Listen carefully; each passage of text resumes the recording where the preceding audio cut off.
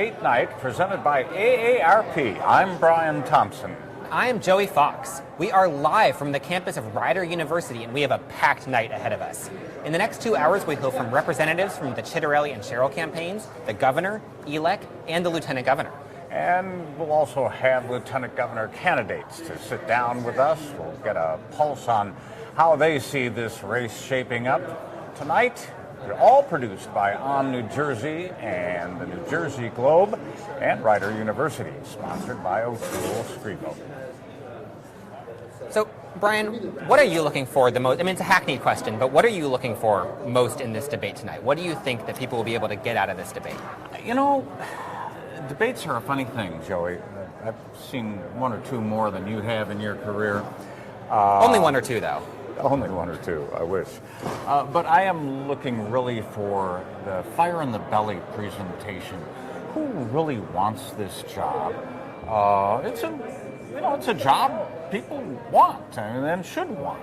And who shows that kind of determination that whether they're being negative or positive, that this is their turf, this is their field, and from there, then I'll have a better feel for the candidates than I do from just watching silly ads and reading articles on the Jersey Globe or whatever. But seriously, you get a feel for the person with the debate, and that's really what I'm looking forward to. What do you see? Well, I mean, what I'm curious about is, one of many things I'm curious about, sort of similar to that, but these are two politicians who come from very different arenas, right? You've got Jack Ciattarelli, who's been a very state-level politician his entire career. He's in the state assembly. This is his third time running for governor. And then you've got Mikie Sherrill, who her only elected office ever is U.S. Congresswoman. She has never been anything but a federal politician. That means that their areas of interest have always been very different. That means that their type of politics has always been very different. And it means that they don't really know each other personally that well. This will be one of the first opportunities that anyone in New Jersey gets to see not just what their competing visions for the state are, but how they literally compete with each other. These are the two people who are vying to be the next governor, and we don't really know how their two visions will interact with each other. We don't know literally how the two candidates will interact with each other. I've seen debates where candidates are basically looking to physically fight each other, and I've seen debates where candidates are extremely respectful and almost helping each other out the entire time. So I think you will see mutual respect for each other, I think. I can always be proven wrong, by the way. I have been wrong a few times also. But they both come across as very decent people to me. There's very little bluster, very little bull between either one of them as far as attacking. You look at Jack Ciattarelli's ads and he says, "Oh, come on, Mikey, we shouldn't be talking about the presidential race, about President Trump. We should be talking about New Jersey politics." And you see her try to tie him in to, but in a civilized way, to the Trump administration, that he gets support from Trump and he supports Trump and all that sort of thing. But it's not the wretched, attacking little children sort of discourse that you might fear an election should come into. And I mean, I think that one nice thing about debates, obviously debates are oftentimes made up of sound bites. It's not a candidate giving a 30-minute speech, right? They've got to be able to formulate their answers pretty quickly. They're fighting against one another in terms of, how they make their points get across. But at least, we see these attack ads come out, and they're not, completely ad hominem crazy stuff, but they're often, both campaigns have alleged that the other's ads are a little bit unfair. They're taking clips out of context. They're making arguments that the other candidate wouldn't really ever make. They're talking about Ciattarelli and a sales tax, and Mikie Sherrill and her plans for energy costs, and the other campaign is going to say, well, that's BS. That's not actually what I said. And the nice thing about a debate is that you get the actual opportunity for the candidates to say, well, literally, that is not what I said. Here is what I say about that issue. Here is, if you're specifically interested in the issue of taxes or energy prices or LGBT education or what have you, here is me actually talking about it and not just my opponent telling you what I supposedly said about it. Correct. And you will see, I would suspect, if this goes the way we think it will, you will see snippets of this debate in their ads between now and November. The question is, will it be in their own ads, or will they use the clips of each other in their ads? Both. Anyway, New Jersey's chief political reporter Laura Jones did sit down with David Wildstein and Micah Rasmussen for a special tribute to the late David Rubovich. They reflected on his lasting impact on New Jersey politics and why he would have been so proud to see tonight's debate take place here at Rider University, home of the institute that bears his name. It is debate night here in New Jersey at Rider University. In just a few moments, the two candidates running for governor, Mikie, Sherrill, Jack Ciattarelli, will be taking the stage behind us in our first gubernatorial debate. It's a town hall style. We're here at the alumni gym at Rider University, and you're going to see lights coming on, going off, people walking behind us.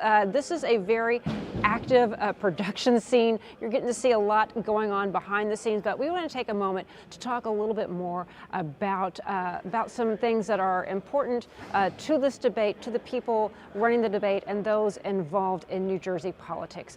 I'm joined by David Wildstein of the New Jersey Globe and also Micah Rasmussen of the Rubovich Institute for New Jersey Politics at Rider University. This is not our first rodeo, but it is our first time doing something in a town hall style debate with the governor's race. But one of the things that I was thinking about, and David, you and I were talking about in preparation for the debate, is we talk about it sponsored by ONNJ New Jersey, the New Jersey Globe, the Rubovich Institute for New Jersey Politics at Rider University. We know what that means, but our audience may not know what the Rubovich Institute for New Jersey Politics at Rider University means. It's named after David Rubovich, for whom he was a political science professor here. And I think we all have some pretty fond memories, and we know who he was. He passed away 18 years ago while teaching here at this school. Yeah. So we just wanted to take a moment to acknowledge who he is, the impact he had, and continues to have. David, I'll let you start first. Well, I will tell you, from the journalism side, when you called David Rubovich on anything, he could always answer the question. He knew everything about New Jersey politics. Didn't matter if it was a school board race in Bergen County or a fire commissioner race in Cape May. He could speak to it. He could speak to it expertly. He was fair. He was impartial. He was analytical. And just, you know, in a state like New Jersey, to have somebody who could sort of fill those blanks, not from the spin of a Democrat or from a Republican, but simply from a person who knew the inside but could speak to it fairly. It was just a credibly important resource to journalists. I mean, Micah, he was a human Wikipedia before Wikipedia even existed, right? Yes, and he was a ball as a professor. He was my professor, and he meant an awful lot to me. He set me up in my first internship on Senator Franny McManaman's last race for the state legislature. And so it's with so much pride that I do the same thing now for the next generation of New Jersey's leaders. And he was a lot of fun. He was, I loved politics before then, but he made me fall in love with New Jersey politics. He really did. I think I have a very similar story, because even before I started out as the Trenton bureau chief for News 12, I started out at a small TV station, WZBN, in Mercer County. And going back to Clinton's 1996 election night, somebody said, well, we need to get somebody to give some commentary. There's a political science professor at Rider University who's pretty well known, and somehow we got him. And then, I used to think, well, he's not going to answer me. I don't know what I'm talking about. But to Micah's point, I fell in love with New Jersey politics at that time. Yeah, really a gift. I mean, just an absolutely remarkable man, and it's great that Rider has done this to remember him, to immortalize him in his role, that this is the predominant center of higher education for New Jersey-based politics in the state, and I know he would have liked that. And I'll tell you, I hope I don't embarrass you here, but he would be so proud of you. And what you have brought to this campus. You have become his legacy. And that's not easy. And I remember the first time I spoke to you when you got the job, Yeah. I said, wow, this is going to be, you're filling David Revovich's shoes. How do you do that? How do And you he did. Yeah. You do. And you are. You do. And if he were here seeing, what everybody's going to see tonight, Yeah, the largest single gubernatorial debate in New Jersey history on his campus, led, by his legacy, he would just be bursting with pride. I'm thrilled that we can continue the work that meant so much to so many people. He touched so many people, right? I mean, we talk about the way that Steve Kornacki talked about him in his book, right? I mean, he had that impact on so many people's lives, not just here at Rider, but across our politics. Just amazing. And if I reach out to Rider students today, if I talk to Rider students today who were not political science people, they all have a David Rebovich story. They remember, do. Oh, That's meant incredible. So much to people. Even Yeah. now. Yeah, absolutely. To this day. I can't tell you. I ran into somebody in an elevator, and she said, "Oh, I had him." She said, "What do you do?" I said, "Rebovich Institute." She's like, "David Rebovich? I had him," and she laughed and she recalled some joke that he told in class 20 years before. He had that kind of an impact on so many people's lives, and he gets to continue having that kind of an impact today, which is pretty cool. I mean, you say, his daughter will be here. She's been invited to come tonight, but as you talk about, gosh, we do wish he could be here, but in a way he really is, because talk about a legacy being able to live out. He touched my life, your life, and it continues on. I do think of him every time I say the Rebovich Institute for New Jersey Politics at Rider University, and it gives you chills. Again, a lot of people who are inside politics, they know, but to explain this to the audience, I think is really important, so they can really, He's just a great man, just a great guy. Great man, yeah. All right, well, thank you both for sharing some of your thoughts about David Rebovich, and thank you for helping coordinate, and again, for the partnership with the Rider University and the Rebovich Institute for New Jersey Politics. It is.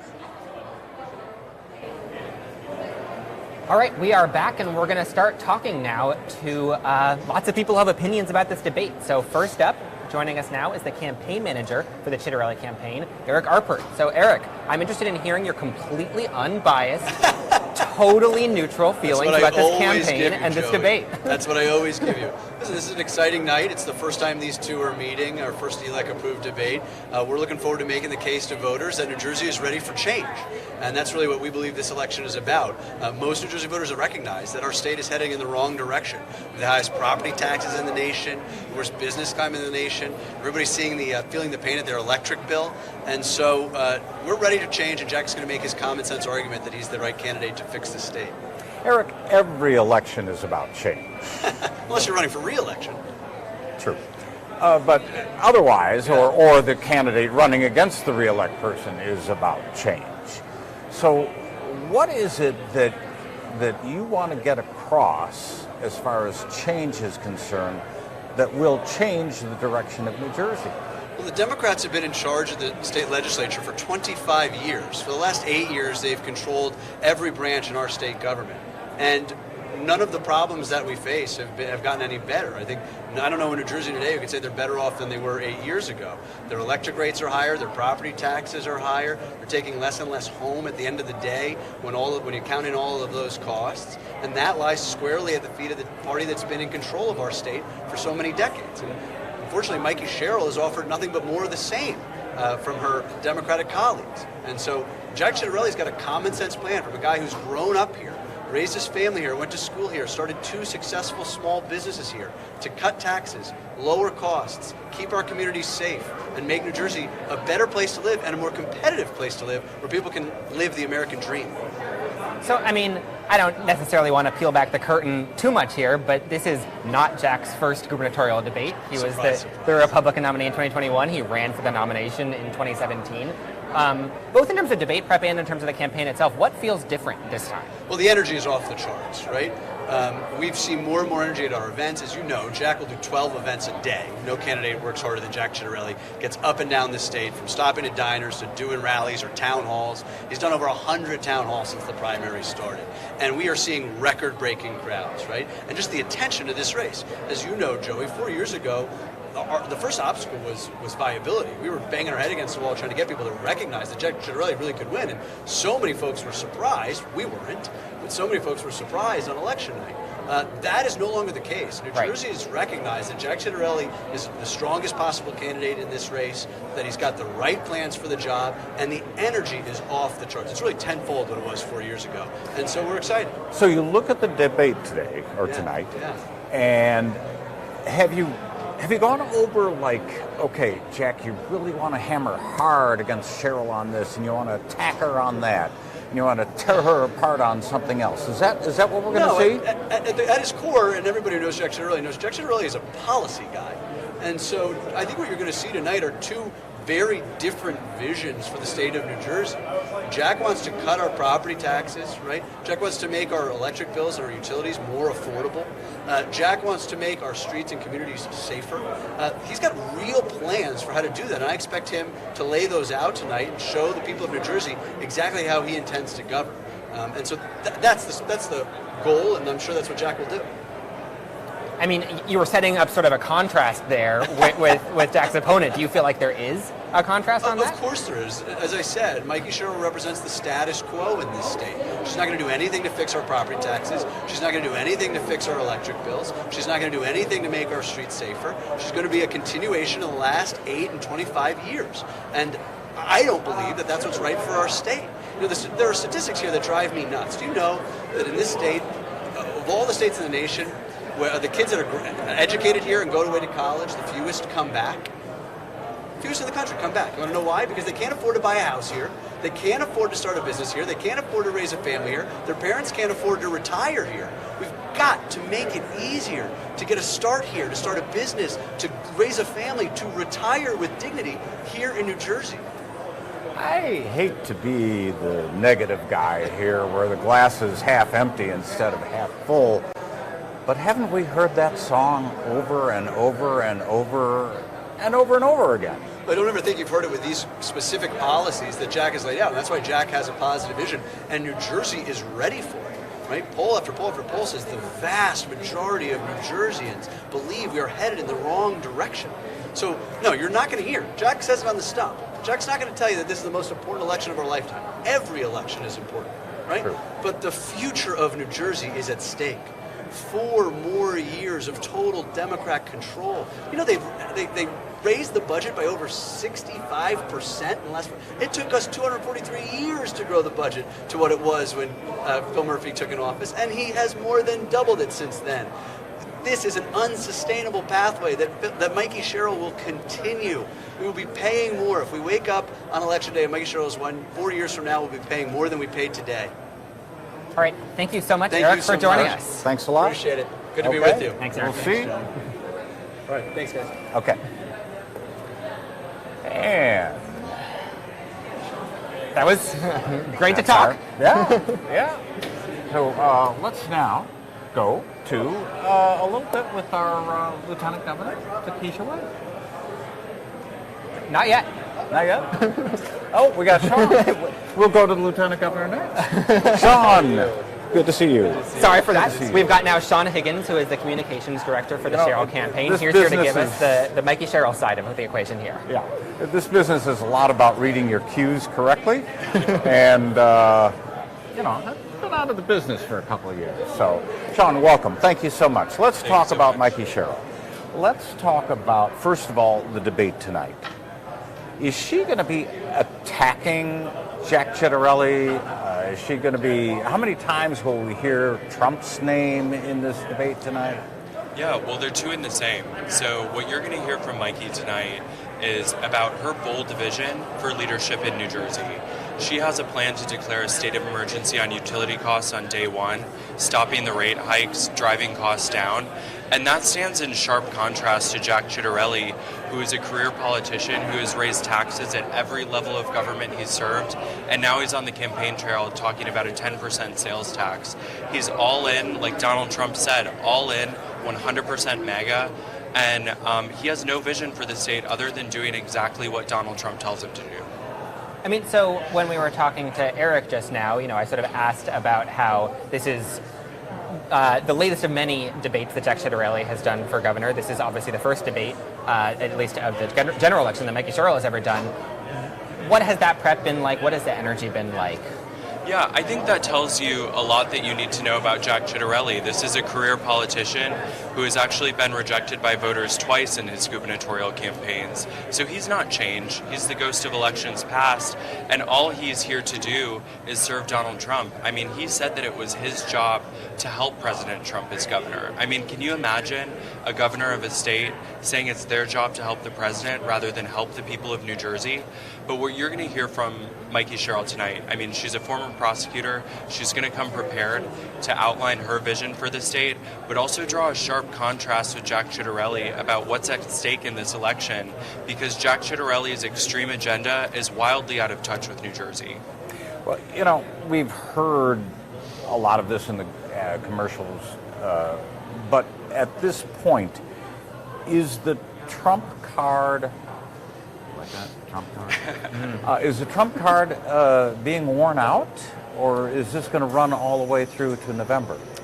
Well, I think it's Jack Ciattarelli who's actually playing the Trump card. I mean, he spent the entire Republican primary begging for Donald Trump's endorsement. He actually chartered a helicopter to fly to Bedminster to suck up to Donald Trump. And Mikie Sherrill flew 10 years in the Navy flying helicopters for our country, not for Donald Trump. But I think Jack Ciattarelli's embrace of the MAGA agenda is something that is really tangible for voters right now, because every day when they go to the grocery store, what Mikie hears from small businesses is that Donald Trump's tariffs are driving prices up. And Jack Ciattarelli said that New Jersey voters might need to feel a little pain just to go along with Trump's agenda. And I think that is a really clear contrast in this race with a candidate, Mikie Sherrill, who's here to serve the people of New Jersey, and Jack Ciattarelli, who's here to serve himself and Donald Trump. I mean, both campaigns have pitched this election as something of a change election, of something of moving into a new era. But I mean, New Jersey has had a Democratic governor for the last 8 years, and that's something that Jack Ciattarelli says, well, we need to change from that. We need to completely change the direction of the state. What is Mikie's argument? What is the campaign's argument for how the state can change when presumably, you know, a lot of the current Democratic and relatively liberal policies of the current administration would be intended to be continued? I think it's pretty rich for Jack Ciattarelli to argue that he's changed when he has been running for elected office since Mikie Sherrill has been in high school. He's someone who has voted to raise taxes at every level of government he's served. And he's ran for governor twice before and been rejected by the voters twice. So there's nothing changed about Jack Ciattarelli. Mikie Sherrill is going to bring a different kind of leadership to Trenton. She's not your average Democrat. She is someone who has taken on anybody, including her own party, at very high-profile moments, including calling on Joe Biden to step aside from the top of the ticket. So she's someone who is going to be an independent voice in Trenton, someone who is going to call balls and strikes, not just go along with the party line. And I think that you've seen her bold plans in this campaign, whether it's a state of emergency on utility costs, her Save You Time and Money agenda that's about helping small businesses start and grow in New Jersey, that are really different than the status quo in Trenton and will really shake things up. But in a state with way more Democrats than Republicans registered, why do you think the latest polling is showing that it's close, probably a toss-up, certainly Ciattarelli closing whatever perceived gap we may have had earlier in the year? I guess I would push back on that. The latest public poll showed Mikie up by 8 points. She was leading with independence, and she leads on a lot of the character traits that really matter to voters, whether it's honesty or trustworthiness or caring for people like them. And I think what the public polls have shown is that they know Jack Ciattarelli, they just don't necessarily like him. Thank you so much for joining us, Sean. Yeah. We appreciate it. Thank you. Appreciate it. Okay. Thank you. We'll see you on the Thanks, campaign. Joey. Good to see you. So, now we're going to go to Keisha Wade. Second time's the charm. Let me tell you that New Jersey Lieutenant Governor and Secretary of State Keisha Wade spoke with On New Jersey Chief Political Reporter Laura Jones, heard that name before, about how her office is preparing for the elections. You know, the vote by mail has already gone out. You should be getting it any day if you're one of those voters. And everything you need to vote, expanding access to ensuring fair and secure results across the state. Take it away, Laura.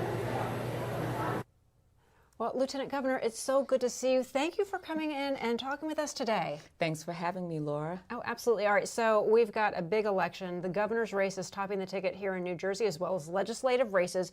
Yes. You, as Secretary of State, Lieutenant Governor, and Secretary of State, you have overseen 8 elections. So let's just talk a little bit about how you're gearing up right now, getting ready for Election Day, which will be here before you know it. Yeah, well, again, thanks for having me, because elections are very important. This year, every single year, we want to ensure that all of our eligible voters here, they cast their ballot. So since 2018, my team and I understood the assignment, Laura, that it's not only trying to get the eligible voters to vote, we want them to be engaged. We want them to be educated. So what did we do? We created the portal for all things elections, vote.nj.gov. Right. VoteNJ.gov. Yes. Okay. That's where you go. That's where you find it. Because there are so many different ways you can vote. I mean, when you first took office, all the things that changed, and then COVID changed things, and there was drop-off. So let's go over the different ways you can vote and how each one works. Sure. So, it's great to be a voter in New Jersey because of the 3 ways you can vote. I start with vote by mail. It's no excuse for eligible voters. You could go to vote.nj.gov. You can download the form and complete an application for voting by mail. And then your county clerk will send you your VBM to complete your ballot. And of course, the election is on November the 4th.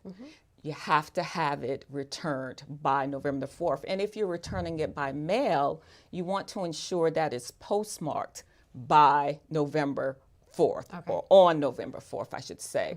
There are other methods that you can use to return your ballot.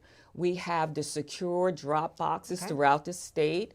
You could also go to your local county board of elections and return your ballot there. So many different ways in which you can return that ballot, but we always want to ensure that in completing the ballot, you vote, you sign it, and you seal it. Right. So you have responsibility as a voter yourself to ensure you are dotting your I's and crossing your T's, because there's vote by mail. Yes. Then there's early voting, and then, of course, the day of voting. Before I even get to in-person early voting and November 4th, which we consider D-Day, you can track your ballot, too. Yes, at vote.nj.gov, we have the mechanism for voters to do that so that they can have that voter confidence. Well, that's what I was going to get to, because there are people who say, the state has done so much to ensure there is transparency, to ensure that they are fair, and to ensure everybody who is entitled to vote can have that opportunity. But there are still some people out there who don't trust the process. So can you explain a little bit more about how you can register and actually watch where your vote is in the process? I'm fascinated by this. Sure. We're guided just by the principles that we want our elections to be fair, free, and of course secure, run with integrity. So we made certain that we included the Track My Ballot. You can go to vote.nj.gov and you can put in your information, right? And they can advise if your ballot has been accepted. Of course, you cannot find out if it's been counted because it has not occurred yet. But that is just another confidence factor that we have in place. And then getting to in-person early voting. I actually in-person early vote because on Election Day, I'm working from, let's say, 6 a.m. in the morning. I was going to say, you're a little preoccupied. I'm a little busy. I'm a little busy. So, I was so thankful when we launched in-person early voting, because for me, I have an 11-year-old who loves to read. And you can go to various polling locations within your county. You can find those locations through vote.nj.gov. And she likes to read. We go to our neighborhood library, grab a book, and then I cast my ballot. And Mondays through Saturdays, in-person early voting, which starts on October the 25th, and it concludes November the 2nd. Mondays through Saturdays, 10 through 8 p.m., but on Sundays, it's 10 a.m. through 6 p.m. Final thoughts of anybody, final thoughts you want to leave our voters with, or those who may not have registered, where to go, what to do, one final pitch. Okay, voters out there in New Jersey, you have until October the 14th to register to vote if you have not already registered to vote. But please check your voter registration, making sure that everything is accurate. Go to vote.nj.gov for further information, and we'll see you at the polls. Yeah. Lieutenant Governor, thank you so much for taking the time, and also thank you for being an advocate for fair, transparent elections. It's just so important, and sharing all of this great information with us. We're really, really appreciative. Thank you for having me, Laura. Absolutely.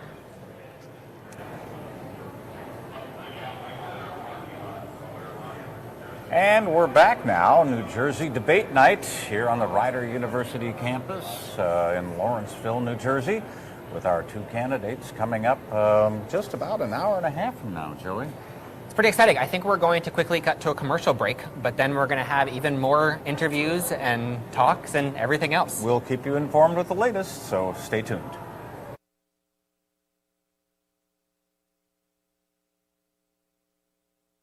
O'Toole Scrivo, one of the fastest growing law firms in New Jersey. Relentless expertise, proven results. Kevin O'Toole, 3 decades as a senator, assemblyman, and mayor. Thomas Scrivo, chief counsel to the governor, Bar Association president, famed trial lawyer. 2 leaders, 2 distinct paths, 1 shared vision. Tom and I met at first day of law school, and we talked then about forming a law firm. And with that, we said we have to have really smart, aggressive lawyers, folks with really deep expertise with certain disciplines. And we said there had to be an overall achievement of giving back to the community. That's exactly what we've built. We partner with charities, match employee giving, and volunteer year-round. At O'Toole Scrivo, we define success as making a difference. Different paths, 1 vision. O'Toole Scrivo, where expertise meets integrity. We vote to protect the Social Security we worked hard for. We vote because family caregivers deserve support. We vote to have a say in our future. For all the reasons why, AARP has information about when, where, and how to vote. Find the information you need to make your voice heard. For 3 decades, Audible has pioneered the audio storytelling format. From our headquarters in Newark, New Jersey, we develop talent, support tech and media startups, and foster communities of creators. Through our state-of-the-art studios, cutting-edge technologies, and paradigm-shifting, immersive productions. We're a global company, but we've been a New Jersey business from day one. We're proud of the story Audible and New Jersey are continuing to write together. My mom and I talk about everything, from family recipes to health plans. She's my go-to for advice. When I was choosing a plan for Gina and myself, she suggested Horizon Blue Cross Blue Shield of New Jersey. Mom has been a member since before I was born. A lot has changed since then, but Horizon has always been there. They focus on our overall health, including dental and vision plans. My family is what matters most to me, and I have peace of mind knowing that we're covered by Blue. Healthcare has become disconnected. At Johnson & Johnson, we want to give healthcare real meaning again. By focusing on health and care, we're bringing life-changing innovations and leading technology solutions to patients. Advanced treatments for today and potential cures of tomorrow. Let's show all the amazing things those 2 simple words, health and care, can do.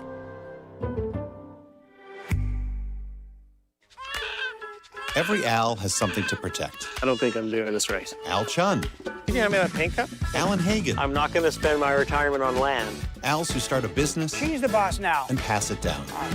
Competitive owls. It's actually Allie. Weird owls. My friends think I'm normal. Whoever you are, you've got something to protect. Look at the camera. And with investment, retirement, and insurance know-how, Prudential can help protect your life's work. There you are. Who's your rock?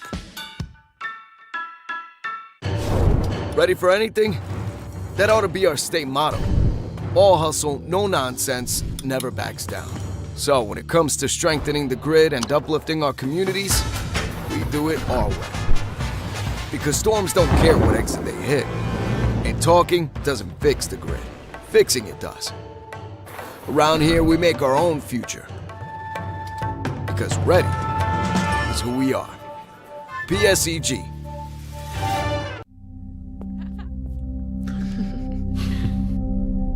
Is that? Wow.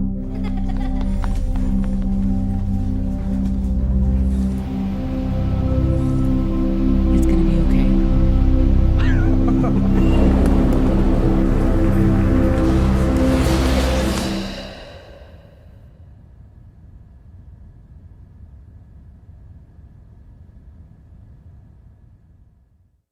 Hi, I'm Michelle Sakurka, President and CEO of the New Jersey Business and Industry Association. We're excited to join tonight's first gubernatorial debate. As the state's largest and most influential business association, it's our mission to ensure that business is at the center of the next governor's agenda, because when business thrives, so too does our economy. To take us there, we presented our blueprint for competitive New Jersey to both candidates, the policy roadmap to drive innovation and prosperity in New Jersey. Check it out at njbia.org/blueprint. We look forward to working with our next governor to put business at the center. Thank you.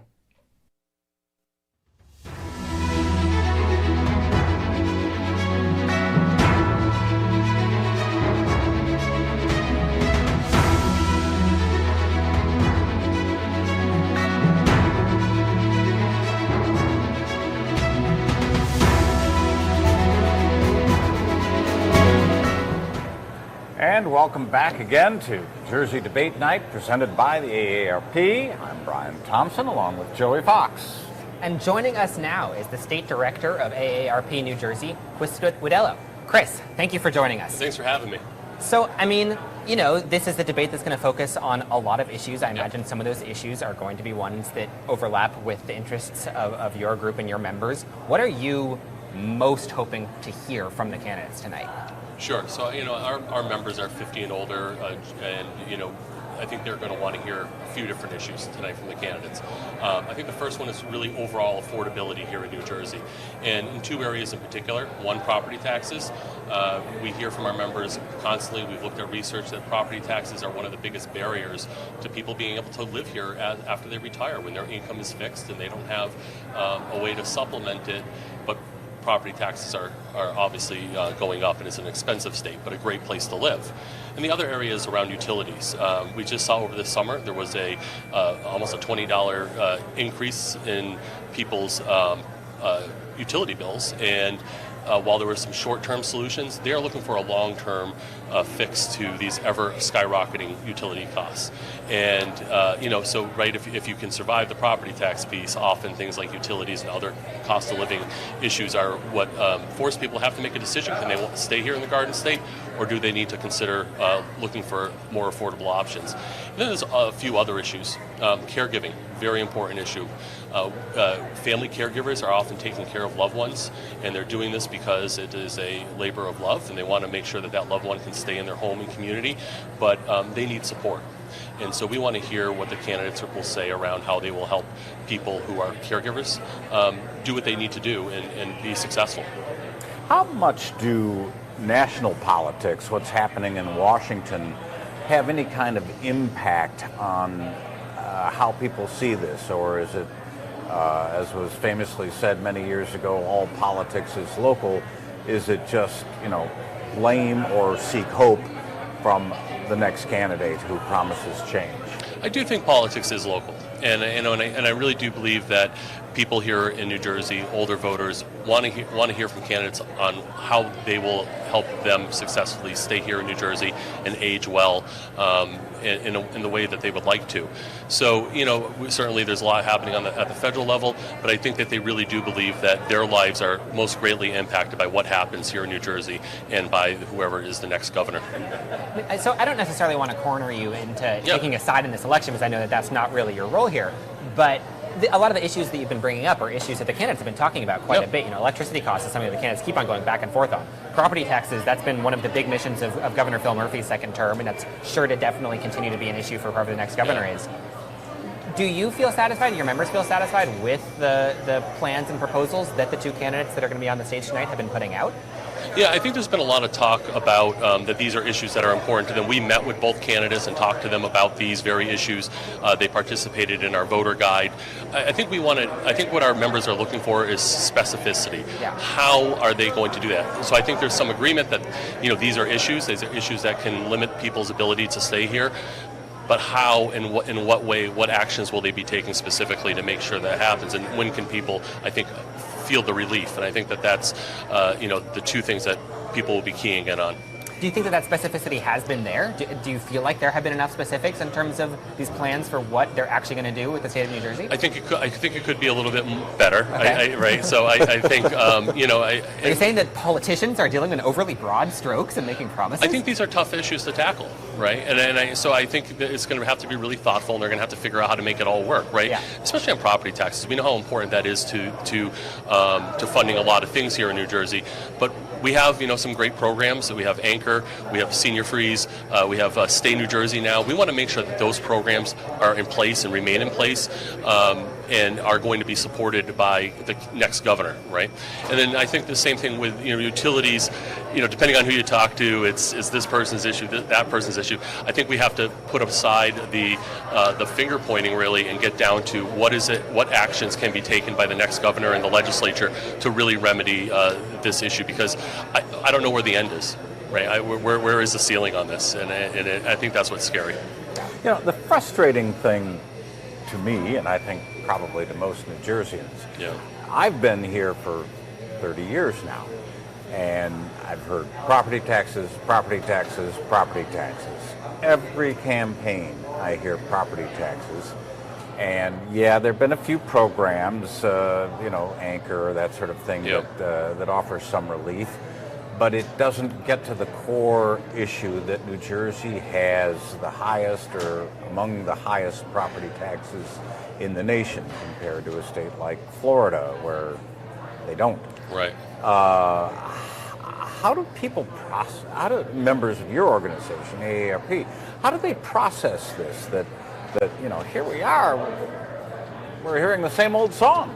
Yeah, I think that's what's difficult, is right, and I think it's alluring to when you have these other opportunities out of state where you could say, well, I can save some considerable money, or my retirement's going to go further. But they do want to stay here, and I think that's we have to really appreciate that people want to stay here in the Garden State. This is a great state.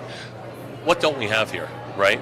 And so I think there's that hope that maybe we can figure out a way to make it work. And so programs like Anchor and Senior Freeze and Stay New Jersey are vitally important to making that happen. It's a great first step. But I do think that I think they're hopeful that the next administration can tackle this and make it something that they can live with. Okay, Chris, thank you very much, State Director of the AARP, and we appreciate your insight, and we'll look forward to see how the seniors of New Jersey will vote based on the guides that you offer them and not endorsements, of course. Thank you. So, Rider University's new president, John Loyak, is stepping into the role of an exciting time for his campus. He sat down with One New Jersey's Lisa Marie Falbo to share some visions for Rider's future and to talk about why hosting tonight's gubernatorial debate is such a meaningful moment for the university community here. Well, John, thank you so much for having us on your campus tonight for the wonderful debate. How exciting is it to have this year? It's amazing. So as a political junkie, actually having the potential governors here on our campus to sort of put it all out there in a close election, and couldn't be more exciting. And everybody here on campus is buzzing about the fact that it's here at Rider. So. What do you hope that the next governor of New Jersey does for higher education here in the Garden State? There are a lot of job needs and, frankly, a lot of retraining coming with AI coming in and the workforce changing. And you've got some great resources here in the state of New Jersey with the university system. Frankly, what we all need is a little bit more resources to expand facilities, to bring in new programs and retrain the workforce and all the things that's going to happen over the next 5, 10, 15, 20 years. Higher ed in New Jersey is perfectly situated to be a catalyst for that conversion, but it's going to take some help and resources, both not just in public institutions, but also in private institutions, to have enough capacity to really be able to manage it all. So I'll be listening for what both candidates have to say about higher ed, investing in higher education, how higher ed can continue to help serve the healthcare network here and in the region, because that's so critical these days, and how we can be part of retraining the workforce as technology shifts and our world changes around us, which is happening so much faster than it ever has before. I just did a podcast on AI and the impact on higher education and just the world in general. And you think of these cycles of technology, from electricity to the automobile to the internet to iPhones. There's always been a decade or more of transition. With AI, it's probably not going to be that long. And so how we work together, partner together to make sure everybody lands in a good spot as technology continues to progress is just critical. So I'll have my ear open for that kind of discussion. Yeah, absolutely. What about student retention? Because New Jersey is losing a lot of students to outside universities. Yep. Well, I will tell you, as somebody who has been involved in higher education in 2 institutions in the state of Pennsylvania, Pennsylvania is the biggest importer of any state of students, and a lot of them are from New Jersey. And again, I think it's investment in the product, right? And institutions can't take all of that on by themselves. Their donor base can't take it all on by themselves. So it has to be a public-private partnership. We've got some great institutions here. Obviously, I'm partial to Rider, but in the state of New Jersey, and we need to continue to invest and build on that. And so that our kids stay here and fill the jobs that are needed here in the state of New Jersey. And I'm sure both candidates are highly interested in making sure educated workforce, that critical employers like Bristol-Myers Squibb, like the healthcare system here with Capital Health, have the talent here in the region, because we heard this a lot in Reading when we were expanding health science and engineering. Employers wanted people who came from the area so they would stay, because they had roots and family and all of that. Bring people in from the outside, they stay for a few years, they get some experience, and then they move on. And we could do a much better job of that, I think, in New Jersey. And frankly, the governor and the next head of education here in New Jersey is going to have a big impact at maybe the most critical time of how we're going to be maneuvering ourselves through all of this change in technology that's going to go on around us. What's the 30-second pitch that you're going to give them when you meet them in their dressing room? Yeah, Rider is really this special place of legacy and family and first-generation college students, and we really have plans to expand and meet some of those job needs that we were just talking about, but we're going to need help from the state. And frankly, an open-minded higher ed policy and integration with private and public for everyone to be successful. So that's my pitch, is we need their help because they need our help. Because we are what will convert the workforce. We are what is creating that labor force for tomorrow.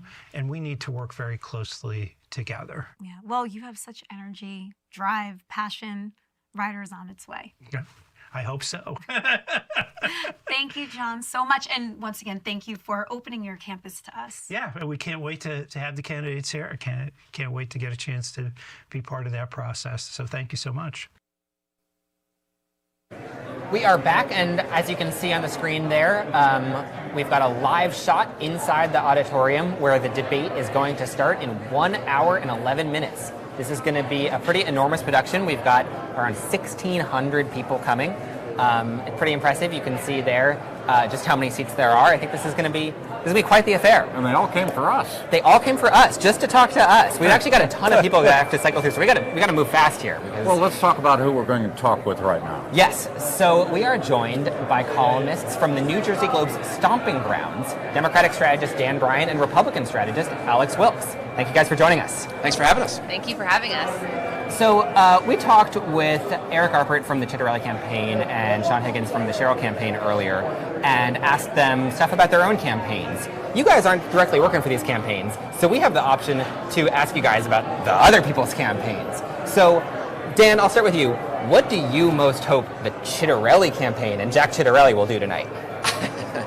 Well, listen, I think he is, to state the obvious, he's walking a tightrope, right? So Jack Ciattarelli is trying to show I'm a different type of Republican. I'm a moderate Republican that can get elected statewide in New Jersey, which hasn't happened in 12 years, not like I'm counting.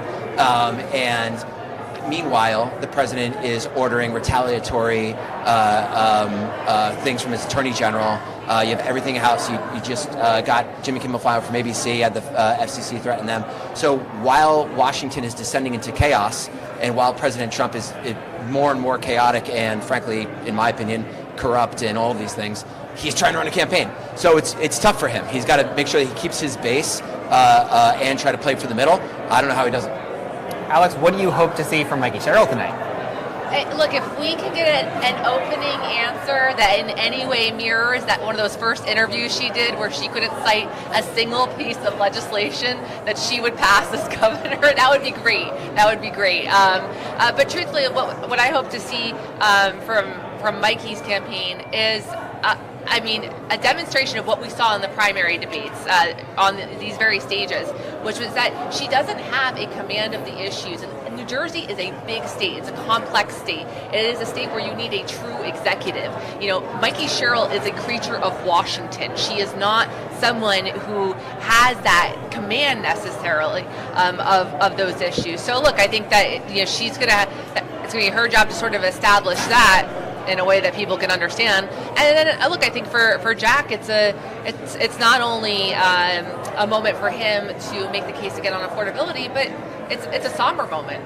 There's a mood in the country right now that is following Charlie Kirk's death that is extremely fearful. That's extremely worried about political violence and worried about how we all come together and live in harmony. So I think that he has an opportunity to address that as well. Let me ask both of you the same question here, all fairness, but I'll start with you, Alex. If you were on stage with Mikey Sherrill, what would you suggest she not do? What would be dangerous for her to do? I think what would be dangerous for her to do is to have too much in her head in terms of the media preparation. I felt like over this summer, I saw tweets from every which way of people saying, I'm going back home to New Jersey to work for Mikey Sherrill. And I was like, how many people need to work for this one gubernatorial campaign to get it off the ground? And so I think that there's a risk of over preparation, and that's when you get the Rick Perry brain freeze moment where you're like, I don't know where to start. So in some ways, she almost right now at this moment in this building, she's just gotta scream, punch something, shake it out, whatever she needs to do. And Dan, to you, if you were on stage with Jack Ciattarelli, what would you suggest would be dangerous for him to say? So I think one thing that we saw in the primary debates, especially as you guys remember the first Globe primary debate, was it got very tense very quickly. They started throwing punch early, and they didn't stop for that 2 hours, right? And I think he did that because he knew that Bill Spadea was on the stage with him, and he thought, well, if I don't do it, he's going to do it. I'll rather throw the first punch than take the first punch. But that has been his pattern throughout the debate so far, which he is very, very aggressive, and it turns into a food fight quickly. I think if he tries to do that tonight, he's going to suffer. Because I don't think Mikey Sherrill is going to take the bait. I think she's going to rise above that. And I think if he just comes out as super aggressive and looking like he's taking cheap shots rather than laying out his view for the state, which is kind of how he's looked in these debates so far, it's not going to go well for him against someone who did as well in the debates, primary debates, as Mikey Sherrill did. Yeah, it'll be kind of interesting to see if we had Alex and Dan up there on the debate stage. Oh, I'd watch a debate between the two of them. Yeah, that'd be great. That'd be an hour and a half. We're doing a whole debate at the same time, by the way. Oh, good, Yeah. good. Great kind of programming. So we obviously spend a lot of these segments talking about the candidates, but these debates aren't really for the candidates, right? They're for the voters. They're for especially undecided voters who genuinely don't know what they're going to do in November when they get to the ballot box. What do you hope undecided voters are able to come away from tonight or from any debate, with? What what do you think is the purpose of debates in that sense? So I would speak to it less, Joey, in terms of undecided voters and more in terms of low propensity voters, right? Sure. I don't know how many people don't have their mind made up yet, but there's a whole lot of people that don't know whether they're going to get off their behind and go out and vote, right? So what do they care about? I think they care about the things that affect their lives on a day-to-day basis. It's less the national scene because they're probably not following the national scene, and it's more so, affordability of daycare, of my health care, of college, of just how difficult it is to raise a family in this country, in this day and age right now, and who's going to do the most for me personally. And if candidates aren't connecting on that level, I just don't think they're going to be able to come out and vote. So if I was up there, I'd be worried less about I'm trying to convince either Jack's voters or someone who hasn't made up their mind, and more so I'm trying to convince the Democrats in this state, which outnumber Republicans by 800,000, to get off their behinds and come out and vote. I agree with Dan's analysis on the opposite side, which is that we have to convince the many voters that came out and supported President Trump in 2024 in New Jersey at an astonishing pace. I mean, and that includes all kinds of voters. We have unaffiliated voters, we have minority voters who came out for the president in just astonishing numbers. We need to make the case to them that this is a worthy time for them to also vote. But I think that in terms of the issues, one of the greatest gifts, I'll call it a gift, that Governor Murphy's Energy Master Plan gave us was the form of an electric bill this summer that I think people opened and nearly passed out. I mean, I've had neighbors who have had, modest-sized homes, $1,000 electric bills, crazy, right? And I think that for so long that the cost of living in this state has been nicely obscured and built into things that are a little more removed, like property taxes, things that don't come to you every month, come right out of your checking account, auto-debited.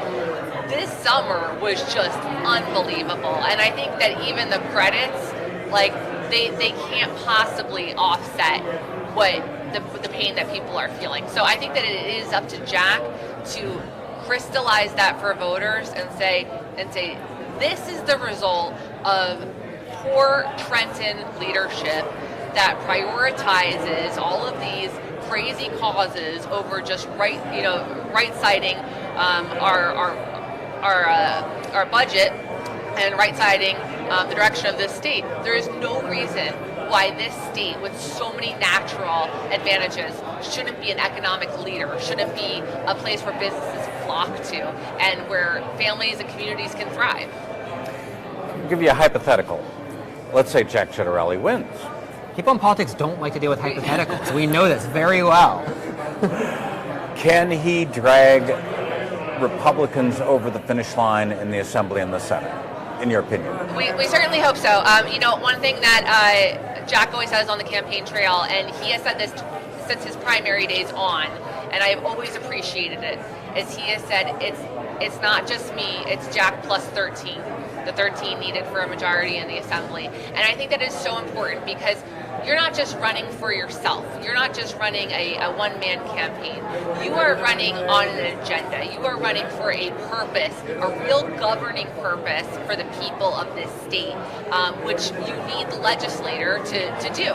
And I think that he is putting that out there so clearly in just where he goes, very strategic about going to districts that need his help to get over the finish line, and quite frankly, where he needs their help in getting over the finish line. So this is a mutual effort in a lot of these places, and I think that he has done a fantastic job with making this, that it's not just the Jack show, this is about all of us.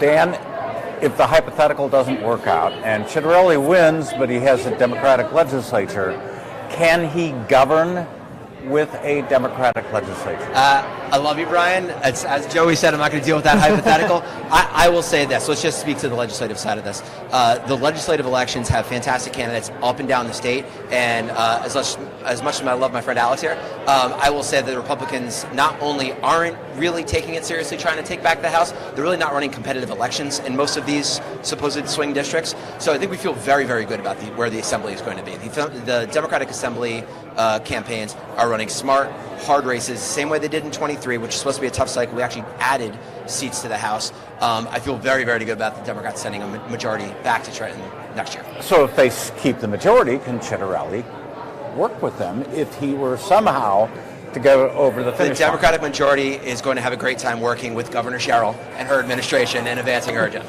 I guess I'm not going to get an answer to that one, am I? Can't talk about message. I mean, I'm curious to ask Alex that question. Are you willing to take the bait of a hypothetical of a Democratic assembly and a Republican governor here? What does that look like? I mean, look, we did see that under Governor Christie that there was that dynamic, and you know, things did get done in this state. Big things got done in this state. So, you know, obviously the same dynamics that existed then are different now. I mean, we're just a much more entrenched partisan kind of place right now in the electorate. But at the same time, I think that there's nothing that New Jerseyans love more than to make a good deal. And I think it doesn't matter if you're a Republican or a Democrat. I think if you can get something done for your district, if you can get some help or something solved, you're going to work with anybody to get that done. And that should be your attitude. Alex Wilkes, Dan Bryan, the frickin' frack of politics in New Jersey, and which one am I? That's a hypothetical. We'll talk after. That's a hypothetical. Joey? So next up, on New Jersey's Lisa Marie Falbo spent time with both candidates, Jack Ciattarelli and Mikie Sherrill, for wide-ranging conversations about their lives and the experiences that shaped them. Let's hear more about the moment they decided to run for the highest office in the Garden State. Where did the idea of public office come about? So when I came home from Seton Hall University with my MBA CPA to Raritan, the mayor of the town, Anthony DeSico, was a friend of my parents, their generation, and I'll never forget, he came over to the house one day and he said, Jack, your family's been here for 100 years. You've all owned businesses in this town. MBA, CPA, we could use that kind of expertise. You ought to run for council in town. And I've always been a curious sort, and I said, my goodness, the town my grandfather immigrated to. What an honor this would be for my family. So I did it. That's how it happened. And you just caught the bug. You just love the rush. Well, you know what I say when people say to me, what are you doing in politics? It's such a, if you genuinely like and care about people, this is the greatest business in the world. If you genuinely like problem solving, which I do, I'm a CEO. I love problem solving. This is the greatest business in the world. And the third thing I'll say is when something I love is broken, I'm determined to fix it, no matter what it might be. And right now, New Jersey's broken. It can be fixed. Leadership matters. So that's what this campaign is all about. Yeah. When people ask me, why are you running for governor? I really feel strongly about this. 3 generations of us have achieved our American dream right here in New Jersey. I want today's New Jerseyans and future generations to feel confident they too can achieve their American dream right here in New Jersey. You're loving life in Washington. You're getting a lot done. But now you turned to being governor of the state. So what inspired you to run for that office? I am really proud of the work I've done in Washington. In fact, I was told early on that, you know, Mikie, if you're here for about 20 years, you can really make a difference. And I remember thinking, wow, I might not be here in 2 years, right? This is a tough, you know, this at the time was a tough seat and working hard to hold it. So at that time, I got to work, and in only my second term, I was named the most effective member of the New Jersey delegation because of the broad coalitions I was able to build. But Congress has gotten more and more difficult to work, and we've seen less and less get done. And I started to feel that it was governors that were going to be able to truly serve the people of the state very well. And they're pragmatic. You know, the fact that the buck stops with governors. So you've got to get stuff done. You've got to deliver for the people of the state, or you won't be in power very long. And that was really, and is really, attractive to me. I want to be able to deliver for people in New Jersey to the best of my ability. And I think being governor is where that will happen. All right, we are back. You've got another live shot of the venue starting to fill up. I mean, we've heard from a few people here, and I've been totally shocked that all of the Democrats we've had on have said good things about Democrats, and all the Republicans we've had on have said good things about Republicans. This is New Jersey, okay? You got a problem with that? No, this is New Jersey, and, you know, we like it. We'll make do with it. We like it this way. Look, we want to hear from various folks around here, including correspondent Sophie Recchi. So why don't we go over to her right now and see what she has for us. Sophie? Hey guys, yeah, the excitement is definitely building out here as well as people are starting to pour into the auditorium. Here just behind me is where people are lining up to go inside after they go through a security check. And if we move the camera over, you can see that people are going through that very extensive security check, of course, making sure that this venue is safe, and they are queuing up. They're lining up outside of this building, very excited to hear from their candidates. I've seen them wearing their Jack Ciattarelli t-shirts, hats, stickers on their clothing as well. They also have their Mikie Sherrill apparel, including several t-shirts as well. And I've been seeing voters from across the state from various different age groups as well. Some first-time voters and some folks that have been involved with the political process here in the state for several decades. I've talked to people from as far out as Atlantic County, from as far north as Warren County as well. We have some folks here from Central New Jersey, Monmouth County as well. And I talked to them about what some of the top issues are for them. And of course, at the top of the list is affordability, property taxes, energy costs. Those utility bills, of course, went up this summer, and that is on the top of the mind for many residents here in the state. They're also concerned about public safety, inflation, the economy, a big issue, education, equality. But the big thing that I'm hearing from people from both sides of the aisle is they want to hear actual plans from these candidates for what they intend to do to deal with all these crises going on across the state. So you're going to be checking in with me periodically before we enter the main debate. And I'm going to try to grab some folks to do some quick interviews with them just to hear from them what's on the top of their mind before they hear from the candidates themselves. So I will check in with you in a little while. Thank you so much, Sophie. We've been over here off to the side a little bit of the venue, but we've seen a veritable who's who of people streaming by. Some of them I don't recognize, some of them I do, but this is definitely the event of the night in New Jersey politics. Are those potato chips over by our producer and our sound man? Yeah, there's potato chips, there's cookies, there's... And they don't share them with us, do they? They didn't share them with us. Yeah, that's our makeup. You know, it's just the life of a TV guy. All right.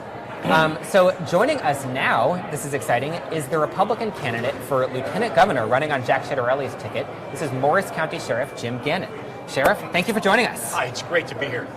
So there's sort of always a thing when you're with Lieutenant Governor candidates or with vice presidential candidates, there's the call, right? There's the moment when you learn that you're going to be on the ticket. What was that call like for you? That was very exciting. You know, to get a call from Jack Ciattarelli, I've known him for 10 years. But to get a call and having been the one that was selected to be the lieutenant governor candidate was really exciting. You know, it's really exciting for me. I never thought I'd be in that position, to be perfectly honest with you. You know, you're going from sheriff to presumably, well, as you hope, to be lieutenant governor. Is that really a step up or a step down? You know, was James Nance Garner said the vice presidency isn't worth a warm bucket of spit. Yeah. Hey, it's really a step up, right? Because, you know, here I am, the Morris County Sheriff, the best job I could ever have. But here you have an opportunity to not only be in Morris County doing great work, but being throughout the state of New Jersey, 21 counties.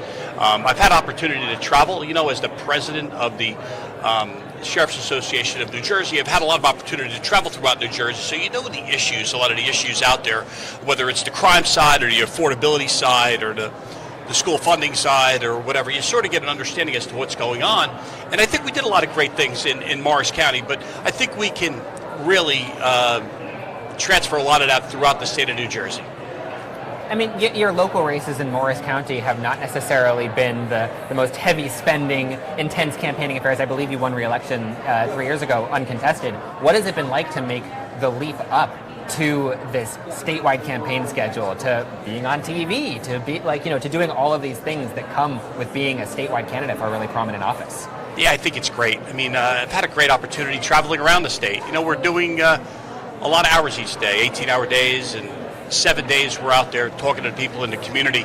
And I think it's been really exciting to do that. There's a lot of energy out there. There's a lot of energy here today. There's a lot of energy out there when we go out into the community and talk to the people about issues of affordability. I mean, many times younger folks can't afford to stay or to break into the real estate market or whatever the case may be. And older folks, the seniors can't afford to stay here either. I had someone approach me a couple weeks ago and said, "Hey, Jimmy, I'm moving." I said, "Where are you going to?" He said, "The other side of Pennsylvania." I said, "Why?" He said, "Can't afford it." I said, "What does it mean to you?" They said, "Well, what it means to me is I'll never see my grandson playing Little League Baseball." It has struck me. I mean, that's what I hear across New Jersey. Issues of affordability. That budget's been up. We're at like $59 billion would it be? It's gone up heavily over the last 8 years. We have to get that spending under control, those types of issues.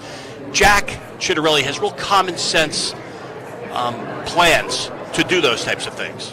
What do you want him to focus on in this debate tonight? Yeah, I think the issues of affordability. Affordability, the plans for affordability, the electric rate issues, those types of things. I think the business side of the house, Jack Ciattarelli's the best I've ever seen on the business side of the house. He comes with, remember, that local politics position, right, where he was into council, where arguably that's where it all starts, right? It's all politics are local. Then he was in as a county commissioner, a freeholder. Then he was in the legislature a few terms. He's done the Main Street businesses twice, very successful. MBA, CPA, and a Jersey guy. He has the package. He has the package to do this job. And it's real exciting to partner up with him and to see where we're going to go with it. Do you want to see him attack Mikie Sherrill's allegedly liberal positions? Yeah, I think the word attack is a big word, but I think to question her responses, to question her plans is in scope, to do those types of things. Jack's a family man. Jack's a gentleman, and his responses will be like that, but he knows the issues inside out, whether it's on the accounting side of the house or the legislative side of the house or the legal side of the house. He understands those issues real well and will call to question what has to be called to question. As you've joined this campaign, as you campaign with Jack, as you do debate prep with him and all these kinds of things, has there been anything, not to drive a wedge here necessarily, but has there been anything where you realized that your ideologies or philosophies or government styles kind of differ? Is there something where you think that a Governor Gannon, if that were to ever come to pass, would do something differently than a Governor Ciattarelli? Nothing that really jumps out.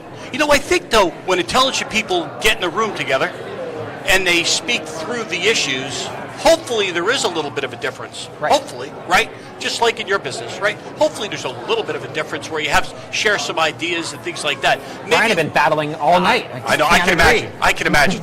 But, I think that's normal, right? Where people may have some slight differences or something like that. But overall, policy issues and things like that, spot on.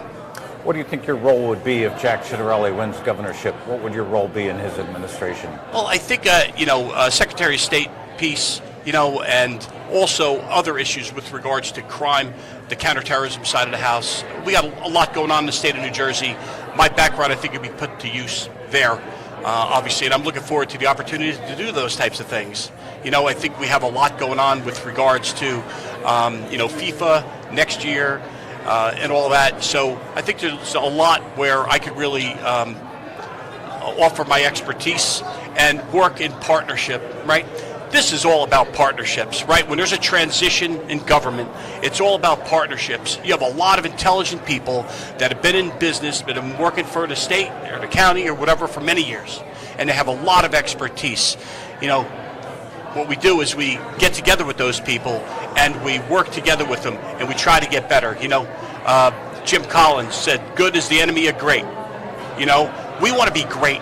That's where we want to take this. The people deserve that. The people deserve great here. And people are excited for a change, Brian. They really are. It's really something else. You really come on a campaign trail with us and you see what's going on. You see the people that are yelling and screaming and chanting, and they just want to change. And Jack and I will deliver that change. You have your own debate coming up. I do. Against Dale Caldwell. I do. I look forward to that. Mikie Sherrill's candidate for lieutenant governor. What will you be bringing to that debate? What will I bring into the debate? Well, I'll be bringing what my thoughts are as we go forward, right, with regards to the administration. And I'm looking forward to, listen to what he has to say also. To be perfectly honest with you, I don't know him. I understand he's the president of Centenary. I taught at Centenary a little bit, but that was before he was the president. But I look forward to a debate where we could talk through the issues and let the people decide. I mean, that's what it's all about. That's what's the beauty of this country, right? People will decide. And like I've said many times before, this is much less about Republican and Democrat politics as it is doing something for all the people.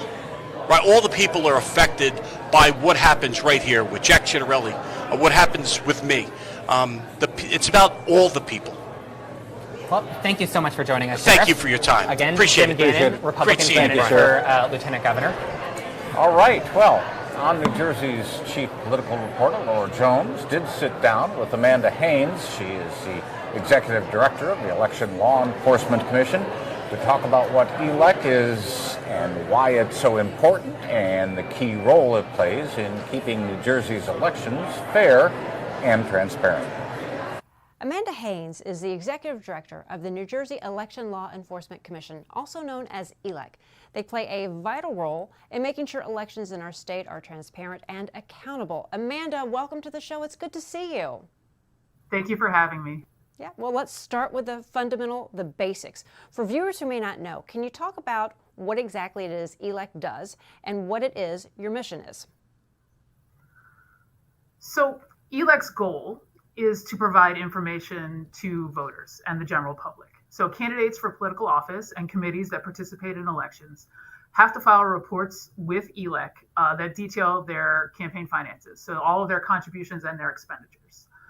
Those reports are available for the public to view on our website. So our essential mission is to make sure as much information as possible to voters as they enter the voting booth.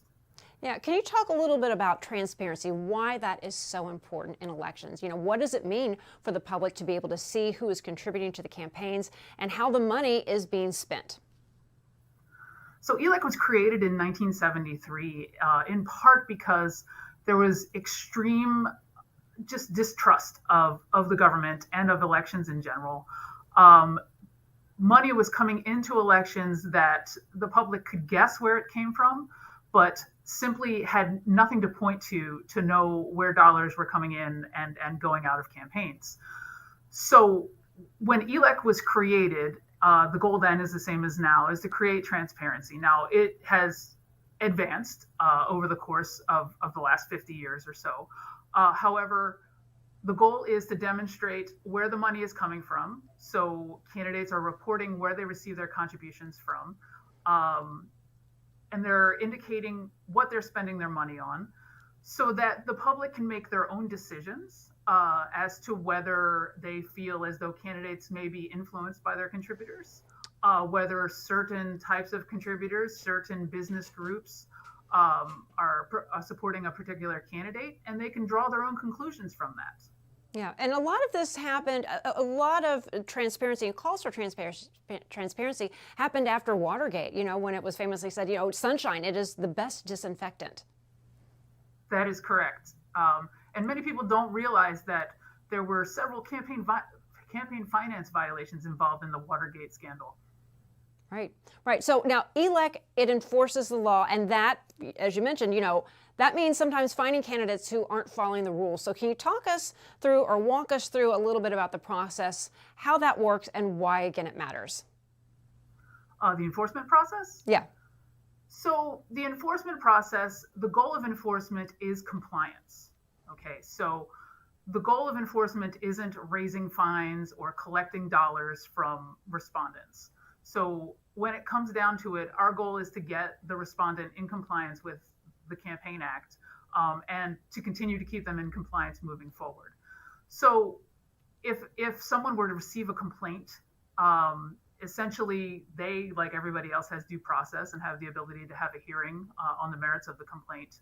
But there's also the opportunity to file outstanding information or reports that may be delinquent during the process. And hopefully it's something that respondent can learn from moving forward to learn exactly what needs to be done in order to comply with the law.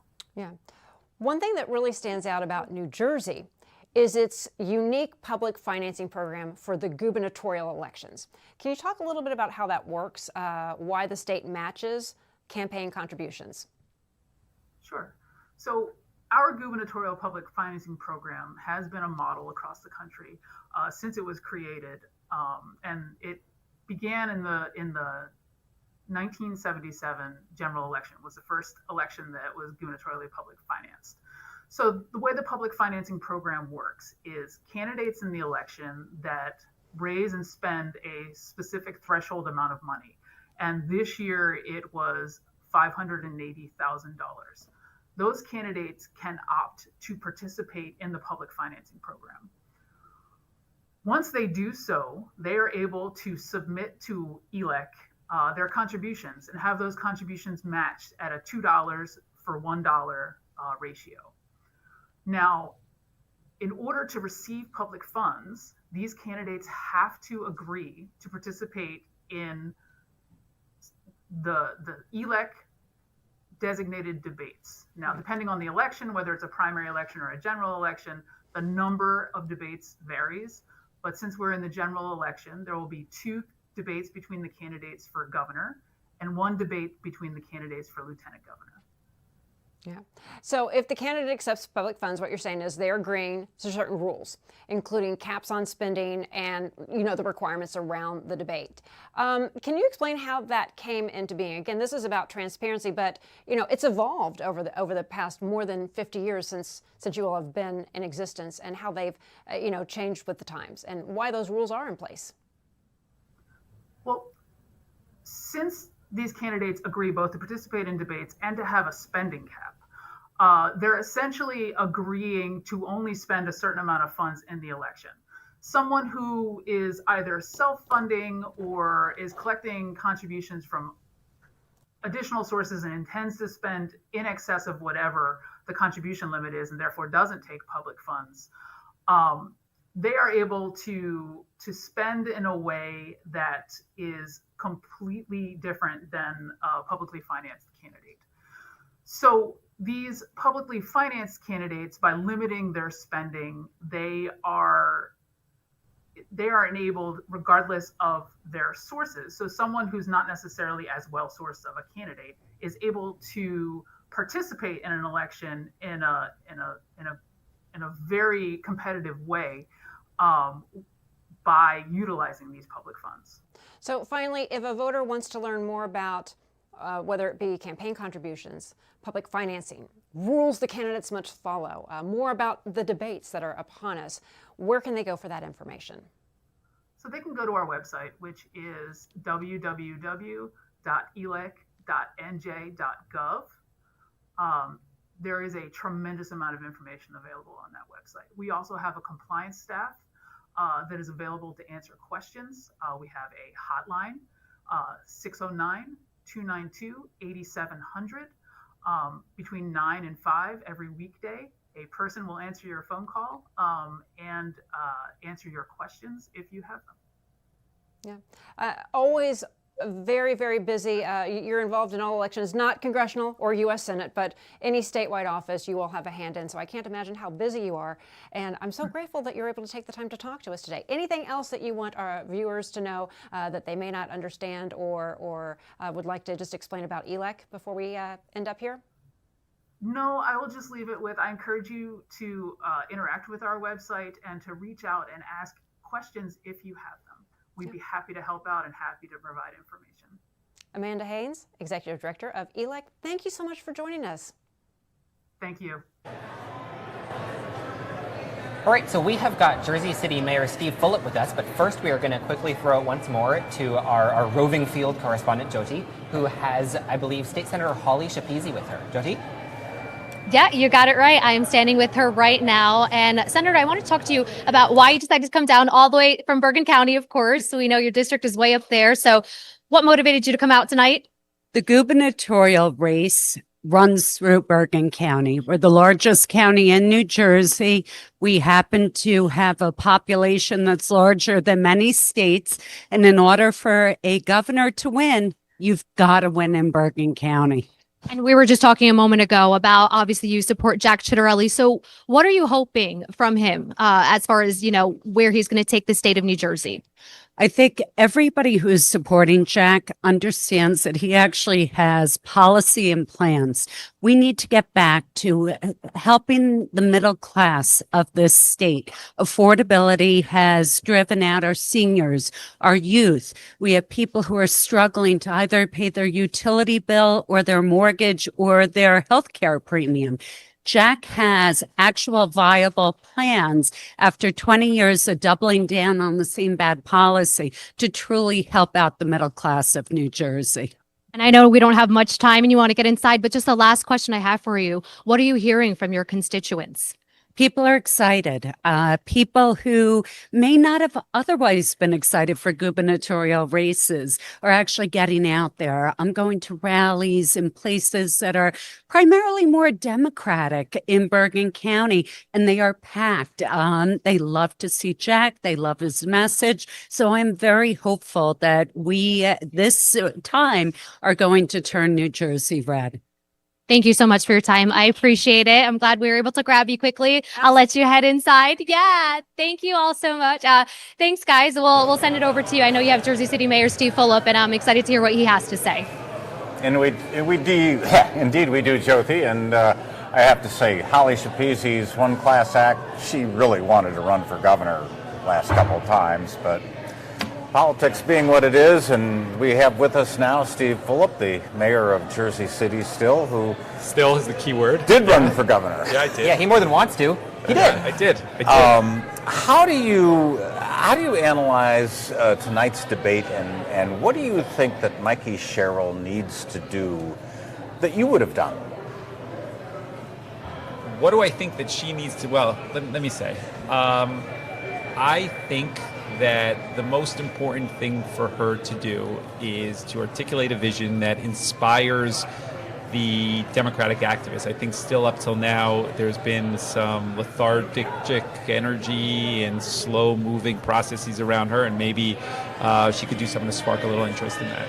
A little fire in the belly sort of thing? Yeah, look, I think that, she's running a campaign based on bio, very similar to the campaign she ran in the primary, and she's been tremendously and hugely successful doing that. So obviously she's going to keep doing that. I guess she thinks it's not broken, so keep doing it. But what you hear is a lot of the Democratic enthusiasm isn't necessarily what you think it should be 40, 50 days out from an election. So hopefully tonight she could hit some key marks and really inspire the Democratic base. I mean, those are people you really need to be engaged to be successful, I think, in this climate. Are you approaching tonight's debate, or are you watching tonight's debate as an undecided voter? No, I'm a voter for Mikie. Okay. I mean, but I think the stakes are too high to not be supporting the Democratic nominee, and I think, checks and balances are important. The reality is, I remain somewhat of an uninspired voter, unfortunately, so I'm in that category that I touched on earlier, that there's often her votes in Washington or things she says leaves me uninspired and unmotivated, but I'm going to vote for her. I'm a supporter of hers, and I think that it's very important to get a Democratic elected.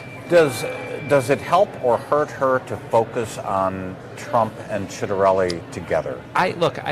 Her polling probably tells her yes, but my gut tells me that the people, how they feel about Trump is very baked in, to be honest with you. People have been living this for 5, 6, 7, 8 years at this point, so it doesn't move people the same way you think it moves people. And in the environment today, when you talk about affordability and energy prices and people having difficulty just keeping their house afloat, I think people care more about New Jersey issues, and I think that will eventually come through. I think if tonight she keeps hitting the Trump, it's going to be tired. I think it really is tired, and for an independent voter that's watching will probably come to the conclusion saying that, I get it, I know who the White House is, but let's talk a little bit about New Jersey issues, because I think that's really important.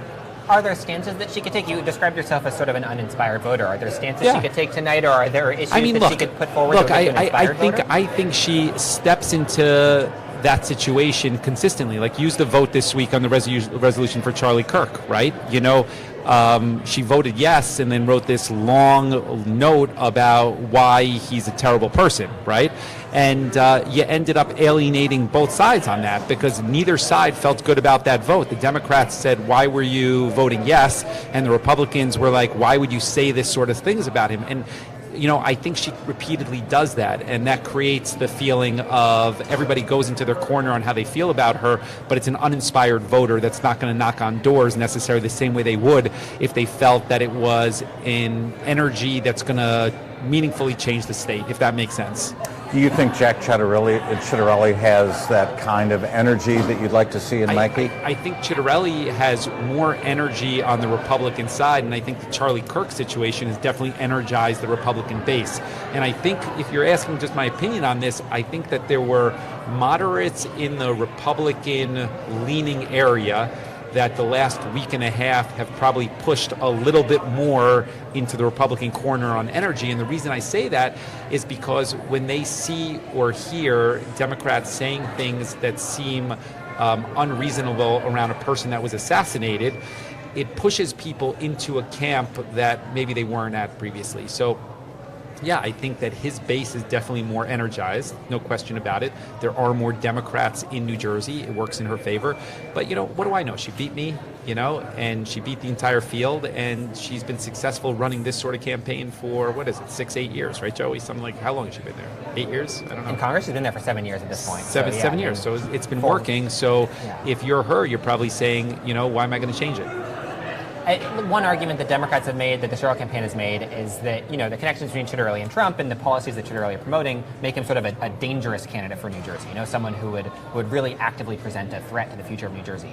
Do you agree with that kind of dramatic language? Look, I mean, the institutions are very, very strong. So, the reality is we survived 8 years of Chris Christie, and we've had both Republicans and Democrats here. So, is he a larger threat than she is from policy? Absolutely, right? Is it more difficult to move a Democratic agenda? Obviously. Do you still have a speaker and a Senate president that are Democrats and a legislature that's Democrat? Yeah. So there's only so much damage somebody can do in reality. So, I don't subscribe to that necessarily. Given the choices, it's definitely better to have a Democrat on policies, and it'll be an easier pathway forward. And I think for me, that governs the day ultimately on where I feel I'm going to end up voting. But again, you need to inspire people if you're going to be successful, I think, come November. So let's go to Jack Ciattarelli and ask you, what do you think he needs to do to come across in this debate? I think he is a very effective politician. Okay, I would tell you that the night of the election, June 10th, I was shell-shocked. I think a lot of supporters thought we would have a better showing that day. The outcome obviously wasn't favorable. I go home, I go to sleep, and the next morning there's a voicemail from Jack Ciattarelli. And, I send him a text back saying I appreciate it and really not in a place to talk. But, it's been covered in Politico and maybe in New Jersey Globe that he's been more proactive reaching out to different constituencies that he wasn't necessarily a part of before, right? So the African-American leadership and clergy, I'm never going to support the guy, but he's proactive, which says something about how he's connecting dots around the politics on this stuff. And I think that he is very effective on that sort of stuff. And, he's learned from doing this for a long time, and that may pay some dividends on the fringes come Election Day. Steve Fulop, mayor of Jersey City, defeated Democrat for governor last spring. That's how you close? I go, wow. But very honest analysis, and we appreciate it very much. Thank you. Governor Murphy, of course, knows firsthand what it takes to step into the debate stage. He spoke with On New Jersey's chief political reporter Laura Jones about how candidates prepare, what's going through their minds in the final moments, and, the strategy behind a strong performance. Governor Phil Murphy, thank you for being here. It's great to see you. Thank you. Same, Laura. Thanks for having me. Oh, absolutely. Now, I remember years ago a reporter asking former Assembly Speaker Jack Collins about running for governor. And he said, are you asking if I want to be governor or run for governor? Because those are two very different things. So we have the stage set for this year's gubernatorial debate. And I'm curious, are you a little bit relieved that you don't have to be on a debate stage again? Oh, for sure. Debating is a lift for sure. Preparing for it at the actual debate, it's high stakes stuff.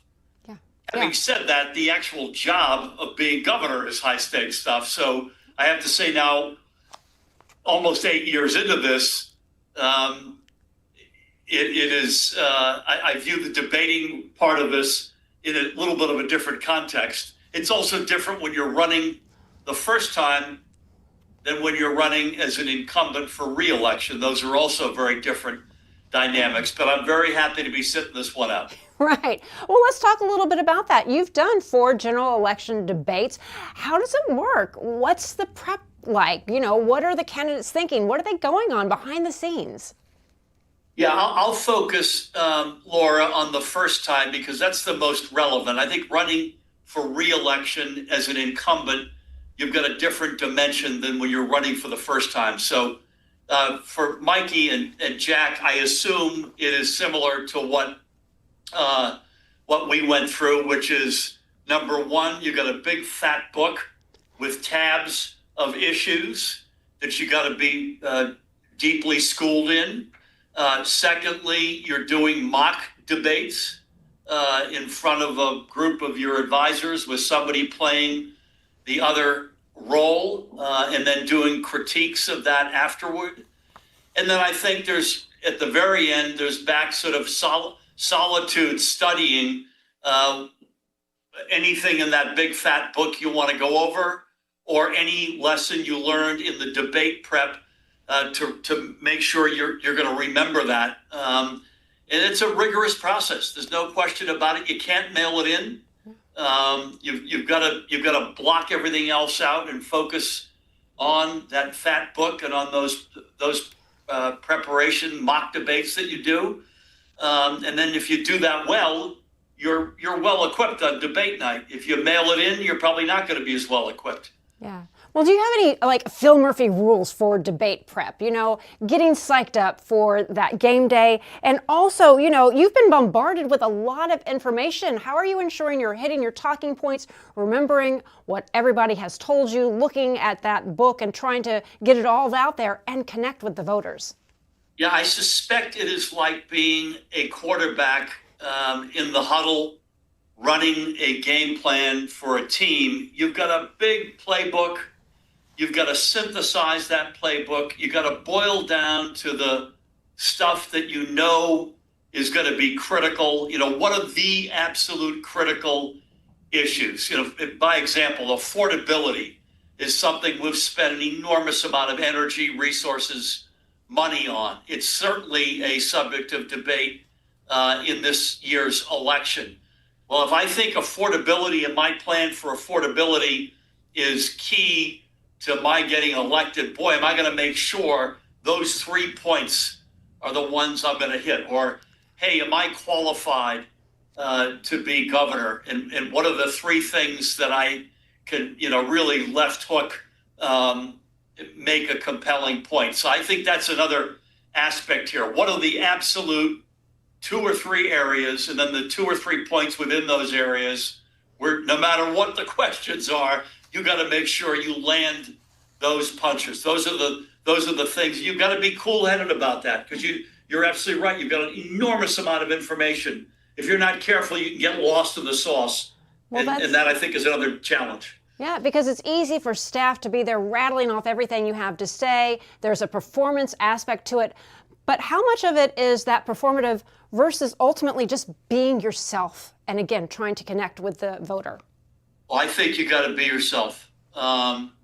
Notwithstanding that there are certain points you're going to have to make, you got to convince folks that you're genuine, that you're the word people use most often is authentic, that I'm real. And that's another point. I think telling your life story somewhere in the course of a debate is also incredibly important. Hey, this is who I am. This is how I grew up. These are the values that have been instilled in me.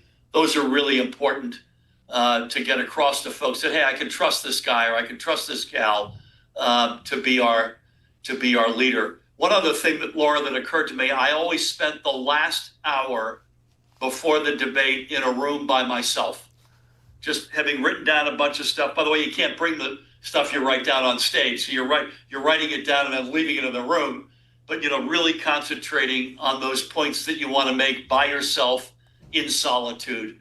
That's something I did every time out.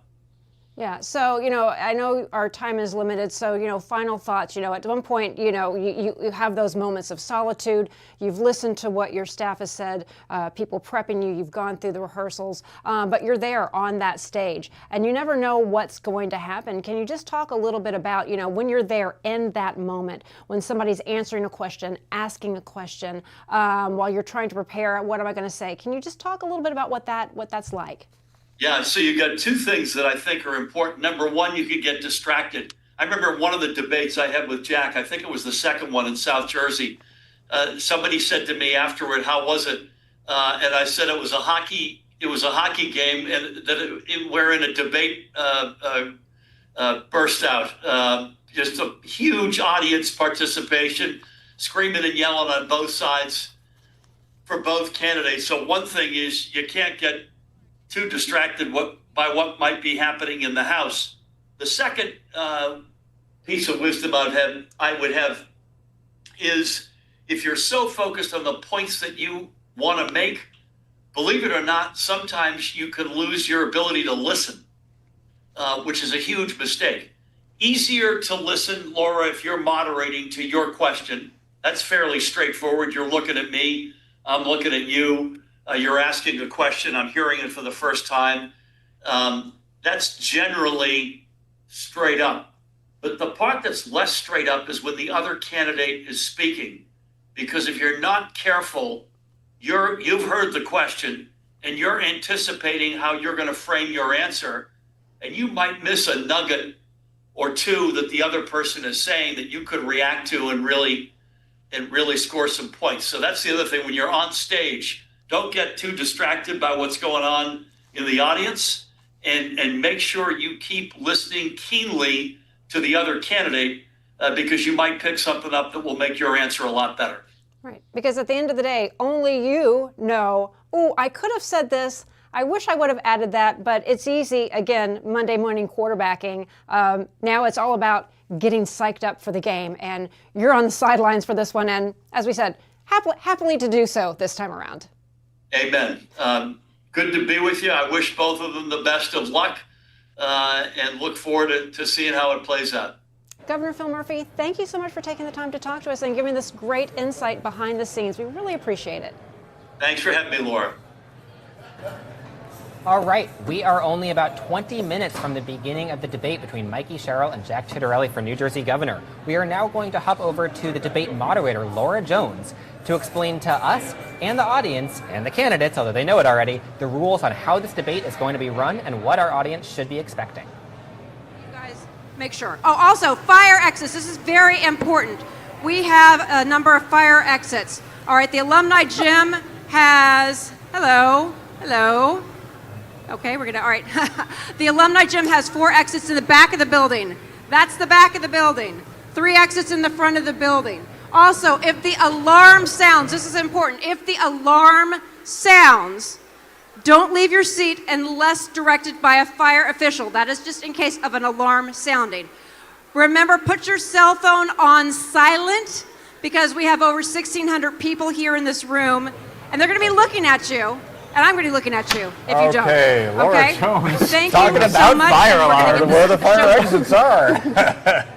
That works for me, I got to say. Well, right now we have the Democratic candidate for Lieutenant Governor, Dale Caldwell. Welcome, and thank you so much for joining us. I'm happy to be here. Thanks for having me. We really appreciate this. And we have to ask you right now, because you're going to have your own debate in a couple of weeks. I'm looking forward to it. What advice have you given Mikie Sherrill, if any at all, about how to present herself tonight? Well, Mikey's an extraordinary leader. I mean, she has experience in the military as a prosecutor. She's brought billions of dollars. I said, be herself. Really let the audience know to be her genuine self. And she is not only smart, a leader, she's a great listener and a great communicator. And I think that will show through tonight. Oh, there's a start right there. So I asked this same question of your Republican counterpart, Jim Gannon. I figured I'd ask it of you too. Every lieutenant governor and vice presidential and so on candidate gets sort of the call when the candidate or their campaign lets them know you are going to be my choice, you're going to be on my ticket. How do you feel about that? What was the call like for you? Well, it was great because I had just had lunch with Mikie, and she called me and said, "You're my choice." And they went through a number of really qualified people. So I was kind of thinking maybe I didn't get it because I hadn't heard. So it was really a real surprise. And so we both love the work. The campaign is important, but we're anxious to really get started. And we talked a lot about that, what we would do together. And I really think it works so well. As I said, her background and my background really complement each other. We really cover a lot of the key aspects of the state of New Jersey. What would you like to see accomplished in New Jersey over the next 4 years? Well, obviously affordability is really the key issue. Mikie is the only one who talked about freezing utility rate hikes. But one of the challenges is that, Donald Trump, already he's done things to make New Jersey less affordable. And Jack has said he's 100% with Donald Trump. So you look at everything. I love the Jersey Shore. Donald Trump has taken away emergency money from the shore. 300,000 people are going to lose Medicaid health care dollars. So there's issue after issue. It increases the cost of living in New Jersey. So Jack's going to have to answer. If he supported MAGA and Trump said he was MAGA, then he needs to answer the question as to why is he going to allow Trump to make New Jersey more affordable? He's saying it's not affordable, but Trump's going to make it less affordable, and he's going to have to really answer that. We have our own plan, but that is critical as we move forward. Does she need to emphasize what you just said about Jack Ciattarelli in the debate tonight? Yeah, and I think she will, and it's been very clear. I mean, Jack has said it himself, and we're not saying anything that Jack didn't say, that he's 100% with Trump. And so as we look at that, and a lot of Republicans are concerned. My university, I'm president of Centenary, it's in Hackettstown, which is a Republican area. I was with a lot of Republicans last night who said, you guys have to win. We can't let Trump do to New Jersey what he did to the Republican legislature, the Republican Congress and the Supreme Court. That New Jersey would be a subject of Trump. And I'm a New Jerseyan, you're a New Jerseyan, we're fighters. We really don't want anybody telling us what to do. And so Mikie and I represent a new perspective on leadership. Again, my background, I've been in community, working with the community. We're going to empower the community to do a lot to really, really help New Jersey become more affordable, to deal with a lot of the issues we're dealing with. I mean, neither you nor Congresswoman Sherrill necessarily have a long background in state politics, or specifically state elected politics. That's something that the Ciattarelli campaign has sort of brought up. Do you think that are you worried at all that there's going to be sort of a learning curve for you and the Congresswoman in terms of getting into the highest state office in the land and suddenly being in charge of this enormous bureaucracy that the state of New Jersey is? Well, I was Deputy Commissioner of the Department of Community Affairs, so I really have a sense of what's going on. But one of the things that you want, when you're hiring somebody, I've hired a lot of people, you want somebody that doesn't need the job. Mikie loves what she does in Congress. She's brought $1 billion. I love being a college president and a pastor of a church. So we're coming to it with new eyes, and we're jumping in because you can stand on the sidelines and complain about what's going on, or you can really jump in. And so Mikie and I really believe we're going to bring a new perspective that's needed that to really take New Jersey where it needs to go, again, to make it more affordable, to deal with issues of poverty, to deal with issues of health care. And so we're excited about that. And I think it's an advantage that we haven't been trying to get this job for 12 years, as Jack has. Thank you very much. We appreciate it very much. Dale Caldwell, Centenary President. And right now, we want to go back to Fire Alarm, Laura Jones. Good evening. I'm Laura Jones from ONNJ Jersey and host of New Jersey Politics with Laura Jones. Welcome to Debate Night, where the New Jersey Globe, ONNJ Jersey, and Rider University bring you the very first debate in the race for governor of New Jersey between Democrat Mikie Sherrill and Republican Jack Ciattarelli. We are broadcasting live from the campus of Rider University, where Alumni Gymnasium has been transformed into a television studio. Tonight, more than 1,600 people are in attendance, and this is the largest in-person debate in New Jersey history. This is huge. This debate is presented by O'Toole Scrivo and is one of 2 official gubernatorial debates designated by the New Jersey Election Law Enforcement Commission. Tonight's debate will be lasting about 90 minutes, and it's going to follow a town hall style format. Questions will come from Rider University students, faculty, parents, alumni, employee, and community members, as well as from our panel. Our panel is made up of David Wildstein, editor of the New Jersey Globe, Micah Rasmussen, director of the Rebovich Institute for New Jersey Politics, right here at Rider University, and New Jersey Monitor reporter Sophie Nieto-Muñoz. Here are the rules for tonight's debate, as agreed by both campaigns. Each candidate will begin with an opening statement of 60 seconds. Questions will be posed by moderators and by members of the public. Public questions have been pre-screened by David Wildstein and Micah Rasmussen. They are intended to be objective and focused on the issues that are relevant to a state election. Members of the public have been asked not to discuss their questions with anyone else before tonight. Each candidate will have 60 seconds to answer each question. Both candidates will have the opportunity to respond to every single question. Now, follow-up questions are at the sole discretion of the moderator. That's me. I'm the moderator. Now, the moderator, I may assign less than 60 seconds for a follow-up. Timing is going to be strictly enforced. The clock begins immediately after the question is completed, and for the subsequent responses, the time begins as soon as the preceding candidate stops speaking. Candidates are not permitted to use props, papers, notes, cards, or electronic devices. They must remain on this carpeted area right here of the stage at all times. Candidates are expected to respect both the personal space of their opponent and the members of the public who are participating in this evening's debate. There will be one 5-minute break for approximately midway through the debate. Each candidate will deliver a 90-second closing statement. Now, earlier this week, representatives of both campaigns drew lots to determine the order of opening and closing statements, as well as the candidate's placement on the stage. We also want to ask our audience to please remain silent throughout the debate, except for at the very beginning of the debate when the candidates are introduced. And please remember, tonight, this facility has been transformed into a live television production studio. So we want to make sure that voters across the New Jersey and across America can hear everything that the candidates have to say, how they answer the questions, how they present their visions for the state. Because one of these two candidates, Mikie Sherrill or Jack Ciattarelli, will be spending the next 4 years as governor of the state of New Jersey. And this debate could help determine the outcome of the election. We thank O'Toole Scrivo and its managing partners, Kevin O'Toole and Tom Scrivo, and the New Jersey Election Law Enforcement Commission, with the commissioners, Tom Prohl, John Henry Barr, Ryan Peters, and Norma Evans. We also are grateful to our other debate sponsors, Horizon Blue Cross Blue Shield of New Jersey, RWJ Barnabas Health, Prudential Financial, PSEG, Audible, Johnson & Johnson, the New Jersey Business and Industry Association, McCarter & English, and Mercury. And a special thank you to County Executive Joe DiVincenzo and Phil Alongia for graciously hosting our May primary debate. And we also thank C-SPAN for carrying this New Jersey gubernatorial debate for our viewers across America.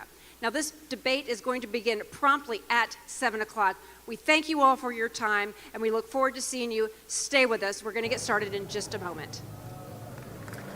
All right, can't wait, Laura. And right now, we want you to take a look, please, I have one more. at this from Kevin O'Toole. Tell me about the firm and how it all started, Kevin. So the firm really started, I would say, probably in 1986 when Tom and I found each other next to each other in law school. Where did you guys go? Seton Hall Law School. And we kind of literally just happened to sit next to each other. And after a period of time, obviously developed a very strong relationship. And we talked at some point about creating a law firm in New Jersey that does a lot of things beyond just performing legal services, just doing a lot of community good. So born out of that relationship in law school, came this law firm, and started with 6 lawyers, 28 lawyers. Now we're at like 78 lawyers, something like that. Close to 80. Wow. Yeah. So what type of law are your lawyers practicing? We are mostly a litigation firm, where we like to consider ourselves as a litigation powerhouse.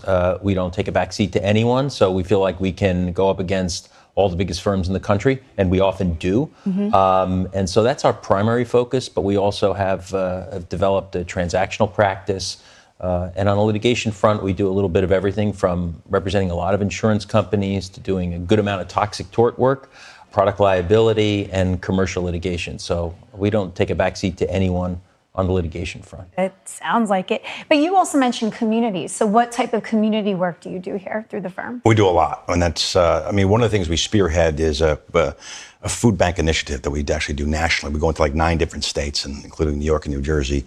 And we have a national fundraising campaign to raise awareness and obviously serious dollars for food banks.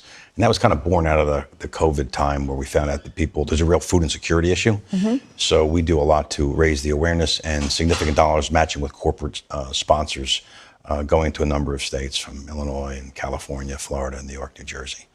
Like fun stuff. And then we do a lot, whether it's working with local hospitals, raising money, whether it's raising for lung cancer initiatives. And we just find when the folks come to us with a community need, we just do it. There was a couple that had, was it quadruplets, Tom? Yeah.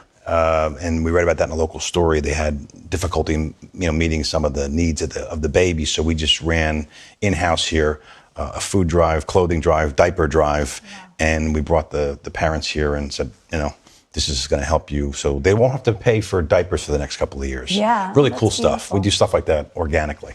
Yeah, and some of the other things we've done is, together with the folks at Atlantic Health, we've sponsored a new behavioral health center, like an emergency room there that's dedicated specifically to behavioral health. So to take that process out of the regular emergency room.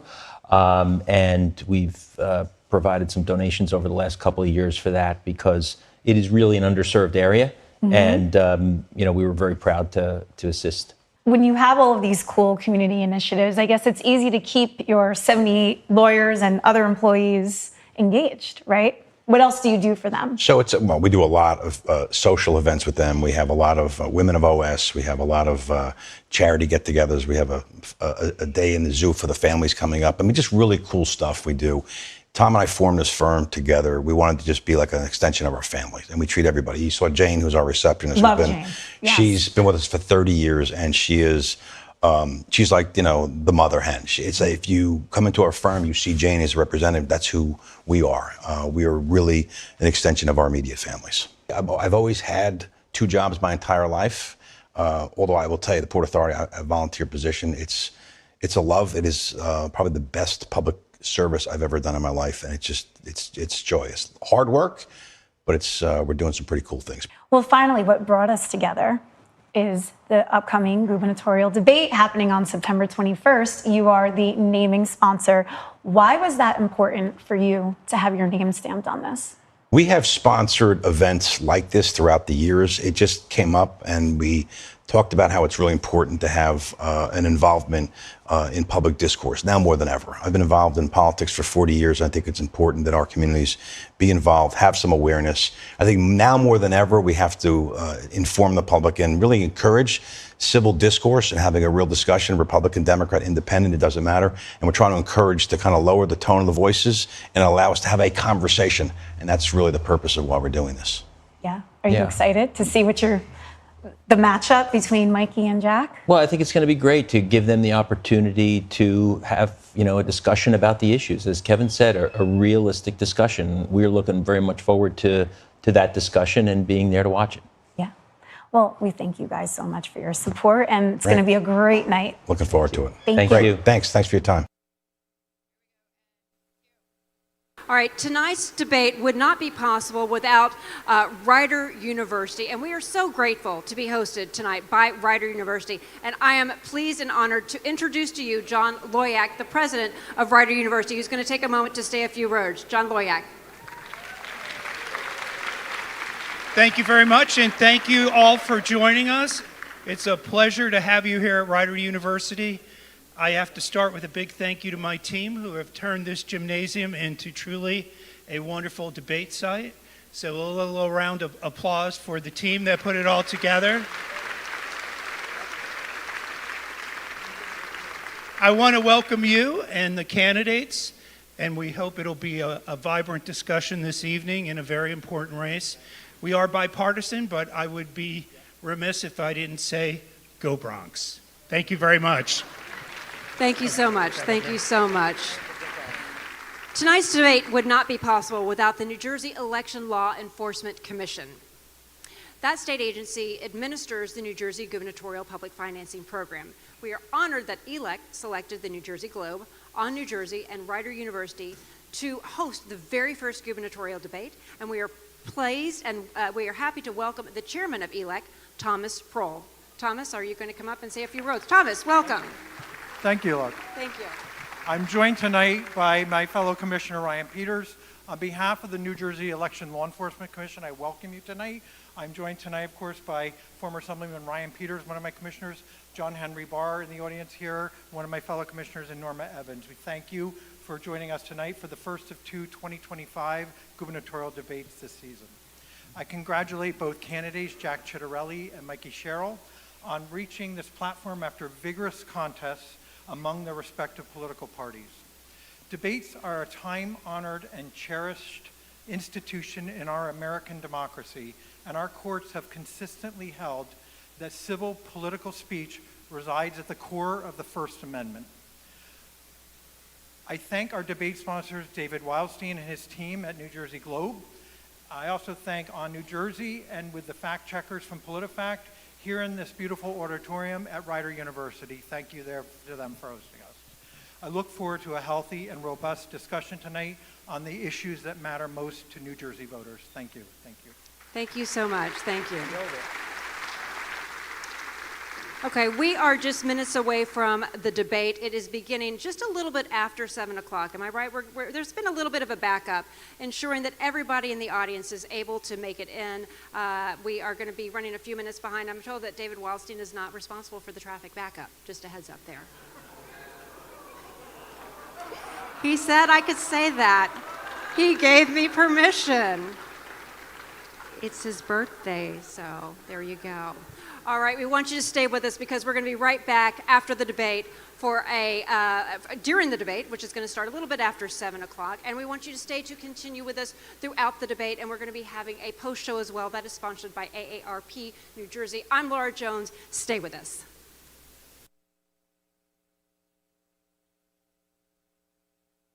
O'Toole Scrivo, one of the fastest growing law firms in New Jersey. Relentless expertise, proven results. Kevin O'Toole, 3 decades as a senator, assemblyman, and mayor. Thomas Scrivo, chief counsel to the governor, Bar Association president, famed trial lawyer. 2 leaders, 2 distinct paths, 1 shared vision. Tom and I met first day of law school, and we talked then about forming a law firm. And with that, we said we have to have really smart, aggressive lawyers, folks with really deep expertise with certain disciplines. And we said there had to be an overall achievement of giving back to the community. That's exactly what we've built. We partner with charities, match employee giving, and volunteer year-round. At O'Toole Scrivo, we define success as making a difference. Different paths, 1 vision. O'Toole Scrivo, where expertise meets integrity. We vote to protect the Social Security we worked hard for. We vote because family caregivers deserve support. We vote to have a say in our future.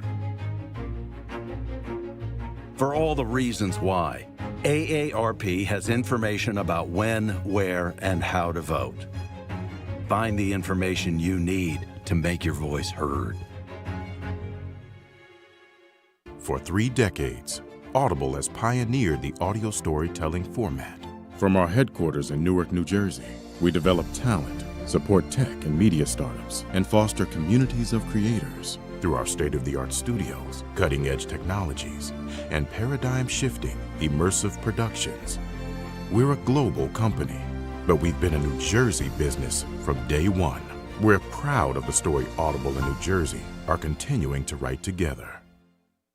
My mom and I talk about everything, from family recipes to health plans. She's my go-to for advice. When I was choosing a plan for Gina and myself, she suggested Horizon Blue Cross Blue Shield of New Jersey. Mom has been a member since before I was born. A lot has changed since then, but Horizon has always been there. They focus on our overall health, including dental and vision plans.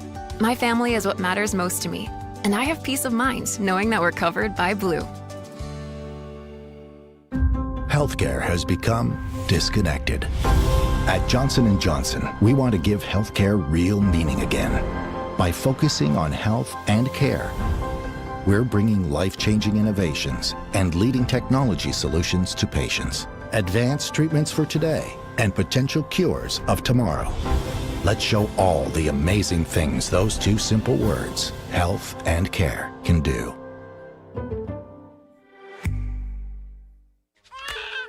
Every Al has something to protect. I don't think I'm doing this right. Al Chun.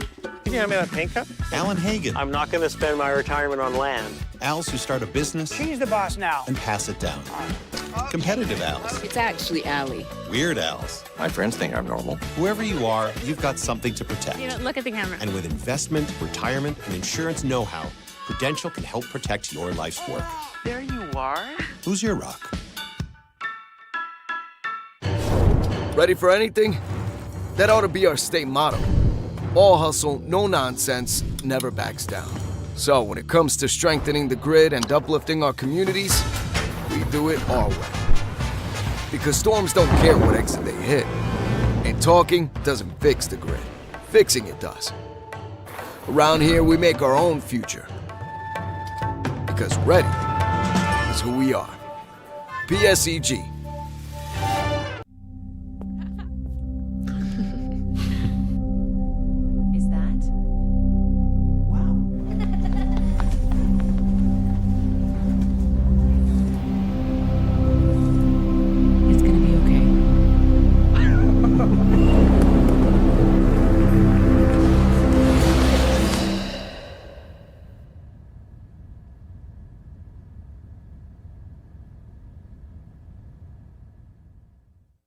Hi, I'm Michelle Sekurka, President and CEO of the New Jersey Business and Industry Association. We're excited to join tonight's first gubernatorial debate. As the state's largest and most influential business association, it's our mission to ensure that business is at the center of the next governor's agenda, because when business thrives, so too does our economy. To take us there, we presented our blueprint for competitive New Jersey to both candidates, the policy roadmap to drive innovation and prosperity in New Jersey. Check it out at njbia.org/blueprint. We look forward to working with our next governor to put business at the center. Thank you.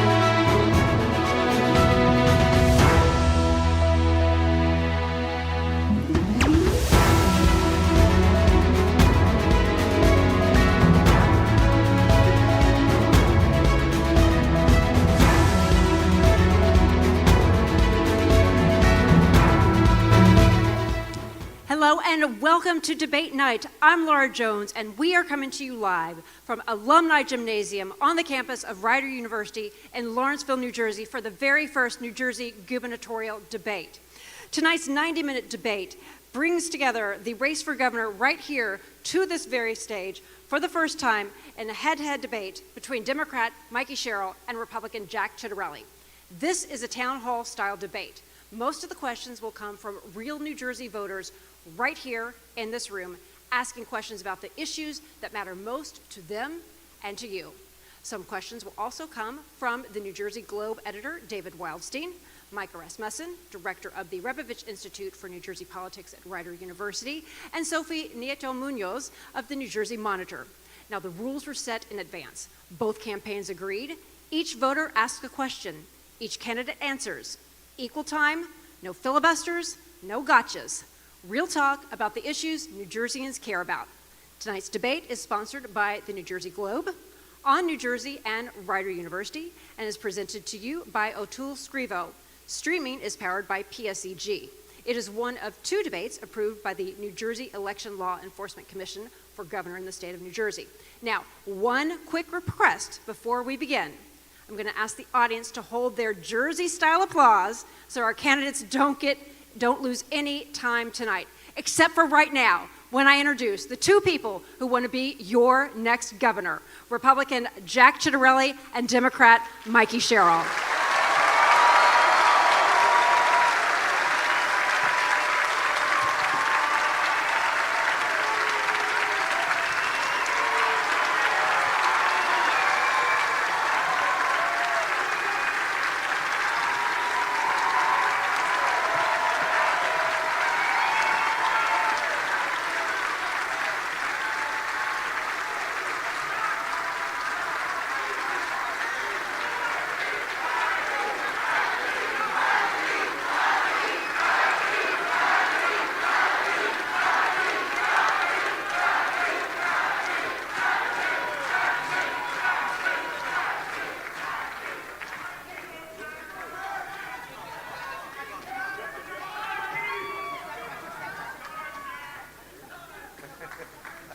All right, we're just going to let our media finish getting their shots. We're going to get this debate rolling.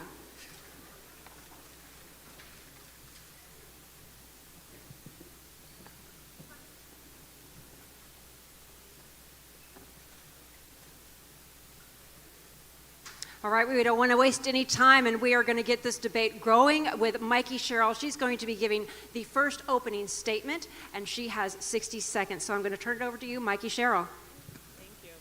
Good evening, New Jersey. My name is Mikie Sherrill, and I have a different kind of background, so I'm going to be a different kind of governor. I'm a former Navy helicopter pilot, federal prosecutor, member of Congress, and Jason and I are raising our 4 great kids. And so that's why I am laser focused on driving down costs for families like yours. I'm going to declare a state of emergency on day 1, freezing your rate hikes. I'm going to demand transparency and accountability from our government to save you time and money. And for those of you who have been following Jack's race, you've heard a lot of nonsense. And you're going to hear a lot more tonight. But there's a clear choice. In 1990, Jack took his first of many votes to raise your taxes. That was the same year I took my first of many oaths to support and defend the Constitution of the United States. He'll support abortion bans. I'll support your personal freedoms. He'll do whatever Trump tells him to do, and I will fight anybody to work for you. Thank you. Jack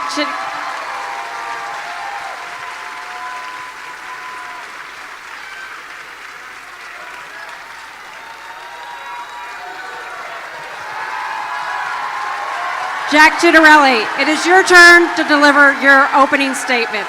Jack Ciattarelli. New Jersey, we need change. We need a hands-on CEO governor who's from New Jersey that knows exactly what needs to be done and is willing to do it. Overwhelmingly, New Jerseyans feel that we're heading the wrong direction. Here's why.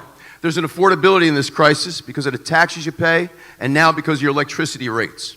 There's a public education crisis in this state. We've slipped from 2 to 12 on the National Report Card because we no longer focus on critical life skills and vocational training.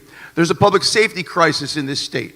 Nonviolent crime is through the roof, break-ins, car thefts, flash mobs in our malls and Jersey Shore. There's an overdevelopment crisis in this state where we're taking Garden right out of the Garden State with all the overdevelopment. We're the worst place in the country in which to do business. These are the issues. My opponent will blame all these things on the president. Make no mistake. The party that's controlled our legislature for 25 years, the party that's controlled the executive branch for the 8 years are the reason why we are today. I look forward to discussing my specific plans on how to fix New Jersey. Thank you both. Thank you both.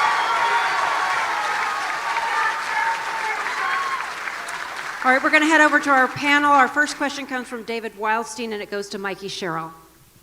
Congressman, one of the things I've heard New Jerseyans say is that your campaign has had plenty of broad talking points, but has been light on specific fixes to the state's problems. So what do you say to people who question your mastery of state government issues and your desire to speak more about New Jersey and how they'll deal with the White House and Congress than about local issues? So I'm the only one that has a plan to actually take on the tough problems of New Jersey. In fact, Jack's been in office before, and a lot of the things he complains about, he was the architect of. But that's why I've committed to declaring a state of emergency on energy costs on day one, to drive down your costs, to freeze rate hikes. I'm going to have a dashboard so you can see where your permitting is as we cut through red tape and regulatory issues so we can drive down costs. I'll make sure that we have a report card online so you can see exactly where your money goes and hold me accountable when the state's not performing well. So that's the kind of transparency, accountability, and cost savings I'm going to bring to government. Jack doesn't have a plan to do it because all he does is say that Trump's right. It's okay to drive up your tariffs. It's okay to have the one big beautiful bill which drives up your health care and utility costs. Not on my watch.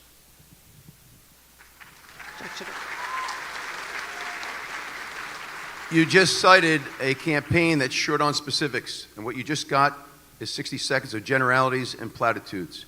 My plan is very specific on how to fix New Jersey. When it comes to affordability, how about we make all retirement income tax-free? How about we freeze property taxes once you hit age 70? How about we allow you to deduct 100% of your property taxes on your New Jersey tax return? How about we make the first 2 years of income, post-high school, post-college, tax-free so young people can get a start? How about we stop with all the overdevelopment by revisiting our Mount Laurel housing doctrine? How about we take the handcuffs off our police? These are the specifics that we can talk about on how to fix New Jersey. Our next question is just a production note. We lost our monitors out here. I'm not sure if the control room knows that or not. But our next question is Micah, Rasmussen, and it goes to Jack Ciattarelli.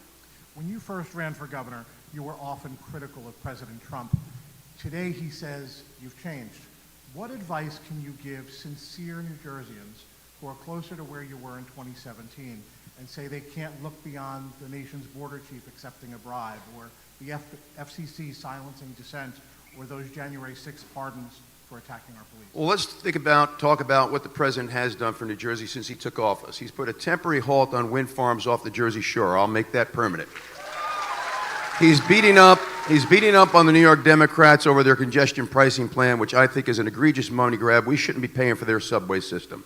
He's also quadrupled the SALT deduction on our federal tax returns.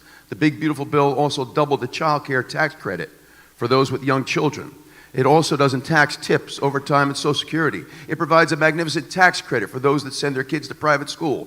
I want you to think about those four things. They're good for all New Jerseyans. She voted no, my opponent did, on that bill. But make no mistake, my job is to represent and advocate. That's our timer. I've got your timer. Okay. My job is to advocate for the 9.3 million citizens of this state, and I'll always do right by the citizens of this state, no matter who occupies the White House. Mikie Sherrill.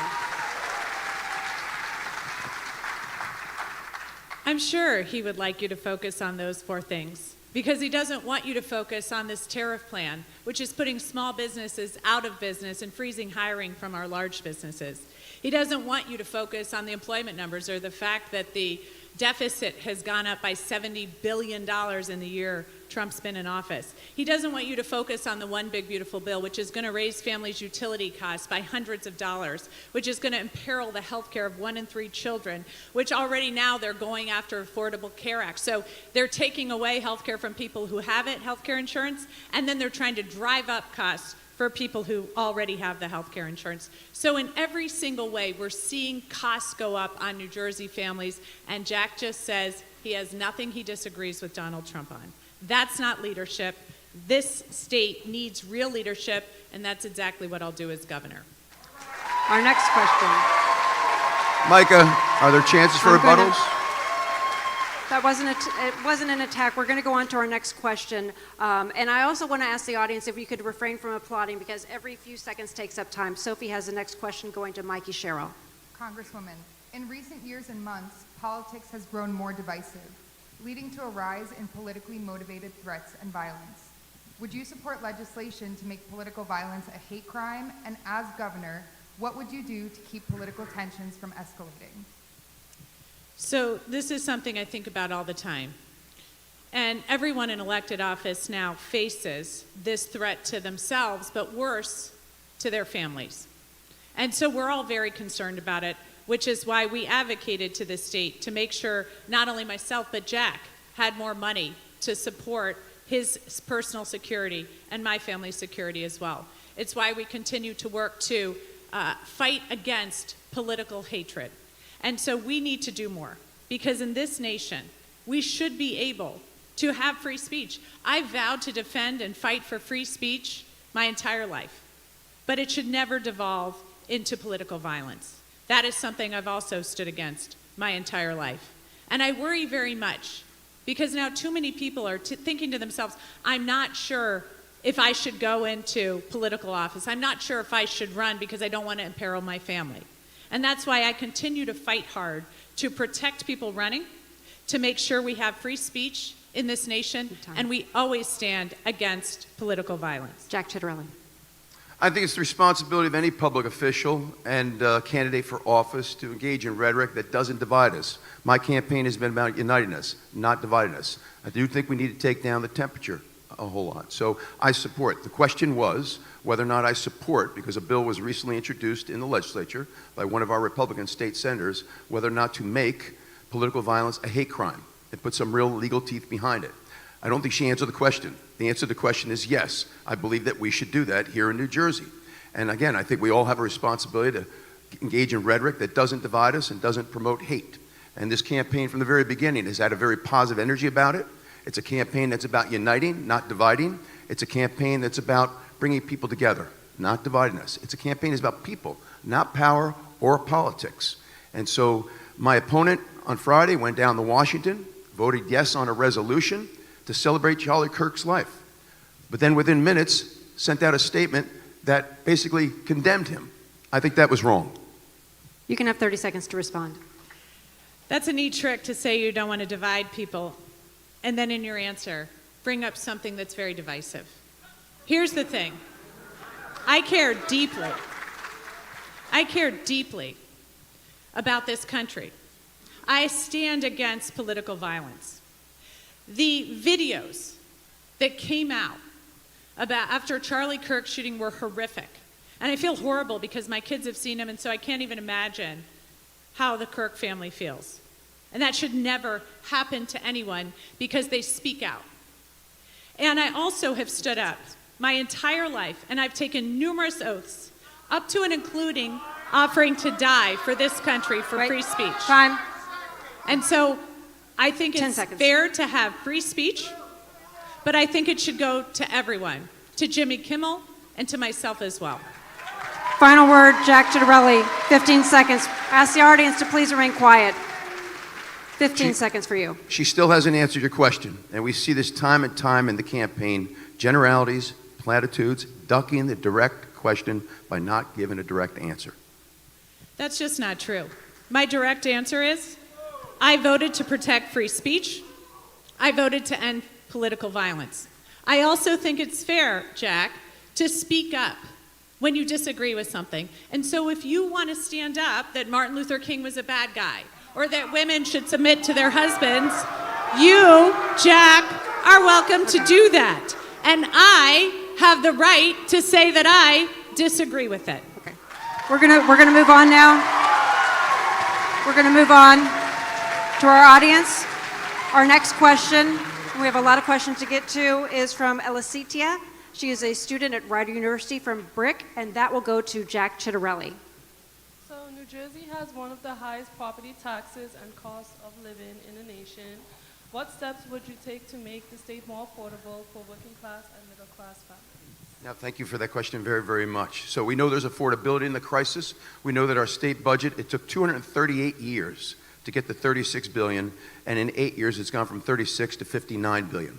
And yet none of that investment has been made to make life more affordable. In fact, it's only become more unaffordable here in the state of New Jersey. So there's a number of very specific proposals in my platform. We talked about a few already, making all retirement income tax free for our seniors because they worry about living out their lives in a home, freezing property taxes once you hit age 70 for life, allowing seniors to deduct 100% of their property taxes on the New Jersey tax return, capping property taxes at 1% of the assessed value of your home if you're a first-time home buyer, making the first 2 years out of high school, the first 2 years out of college, tax-free, so you help get started here. These are just some of the things that we can do to make Jersey more affordable for everybody. And so, but what you'll also see is somebody that's going to be very responsible about the way we spend our money. I will very responsibly and surgically reduce the size and cost of our state government to afford a tax cut for individuals and businesses. Thank you.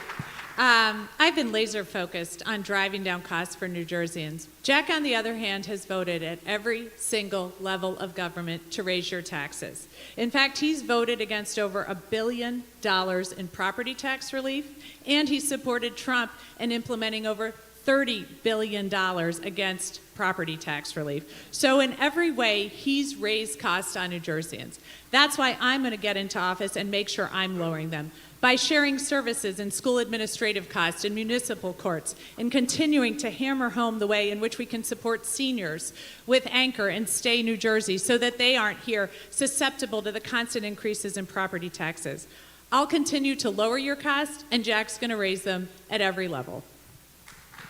30 seconds, Jack Ciattarelli. So a couple of things about the Anchor and Stay New Jersey program. I don't think somebody making $500,000 a year should get a property tax rebate in this state.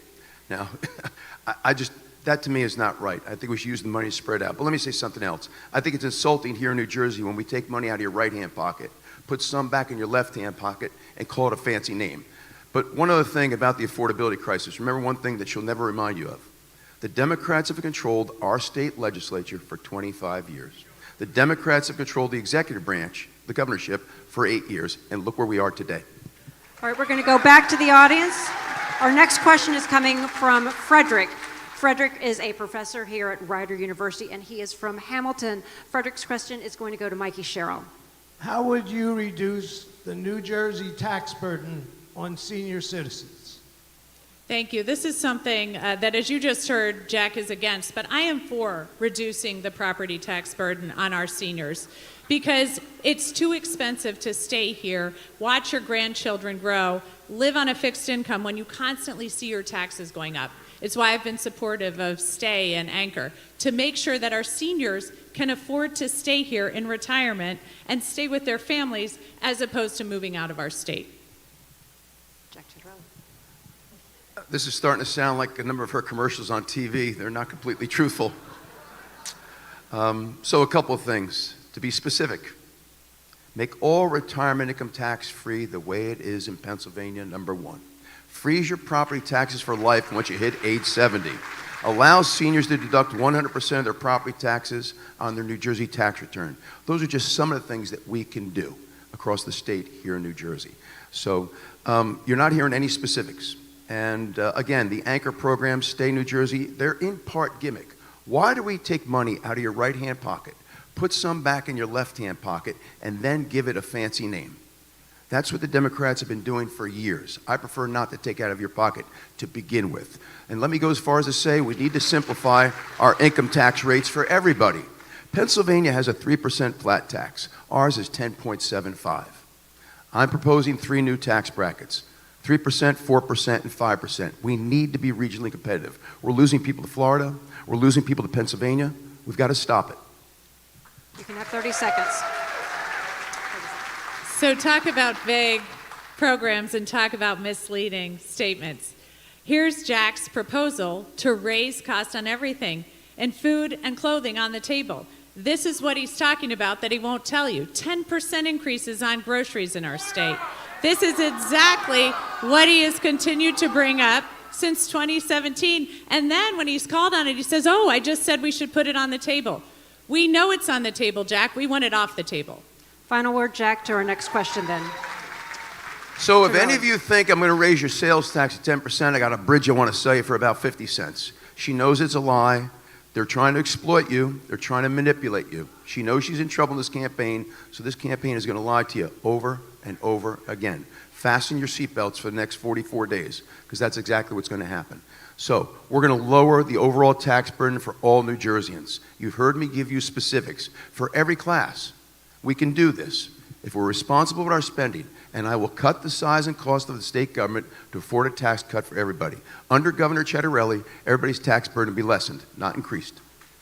Our next question, we're going back to the audience. We're going to Michael. Michael is an alum of Rider University and from Lawrenceville. Michael, your question is going to Jack Ciattarelli. The back and forth blame on electricity rates has grown a little tiresome, and frankly, I would like to hear a little more specifics because we all know that there are many factors that contribute to our rate increases. So without blaming each other, what specifically you're going to do to tackle things like the grid operator, state mandates, and other impacts that rise our costs? So, Michael, I don't think it's blame when you're giving facts, and here are the facts. When Phil Murphy took office, we were an electricity exporter. We produced more electricity than we needed. He shut down 6 different electricity generation plants. He put an unofficial moratorium on natural gas. He didn't expand our nuclear capabilities in South Jersey, 0 carbon emissions. He didn't accelerate solar. Talk to solar developers who want to use the rooftops of warehouses, which is prime real estate for solar arrays. Didn't accelerate that. What he did do is he bet it all on wind.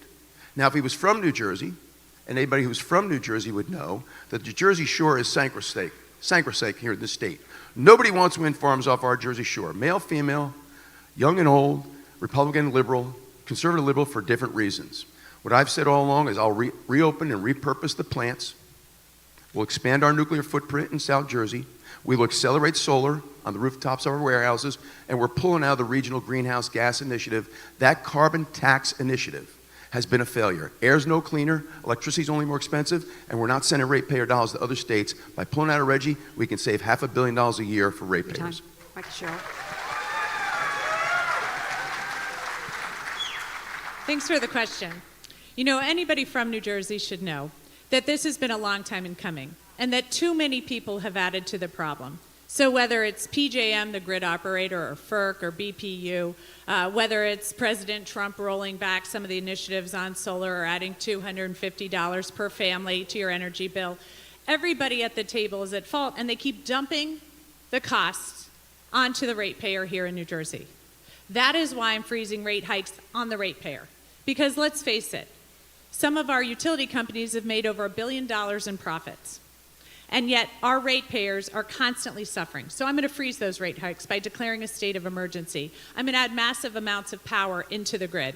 Right now, we need to produce power here in our state because the market has been screwed up by PJM and because Virginia has 1 million data centers which are sucking all the power out of our market. So we need to produce here, lower cost here, and stop putting the cost on the ratepayers of New Jersey. Okay. Laura, question. is a rebuttal allowed? Can we get 15 seconds each? There wasn't an attack. So we're going to go on to our next question. And our next question is Martha. Our next question from Martha. She is a professor writer from Old Bridge. How do you plan to lower rents in New Jersey? And I'm sorry, that goes to Mikie Sherrill. So this is the number one thing I hear from people across the state. When we're talking about affordability, people are saying that they're having too much trouble paying their mortgages, too much trouble paying their rent prices. And we know there are people colluding now in this state to raise rental prices. And we know Jack's not going to do anything about it because one of his biggest donors is actually being taken to court and sued on this very issue. But as governor, I'm going to fight for you. I'm going to make sure we're driving down rental prices, ending the collusion that goes on to drive them up, and continuing to bring more to the market so that people will have better rental prices here across the state. Jack. So you asked a very specific question. Let me give you a specific answer. The reason why rents are going up is because property taxes are going up. The reason why rents are going up is because insurances are going up across the board. The reason why rents are going up is because in many cases, if the tenant doesn't pay electricity, the landlord does, and that's going up. These are all the reasons. And I know oftentimes we talk about homeowners, but we forget that tenants feel the pain too. Every time any one of those expenses goes up, it gets passed on to the tenant. I have a very specific plan on how to lower property taxes. We need a new school funding formula. A more equitable distribution of state aid to our schools will help lower the property tax. From an insurance standpoint, we're such a bad bad state in which to do business, businesses have left. We need more competition. We need more insurance companies to come back here. And under my plan, by pulling out of the Regional Greenhouse Gas Initiative, we could save $500 million in electricity on day one, whether you pay that or the landlord pays that. The Regional Greenhouse Gas Initiative has been a failure. My opponent supports offshore wind. It's never going to be able to meet our energy needs, and it's very, very expensive. Okay, we're going back over here. Our next question is coming from Joseph. Joseph is a student at Rider University. Joseph, we are going to bring the microphone over. And he's a student from Rider, from Long Valley, and this question is going to Jack Ciattarelli. Should people in my generation and younger have an expectation of privacy in their lives? I mean, we're living in an age of social media and location tracking for who knows what, from people who knows where. So should we have the same expectation of privacy that you and your opponent did when you were growing up? Yes. We're going to take that time and go to Mikie Sherrill. Hey, listen, man, I'm all ears as to enhance. It's a constitutional right to privacy. And so I hear you loud and clear. We live in an age between the internet and everything else where people put all kinds of things on the internet that kind of invade our privacy. So whatever we can do to make sure people's right to privacy is enhanced and protected, I'm all ears on how best to do that. So, Joseph, what year are you, if I can ask? A senior. Okay, so you went through COVID during school, like my kids did. And that's probably when you started to get online more and more because your classes were online and so much of your life was online. And that's when we sort of stopped really moving forward on how we protect kids online, for example. It's why I am going to put forward the Kids Online Safety Act, which was killed by the majority in the House, but I am going to make sure we're passing it here in the state so that kids can have better understanding of how to work online and we can keep them safe. There's a mental health crisis in our state. We need to address it. I'm going to have more mental health counselors so that we can all work together to ensure people have that expectation of privacy, because we have more coming. We've never appropriately addressed something called Section 230, which holds providers liable. And we now are looking at AI down the road and how that's going to bring a whole extra set of issues. So starting with the Kids Online Safety Act, I am going to work to make sure kids like you do have an expectation of privacy. Thank you. Okay, our Laura, next question. Is there an opportunity for further discussion on this issue? 15 seconds. Well, if we're very, very concerned about the welfare of our children, I do not support policy 5756. I don't think that school districts should be keeping secrets from parents, okay? That's not protecting kids. And if we're concerned about protecting kids, I don't think that biological boys should be playing in girls' sports. She opposes me on both of those issues. Did you want time to respond? Go ahead. Go ahead. So I'm a mom of 4 kids. And as I mentioned to Joseph, our kids have gone through COVID. There are mental health issues related to that. We have learning loss because of it. Our kids are struggling. And that's why as parents, it's our job to make sure we're keeping our kids safe at every level. As a mom, I'm going to make sure we do that. Obviously, parents know their kids best, and they need to be able to determine if there's something they want to opt out of in health class. Wait. Time. Thank you. Time. Okay. Our next question is coming from Nancy. And I've been told, I'm given permission to say that, Nancy, you are 96 years old. 96 years old, and from Skillman, New Jersey. Nancy, your question, and that goes to Mikie Sherrill. There might be other ways to describe me.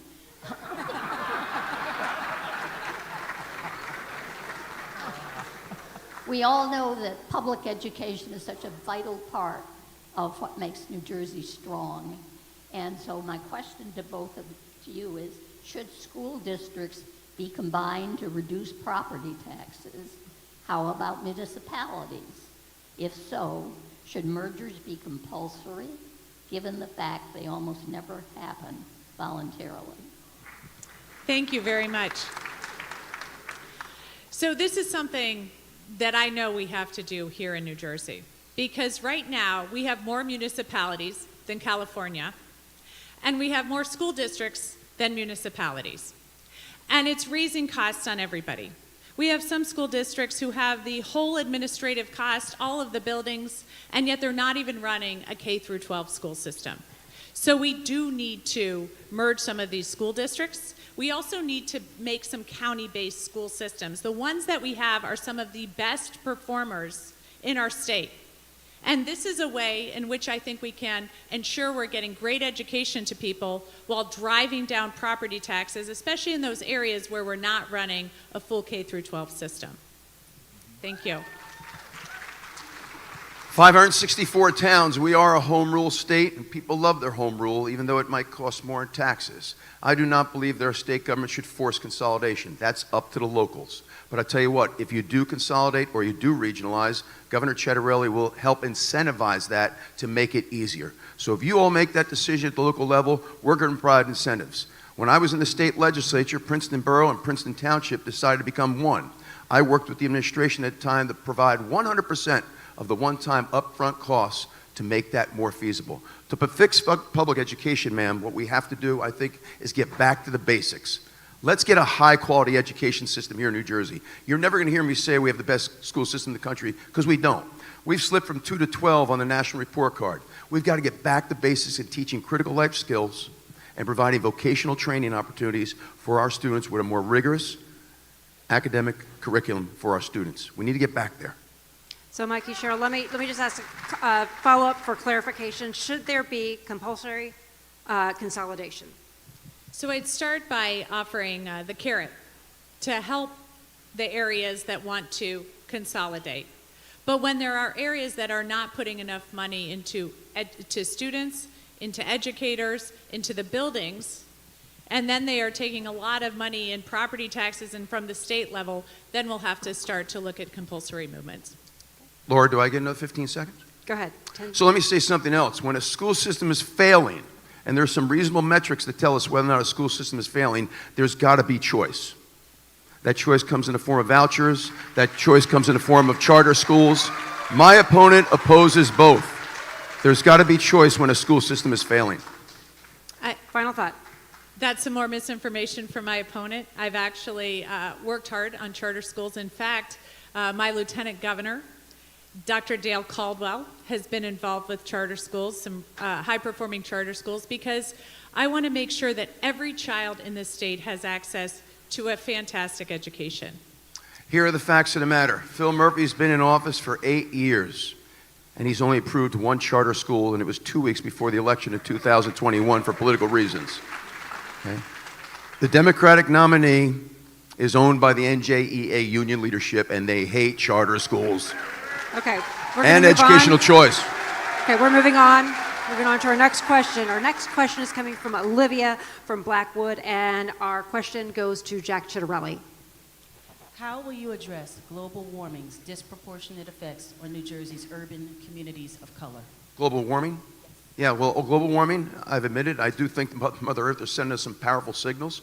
I think human activity has a lot to do with that. But we need a rational transition to the future with regard to our energy. And I think that natural gas is a rational transition to the future, as is nuclear energy down in South Jersey, as is solar. We need an all-of-the-above approach. It's not just in our urban areas where the climate change is affecting us. The flooding that you see taking place in our suburban communities has a lot to do with the changes in the climate, and it's adversely affecting the quality of life in many suburban communities that never used to flood before. But make no mistake, that flooding has a lot to do not just with the type of rain we get today, it has to do with overdevelopment. This is a big difference between the two parties. My opponent believes that we should have high-density housing in all 564 towns. I don't believe that. We should only have affordable housing, high-density housing in a town that has infrastructure, mass transit, and opportunities for jobs. If a town doesn't have infrastructure, mass transit, or opportunity for jobs, why are we putting more idling cars on the road? So that is a great question. I sat in my first term in Congress on science, space, and technology, and I was the chairwoman of the Environment Subcommittee. And that, as you might remember, was the year we had the heat dome over Oregon, which put so many different people in danger as they weren't ready to handle it. We've seen flash flooding here in New Jersey, killing several people throughout the state. We've seen tornadoes and hurricanes like we've never seen before.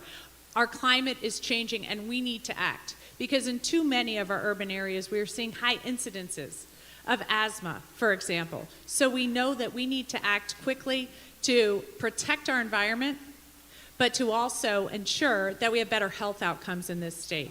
And that's why, as governor, I'm going to make sure that we drive down carbon emissions, drive in massive amounts of power to the grid so we can decrease costs and ensure people are paying lower costs. Thank you.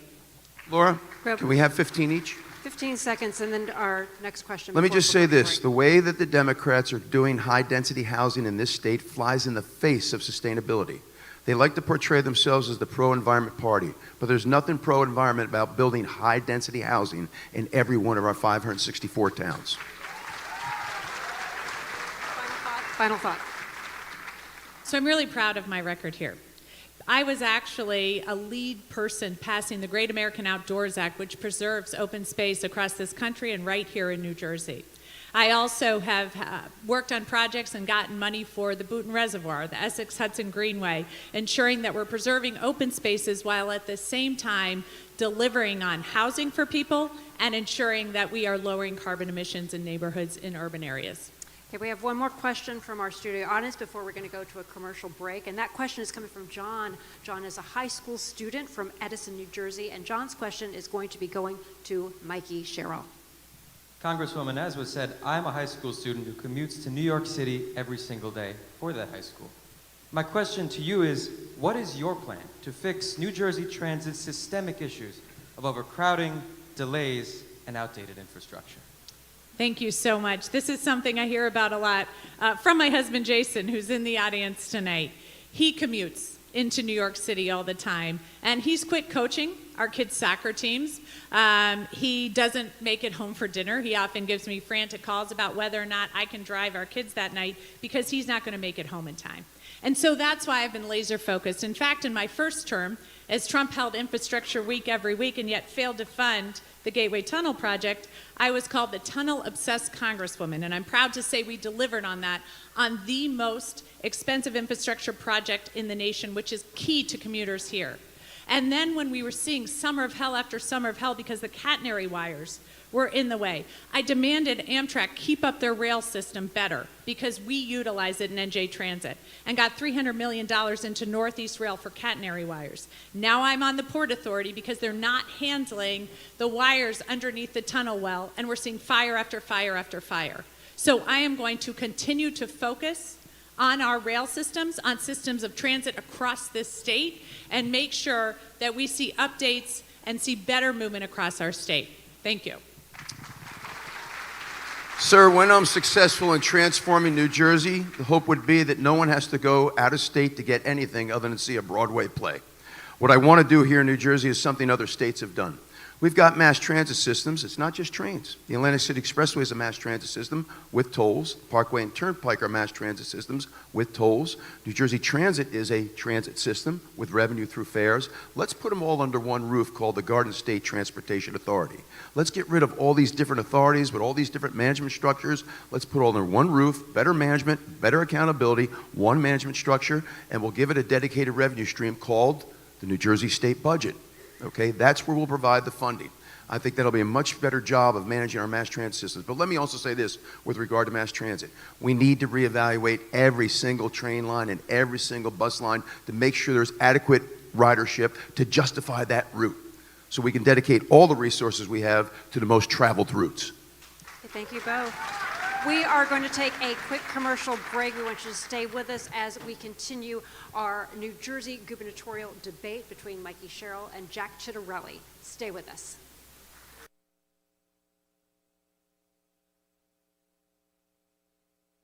O'Toole Scrivo, one of the fastest growing law firms in New Jersey. Relentless expertise, proven results. Kevin O'Toole, 3 decades as a senator, assemblyman, and mayor.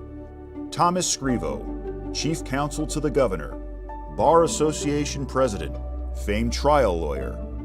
2 leaders, 2 distinct paths, 1 shared vision. Tom and I met first day of law school, and we talked then about forming a law firm. And with that, we said we have to have really smart, aggressive lawyers, folks with really deep expertise with certain disciplines. And we said there had to be an overall achievement of giving back to the community. That's exactly what we've built. We partner with charities, match employee giving, and volunteer year-round. At O'Toole Scrivo, we define success as making a difference. Different paths, one vision. O'Toole Scrivo, where expertise meets integrity. We vote to protect the Social Security we worked hard for. We vote because family caregivers deserve support. We vote to have a say in our future. For all the reasons why, AARP has information about when, where, and how to vote. Find the information you need to make your voice heard. For 3 decades, Audible has pioneered the audio storytelling format. From our headquarters in Newark, New Jersey, we develop talent, support tech and media startups, and foster communities of creators. Through our state-of-the-art studios, cutting-edge technologies, and paradigm-shifting, immersive productions. We're a global company, but we've been a New Jersey business from day one. We're proud of the story Audible and New Jersey are continuing to write together. My mom and I talk about everything, from family recipes to health plans. She's my go-to for advice. When I was choosing a plan for Gina and myself, she suggested Horizon Blue Cross Blue Shield of New Jersey. Mom has been a member since before I was born. A lot has changed since then, but Horizon has always been there. They focus on our overall health, including dental and vision plans. My family is what matters most to me, and I have peace of mind knowing that we're covered by Blue. Healthcare has become disconnected. At Johnson & Johnson, we want to give healthcare real meaning again. By focusing on health and care, we're bringing life-changing innovations and leading technology solutions to patients. Advanced treatments for today and potential cures of tomorrow. Let's show all the amazing things those 2 simple words, health and care, can do.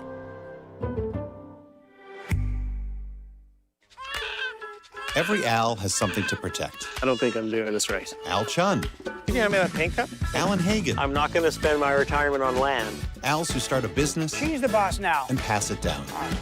Competitive owls. It's actually Allie. Weird owls. My friends think I'm normal. Whoever you are, you've got something to protect. Look at the camera. And with investment, retirement, and insurance know-how, Prudential can help protect your life's work. There you are. Who's your rock? Ready for anything? That ought to be our state motto. All hustle, no nonsense, never backs down. So when it comes to strengthening the grid and uplifting our communities, we do it our way. Because storms don't care what exit they hit. And talking doesn't fix the grid. Fixing it does. Around here, we make our own future. Because ready is who we are. PSEG.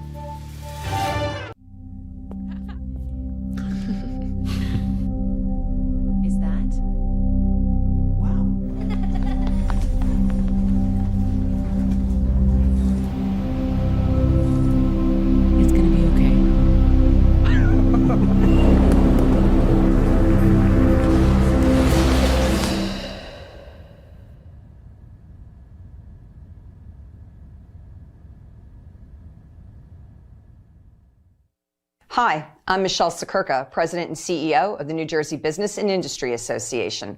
We're excited to join tonight's first gubernatorial debate. As the state's largest and most influential business association, it's our mission to ensure that business is at the center of the next governor's agenda, because when business thrives, so too does our economy. To take us there, we presented our blueprint for competitive New Jersey to both candidates, the policy roadmap to drive innovation and prosperity in New Jersey. Check it out at njbia.org/blueprint. We look forward to working with our next governor to put business at the center. Thank you.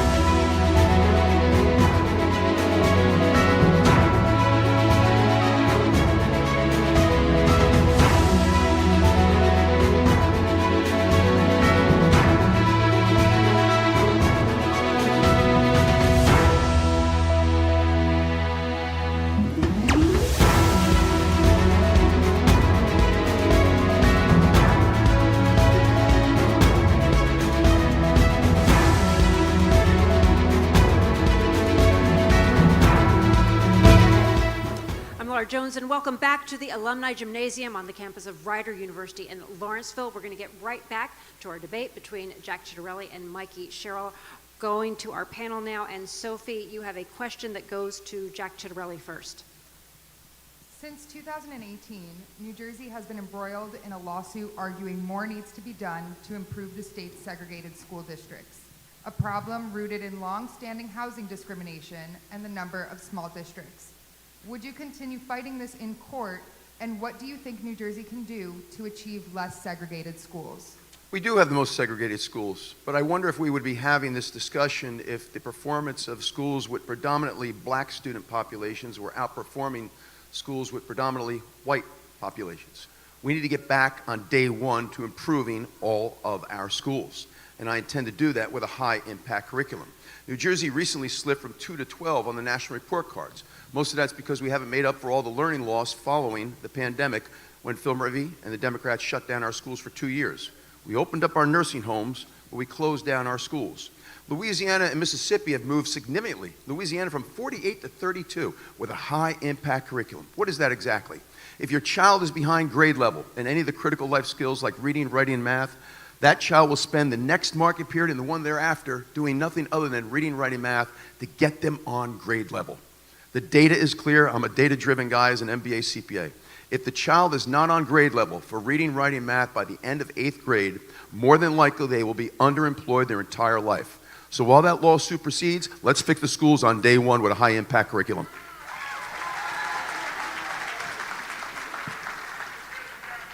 So I spoke before about county-based school systems because that can help address the segregation that we have going on in the state. It's also the way we have some of our best performing high schools, but we need to do more. We need high-intensity tutoring because we know there's learning loss, and that's a special kind of tutoring that I've supported here in the state to make sure students get back on track. We also need to address third grade reading and make sure we're pushing in phonics-based reading. We know that's the best way to help children read, and it's a reversal of the way reading has been taught lately. And we know third grade is that critical inflection point, because if you're not reading at grade level by third grade, you're not going to be able to move on very well to your math and social studies and history work if you can't read your homework. So in these ways, we can really push in as a state, get better outcomes, and address the segregation that we have going on here. Could you qualify if you're going to, with the lawsuit, clarify? Could you clarify if you're going to continue to pursue the lawsuit? I don't think it's the governor that's pursuing the lawsuit. The entity that's pursuing the lawsuit, I'm not going to get in the way. What I'm going to do on day one is fix our educational system. It's not the executive branch that's pursuing that lawsuit. They're fighting the lawsuit. The state is fighting the lawsuit. Yeah, we're not going to do that if they let the lawsuit proceed. But I'll tell you what, I was in Newark this morning at a house of worship that has the largest black congregation in the state. And you know what they said to me? Fix our school system. Fix our school system. So there's a number of metrics that tell us if a school system is failing: attendance rate, graduation rate, performance on standardized tests, readiness for career if you're not going to high school, going to college. If a school system is failing in 2, 3, or 4 out of 4 of those categories, that district, that community needs choice. I'm going to give them choice. My opponent is not going to give them choice. Mikie Sherrill, but 30 seconds for that, 30 seconds. I think what you just heard is a very clear difference. I care deeply about our school system, and I'm going to make sure it performs better. I'm going to make sure that we're educating children for the future, especially with AI coming. But I'm also going to attack the segregation that we have going on in the state. My opponent doesn't care about that. He just wants to talk about the schools, but has not come forward with any solution for the segregation. I care about both. That's what I'm going to do as governor. One final word. We could integrate the Newark school system tomorrow, and it's not going to improve student performance. We need to change the curriculum. Final thought, Mikie Sherrill, before our next I think question. you heard again that he has no intention of addressing the segregation in this state. We're going to move on next to Micah Rasmussen, and that question goes to Mikie Sherrill. A child died of measles in the United States last week, and we have counties in New Jersey like Ocean where the vaccination rates have now fallen below what's required to maintain herd immunity. Should New Jersey parents be worried? Yes. New Jersey parents should be very worried. We just had back to school, so many of the parents know there's a lot going around. Imagine if it was polio right now. We have, I think, over 10 cases of measles so far this year in New Jersey. We are the most densely populated state in the nation. If we are not going to ensure proper vaccinations for our kids, vaccines that have been going on over 50 years and have all but eradicated things like measles, mumps, rubella, and polio, now we have babies dying of pertussis or whooping cough because people aren't getting their vaccines. These are eminently curable diseases, and we are allowing children to get sick and, yes, die because we are not appropriately following medical research, vaccine protocol, and as governor of this state, I'm joining the Northeast group of governors that is going to ensure that we follow medical guidelines and keep our kids safe.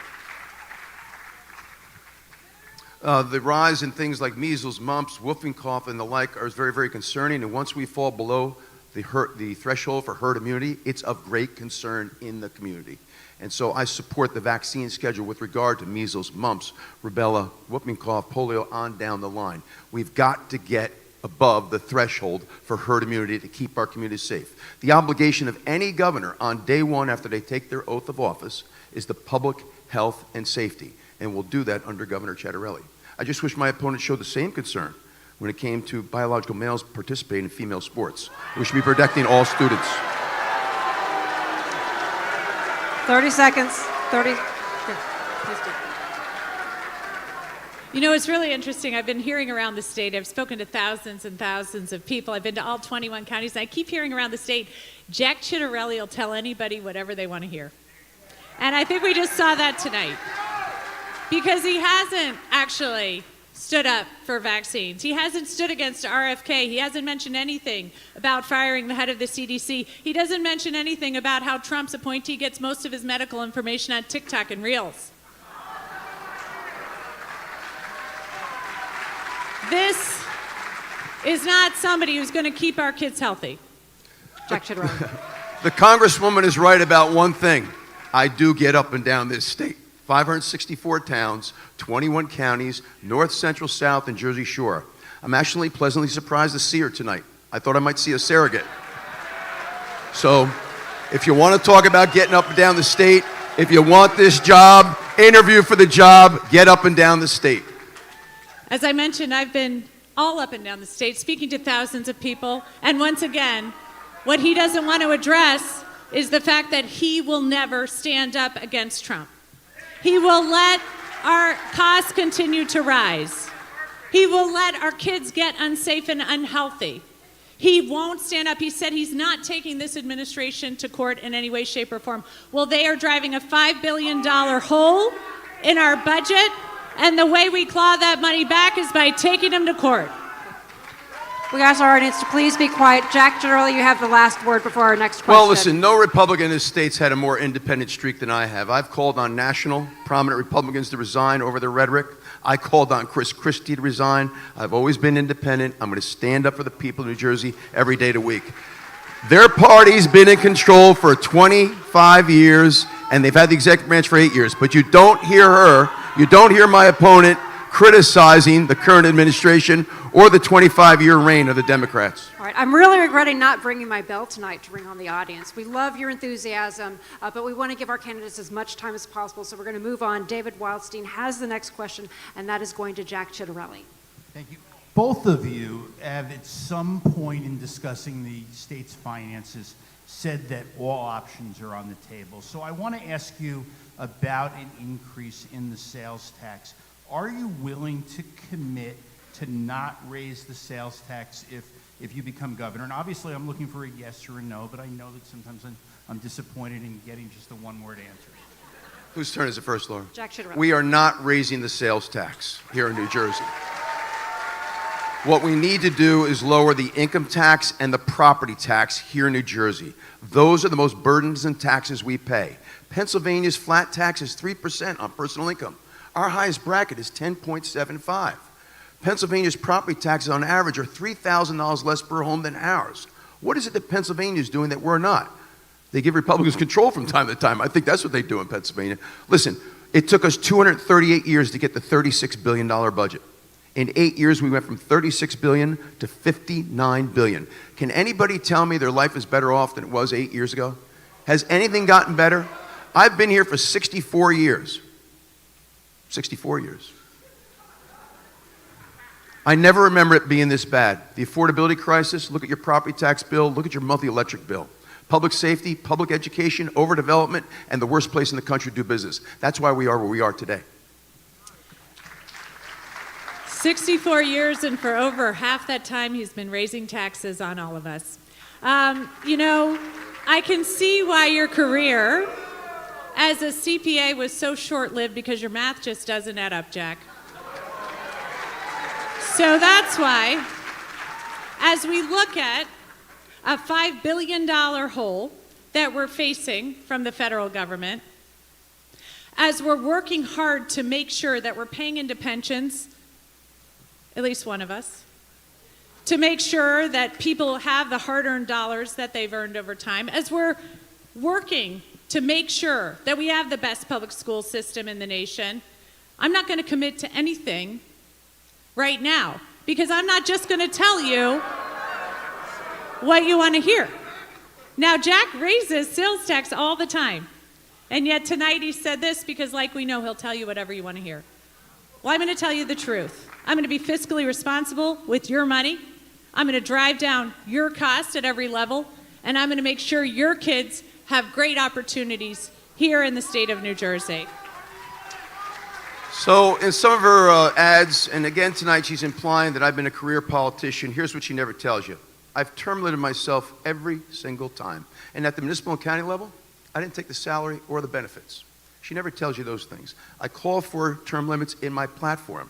And everywhere I've been, I have fought to save people taxes in this state, and I'll do it as your governor. So I do like the revisionist history, because most people in New Jersey know that the reason Jack didn't run for re-election is because he knew he was going to lose. But nevertheless, it doesn't matter. Hey, we have kids in here.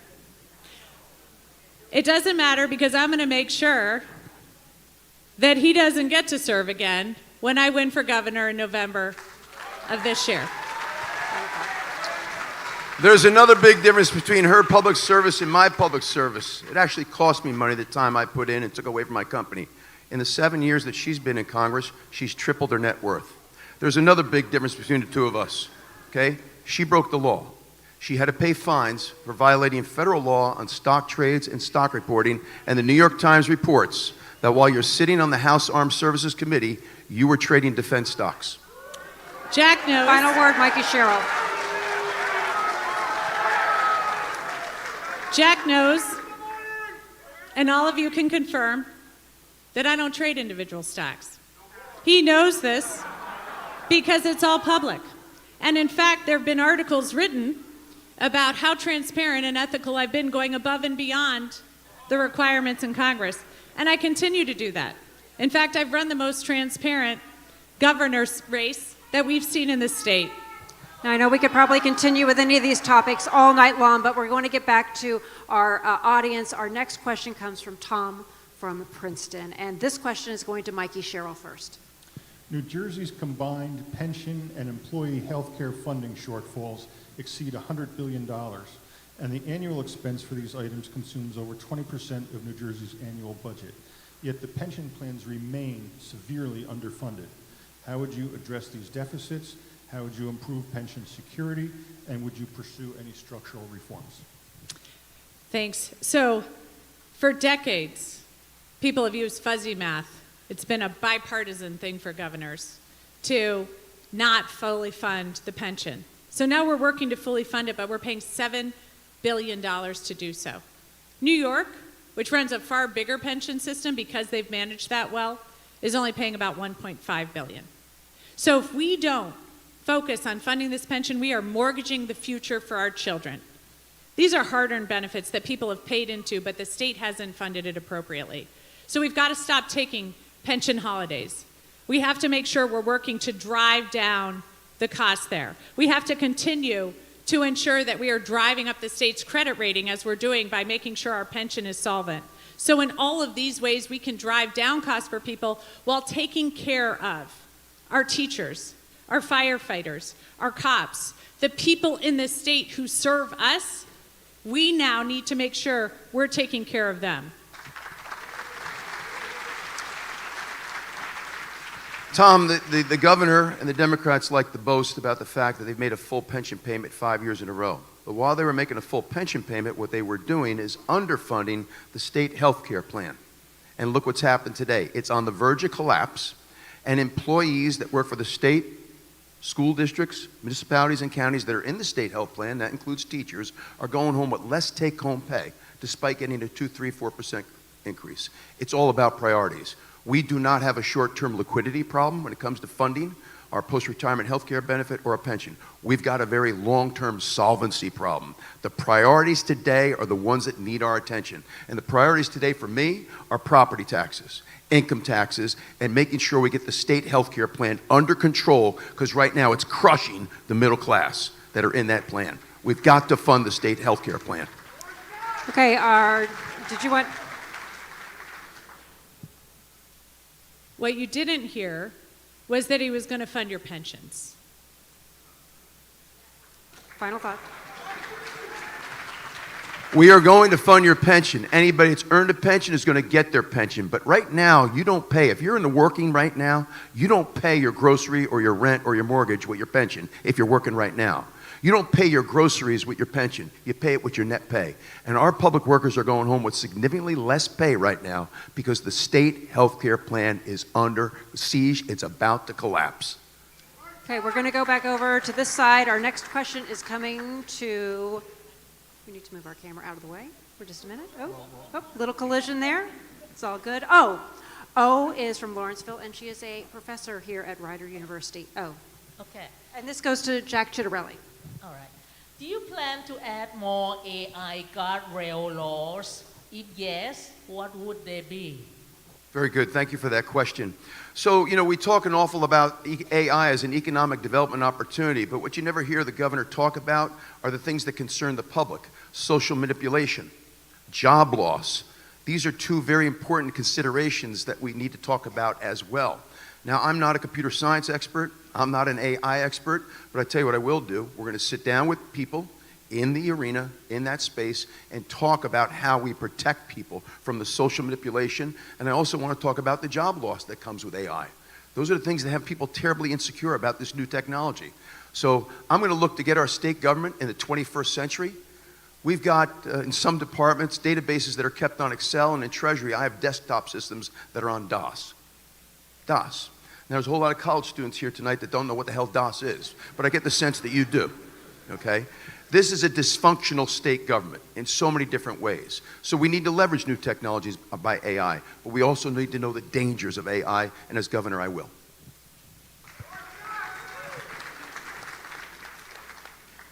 Yes, I'm going to put guardrails around AI.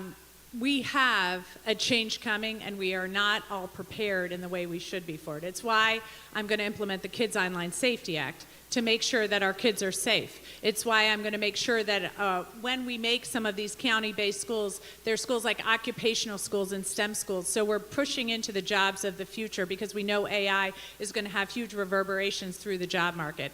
I'm going to make sure that we are changing and addressing our technology here in this state as we move into some of the AI fixes, but also the protections we need for privacy and for people's data. We've already had problems. I have had a family come to me with a deep fake where their daughter's head was put on some pornography in her high school. Imagine that as a teenager. So we need to do more to put guardrails around AI, to protect our kids, to ensure we're growing into the jobs of the future, and to ensure that we do better as a state. Thank you. Our next question is coming from Mitchell from Byram. He is a student here at Rider University, and this question is going to Mikie Sherrill. As someone who is a student teacher currently at Fisher Middle School in Ewing, I'm curious as to what you will do as governor to continue to invest in education in New Jersey, given the dismantling of the Federal Department of Education. That's a great question. And first of all, thank you. I have a middle schooler, so you're doing the Lord's work, I have to tell you. And they don't always shower as much as they should. So thank you. Thank you very much. Yes, the dismantling of the Department of Ed is a huge issue. This is one of the ways in which we're seeing a huge hit come into our state budget. It's why I fought so hard to say that we're going to claw back that money. My attorney general is going to sue to claw back as much money from the federal government as we can. We pay $70 billion more into the federal government than we get back as a state. So if they're not going to run their programs, they just need to send that money back so we can run them. And this is a real difference between myself and my opponent, who says he doesn't disagree with anything Trump's doing and that he's never going to sue him. So what matters most in a child's education is that teacher, that family, who I hope is supporting the teacher and making sure the student's doing everything when they get home. You know how difficult it is to teach if parents aren't fulfilling their responsibility, and of course that student. And the point I'm trying to make is the farther away you get from the classroom, the less impact I think any governmental institution has on what's taking place in the classroom and student learning. So I don't necessarily have a problem with the president and the administration downsizing the Department of Education. Just because they got rid of the Department of Education doesn't mean they got rid of federal funding. The funding is still coming, okay? And I'll fulfill my obligation as governor to make sure that our schools are fully funded, but we need a new public school curriculum to get our kids back on track, and we need more vocational training opportunities. That's what matters most in the academic development of our students. Do you want to respond?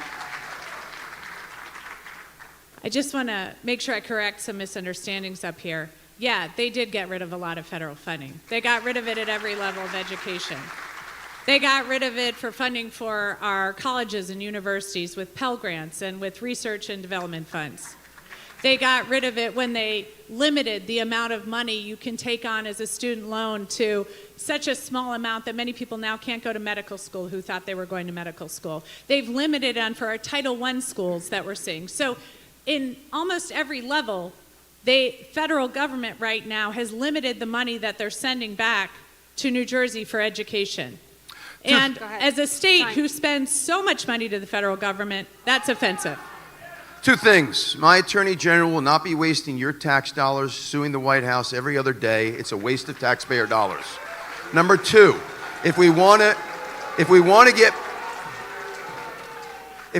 get more money out of the federal government, the way to do that is by the governor calling to task our 14 members of our congressional delegation. 2 U.S. senators and 12 House members. I'll meet with them every single month to make sure that the 15 of us are working on behalf of New Jersey. That doesn't happen right now. We got the governor and a 14-member delegation, congressional delegation, all run in different directions. They should be together to advocate for New Jersey. Okay, our next question is going to come. We're going to have to move on with the debate here. Our next question is coming from Charles. Charles is a writer, alumni, and this is going to Jack Ciattarelli first. To make housing more affordable, it's accepted we have to increase its supply. That said, we know that when voters hear more housing, they become concerned about overcrowding schools. Would you support a state bond referendum to give the Schools Development Authority the funding to build new schools throughout the state? No. What I will support is to make sure that government is working in partnership with the private sector to make sure that there's more affordable housing. And by the way, we need to stop, right now affordable housing is all rental. We need more lease to purchase opportunities. The next generation is doing nothing but renting because that's all we're forcing down their throat.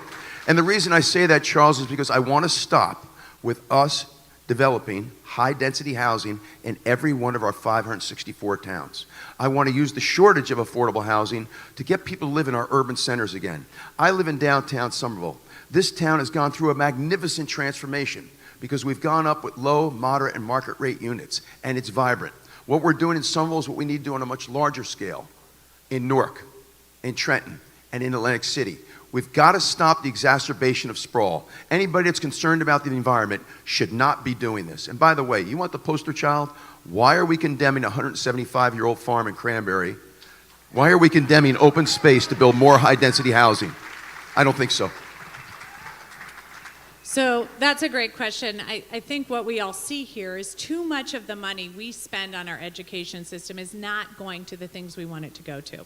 So for example, number one, students, educators, buildings, and we know how necessary it is because I'll tell you in Montclair we had the stairway fall in high school. People couldn't go to school for several months. In Patterson, we've had the ceiling fall in an elementary school. So we have some of the oldest school inventory, we have to address it. But unfortunately, so much of the money is going to a bloated administration right now. We need to move that money into the places that we want to address. But you've also raised something about our state that I think is important, and that is about how we're going to develop it. And what we really need to do is have a statewide plan to protect our open spaces, because many of us know how deeply we really enjoyed them during COVID and how necessary it is for the health and mental wellness. That's why I've been a person at the Great Swamp Gala, as I've spoken there about how important open spaces are. So we need to do both, develop and have our open spaces preserved. Laura, may we? Very quickly, because we need to move on to our next question. This is refreshing. I think what she might be saying is we're not going to develop high-density housing in every one of the 564 towns. But the other thing is she didn't answer your question. The answer is no. If we did that, it's only going to exacerbate sprawl. But she didn't answer your question. Again, that's not true. I was very clear on how I think we should spend the money.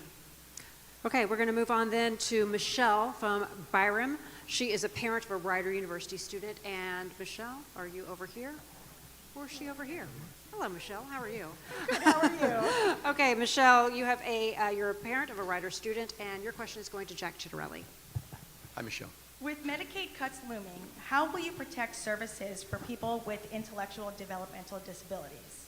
So I said before, the first job and responsibility of any governor is to provide for the public health and safety, and that certainly applies most of all to our most vulnerable population, our most vulnerable citizens, who under Governor Ciattarelli will never be underserved. We're going to take care of our citizens, particularly those most in need, and that includes our developmentally disabled. Let's talk about the Medicaid reforms, because this is another one of those things that's being lied about in the community. The two big changes in the Medicaid system are these. The reforms are these. You have to verify your eligibility twice a year now, not once a year.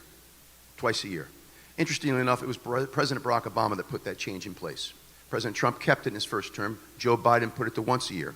The other thing you have to do with the Medicaid reform is if you're able-bodied and your children are 15 years of age or older, you have to provide us with 20 hours a week in order to continue with Medicaid.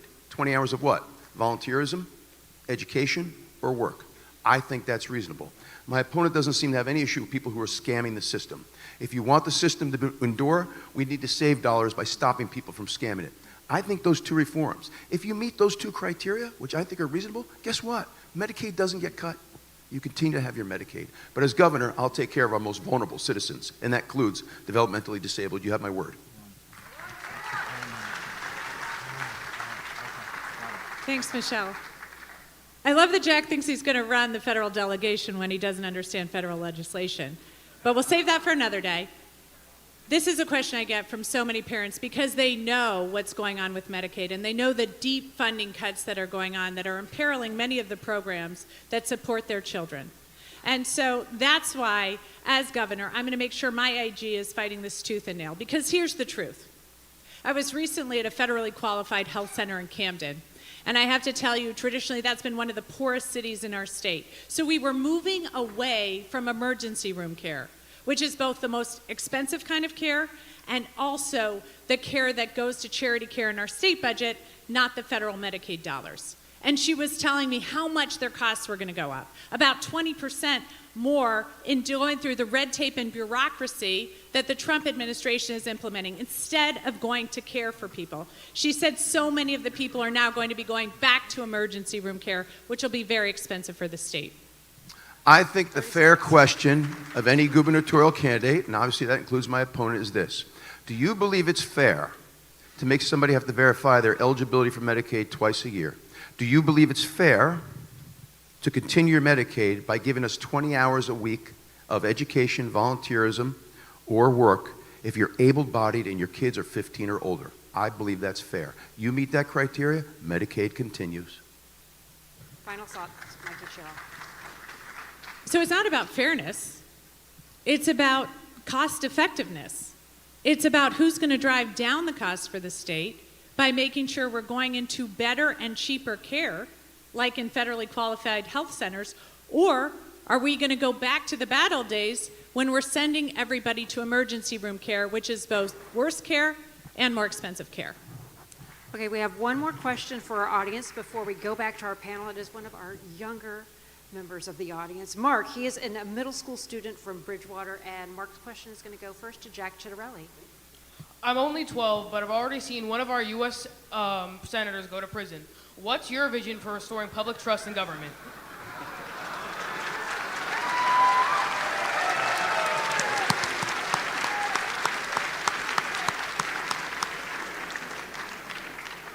No, thank you.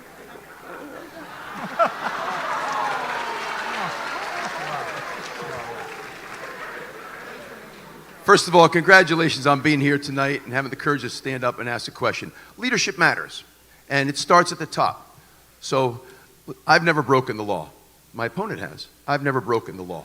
And so you don't have to worry about that, and we'll set the tone for the way that public service ought to be. And we'll call out anybody on either side of the aisle that does the wrong thing, either if they're self-serving or if they're breaking the law. So, and my Attorney General will be very, very aggressive in looking at public corruption all up and down the state. But thank you for your question. Thank you so much for your question. And you have a great mom bringing you here tonight, so thank you for being here.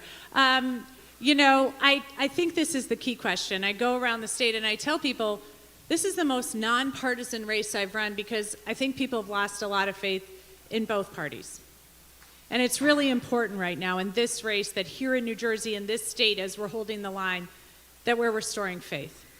So that's why I talk a lot about being a Navy helicopter pilot, because I think people know what that means. I think they know that I've always served this country and I'm proud of it. I also talk about being a mom, because I think that also lets people know why I'm doing this and who I'm fighting for and what I care about. And so I have constantly and consistently listened to as many people as possible to make sure I'm hearing just what it is that people need to sleep at night. How can I, as governor, make that a little bit easier? And what I hear is the cost of housing is too high, electricity costs are too high, utility costs are too high, and I want somebody to protect my rights and freedoms, and that's what I'll do as governor. We're going to go back to our panel. Our next question is coming from Micah Rasmussen, and that is going to Jack Ciattarelli. It's been more than 20 years since the last fixed DMV. Yet the I'm sorry, Micah, the last fixed DMV, the last fix for DMV.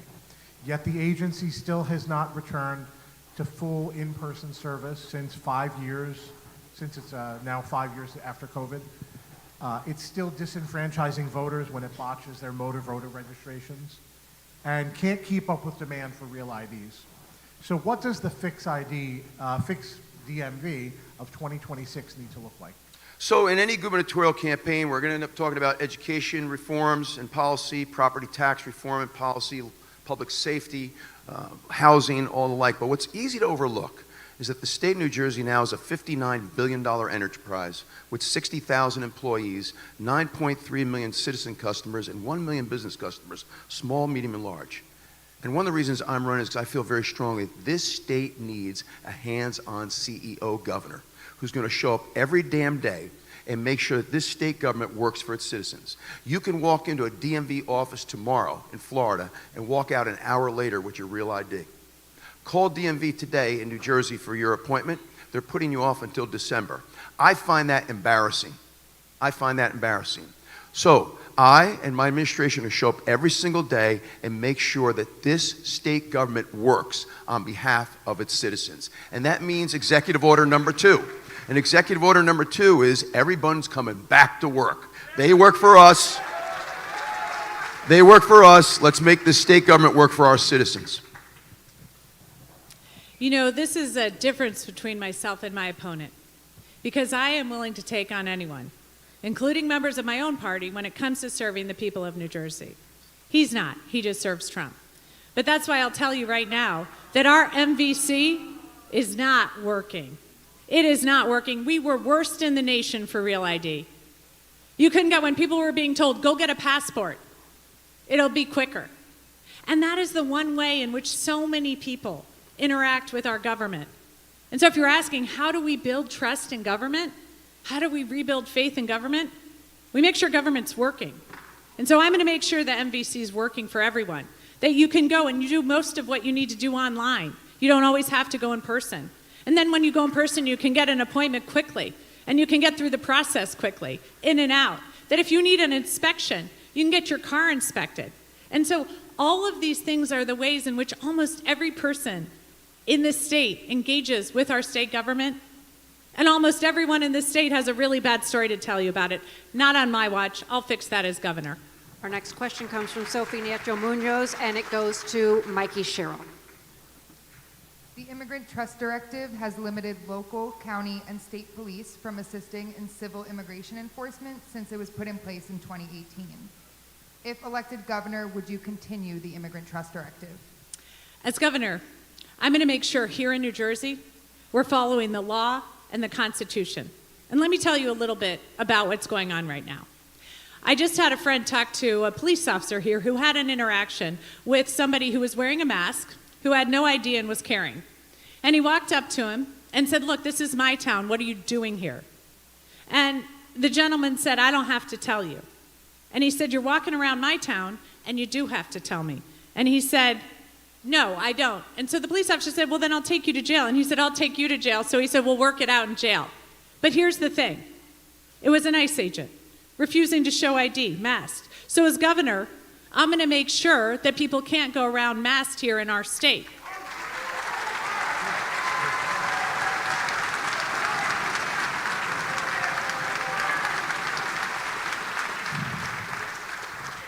Now, my opponent supports policies where people who are here legally can be detained, rolling back rights for American citizens, separating children and parents.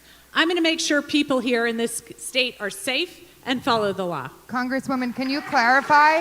Is that a yes or no on would you continue the Immigrant Trust Directive? What I'm going to do is make sure we're following the law and the Constitution. So that'll include due process rights and the Constitution. Jack Ciattarelli. I don't think she answered your question. Executive order number 1 on day 1, we're getting rid of the Immigrant Trust Directive here in New Jersey.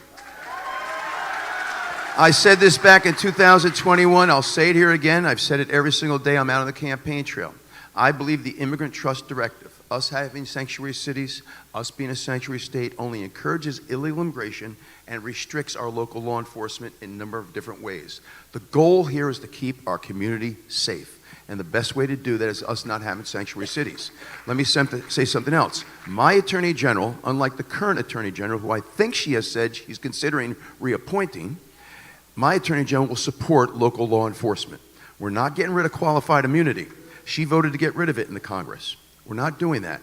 We're going to take the handcuffs off, let these trained professionals do their job. Flash mobs on our Jersey Shore, flash mobs in our malls, break-ins, car thefts, nonviolent crime is through the roof. Did anybody see what went down in Secaucus 3 weeks ago? Total disregard for law and order, total disregard for law enforcement. We got to get back to being a law and order state with safe communities. Mikie Sherrill.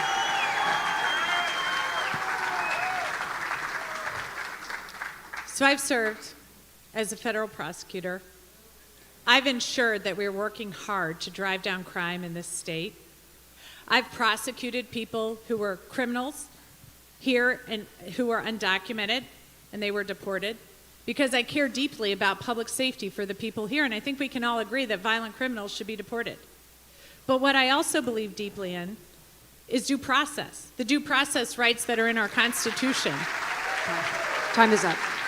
And so I'll follow the law and I'll follow the Constitution. Getting rid of the Immigrant Trust Directives doesn't mean we're violating your constitutional right to due process. But since she brought up her time as a U.S. attorney, check her record. In the 11 months that she was supposed to be prosecuting cases, she pled most of her cases, and people that committed some pretty heinous crimes were allowed to go free. All right, our very last question. So I'll repeat.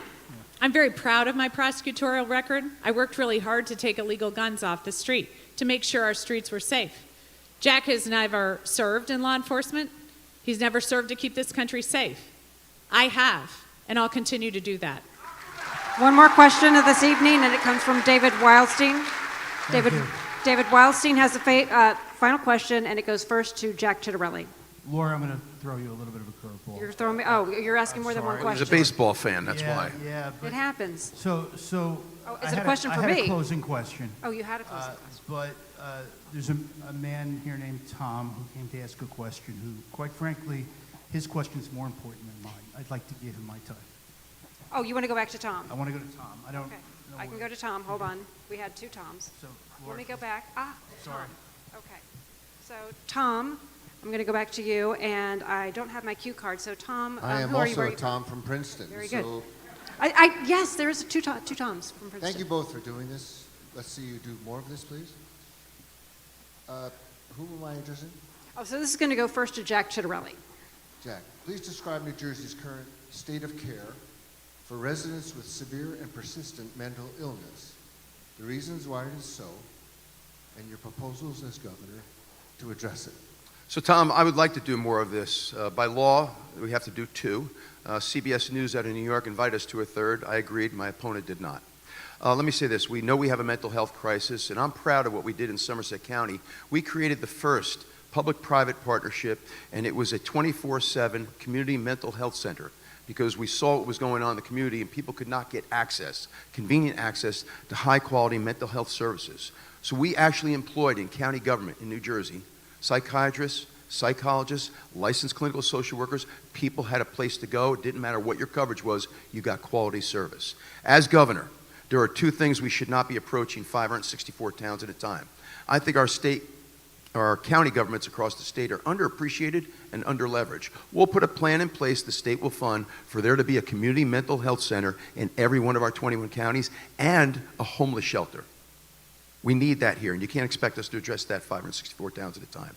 So I think we need to use the Somerset County model to provide for community mental health clinics all across New Jersey so people have convenient access to high-quality mental health services.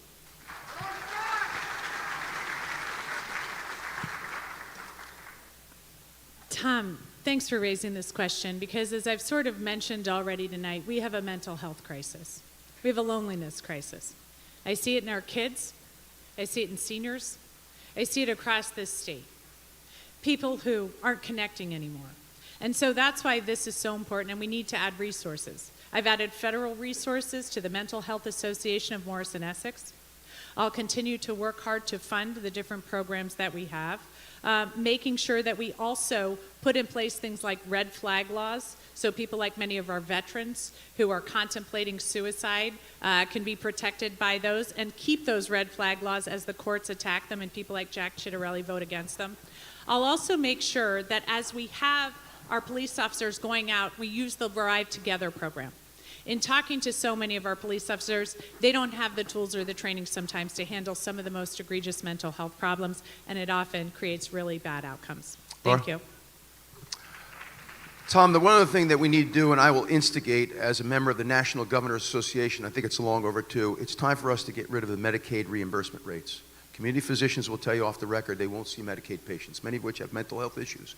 We need to start reimbursing at one rate, the Medicare rate. Community physicians find that acceptable. They do not find the Medicaid rate acceptable. So let's work together with our congressional delegation, the other 49 governors, to start reimbursing at one rate.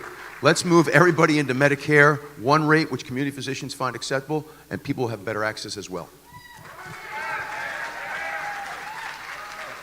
Tom, you're really on the hot seat. But I think what we also need to do is add money to housing.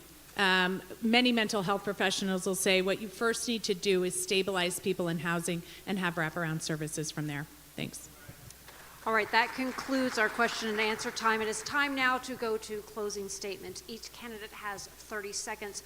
Our first candidate going for our closing statements, that is going to go to Mikie Sherrill. You have 90 seconds.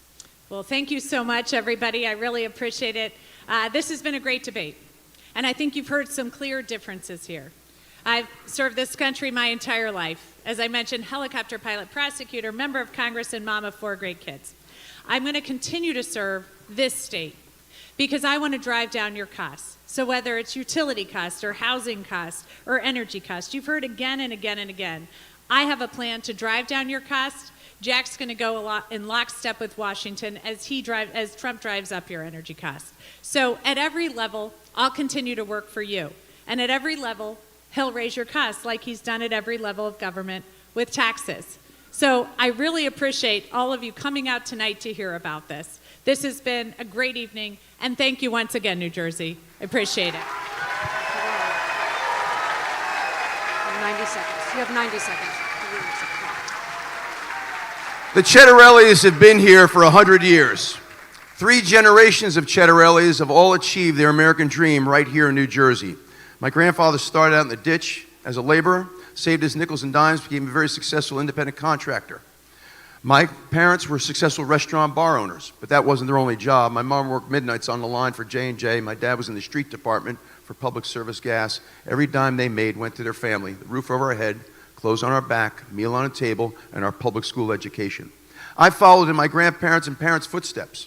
I'm a 2-time successful business owner here in the state of New Jersey, having created jobs. I've also had the privilege of serving at every level of government, municipal, county, and legislature. Term limiting myself each time, not taking the salary or the benefits at the municipal or county level. I'm an MBA CPA.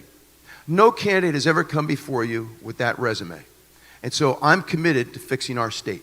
When something I love is broken, I want to fix it. I believe leadership matters. I believe that we can fix the state of New Jersey, or I wouldn't be asking you for your consideration. We can do this. But I want you to know this. Unlike governors on both sides of the aisle over the last 40 years, I'm not using this to get to Washington. This is my final destination. When my 4 or 8 years are over, you'll find me at the beach in Surf City, okay? But I'll give you 4 or 8 years of the best years of my life, and we'll work in partnership with the legislature, and we'll get things done, and we'll fix the state of New Jersey. Thank you very, very much. Okay, that concludes tonight's debate. On behalf of the New Jersey Globe, on New Jersey, and Rider University, thank you for joining us for this historic evening. We want to keep everybody in their seats for just a moment. A special thank you as well to the campaigns and to the candidates themselves, Mikie, Sherrill, and Jack Ciattarelli, for taking part in this important conversation about New Jersey's future. We also want to thank our presenting sponsor, Scrivo, and the New Jersey Election Law Enforcement Commission for designating this debate. We also thank our panelists, David Wildstein, Sophie, Nieto-Muñoz, and Micah Rasmussen for their thoughtful questions. A special thank you to the Rider University community, to our audience here at Alumni Gymnasium, and also our viewers across New Jersey, and to C-SPAN for bringing this debate to audiences across America. And we appreciate our other sponsors, Horizon Blue Cross Blue Shield of New Jersey, RWJ Barnabas Health, and Prudential Financial, PSEG Audible, Johnson & Johnson, the New Jersey Business Industry Association, and McCarter English, and Mercury. We thank the Rider Department of Public Safety, as well as the Mercer County Sheriff, Jack Kimler, Lawrence Township Police Department, and the New Jersey State Police for keeping this debate safe and secure. And to our viewers, don't go anywhere. We want you to stay with On New Jersey, the New Jersey Globe, and Rider University for our post-debate roundup with Brian Thompson and Joey Fox. You're also going to have the opportunity to hear from the candidates. We're not done. You're going to hear from the candidates themselves as they answer questions from the media. The Lieutenant Governor debate is scheduled for Tuesday, September 30th at 7 p.m. That's sponsored by Pix 11 and PHL TV, Kean University, and New Jersey 101.5. The second Jack Ciattarelli, Mikie Sherrill debate is going to be held on Wednesday, October 8th at 7 p.m., sponsored by ABC7 and WPVI. I'm Laura Jones. Thanks so much for watching. Have a great night.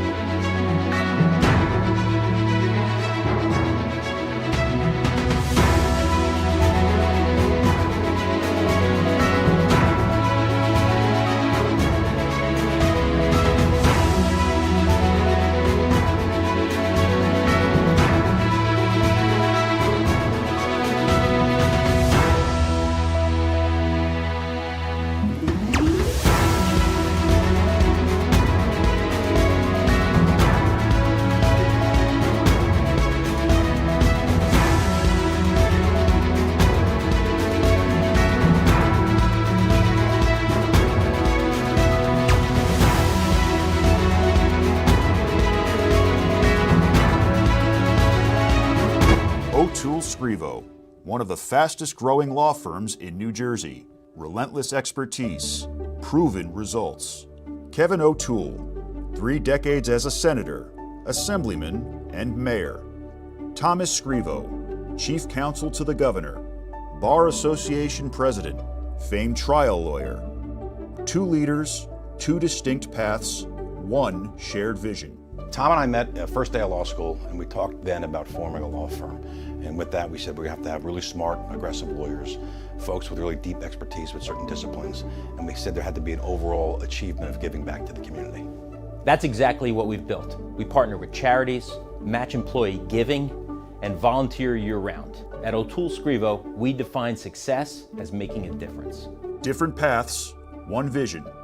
O'Toole Scrivo, where expertise meets integrity. We vote to protect the Social Security we worked hard for. We vote because family caregivers deserve support. We vote to have a say in our future. For all the reasons why, AARP has information about when, where, and how to vote. Find the information you need to make your voice heard. For 3 decades, Audible has pioneered the audio storytelling format. From our headquarters in Newark, New Jersey, we develop talent, support tech and media startups, and foster communities of creators. Through our state-of-the-art studios, cutting-edge technologies, and paradigm-shifting, immersive productions. We're a global company, but we've been a New Jersey business from day one. We're proud of the story Audible and New Jersey are continuing to write together. My mom and I talk about everything, from family recipes to health plans. She's my go-to for advice. When I was choosing a plan for Gina and myself, she suggested Horizon Blue Cross Blue Shield of New Jersey. Mom has been a member since before I was born. A lot has changed since then, but Horizon has always been there. They focus on our overall health, including dental and vision plans. My family is what matters most to me, and I have peace of mind knowing that we're covered by Blue. Healthcare has become disconnected. At Johnson & Johnson, we want to give healthcare real meaning again. By focusing on health and care, we're bringing life-changing innovations and leading technology solutions to patients. Advanced treatments for today and potential cures of tomorrow. Let's show all the amazing things those 2 simple words, health and care, can do.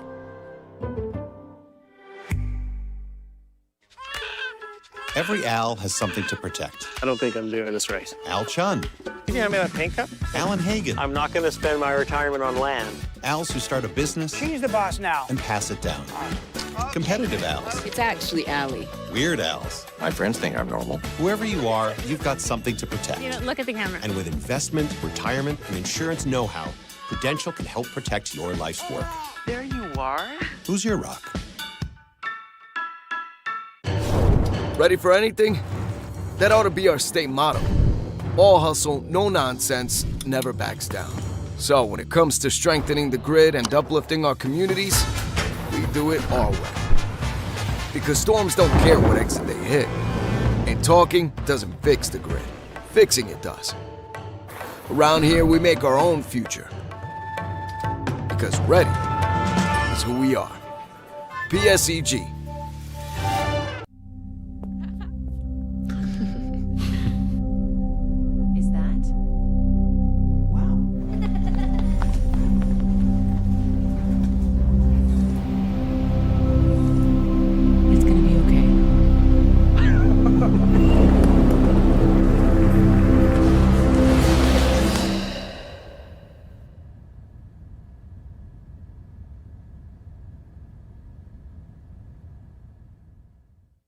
Hi, I'm Michelle Sakurka, President and CEO of the New Jersey Business and Industry Association.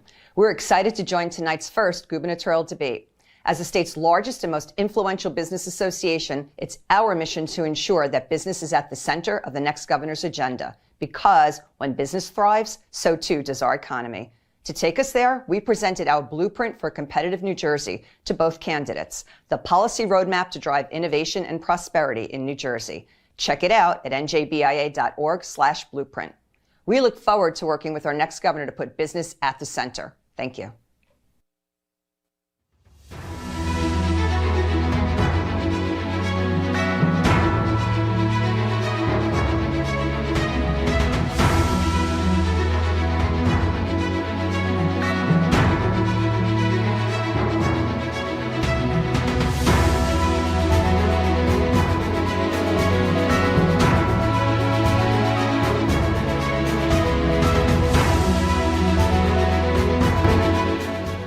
All right, debate night. They debated. We made it through it, and they made it So did they, through it. yeah. And now we'll see where the chips really fly. Where did you think the chips lay in that? What were your takeaways from just watching that? I'll tell you my takeaway. The first half, before the break, I thought that we were seeing a very civil debate, and Jack was Jack. He was very energetic, and his fans were really lined up for him. Yeah. I didn't hear hardly a peep. Not that I was actually inside, I was listening on the outside, but I heard barely a peep from Mikey's people. Actually, when you were inside the auditorium, there was less of a deafening roar, but there were definitely audience members breaking the rules on both sides. Okay. But I still heard more on Jack's side. Go to the second half, and boy, this fight started flying left and right, and I thought we were at a UFC fight at the White House or something like that. And then I started noticing that while Jack's people were still making themselves known, that Mikey's people kind of jumped into it too.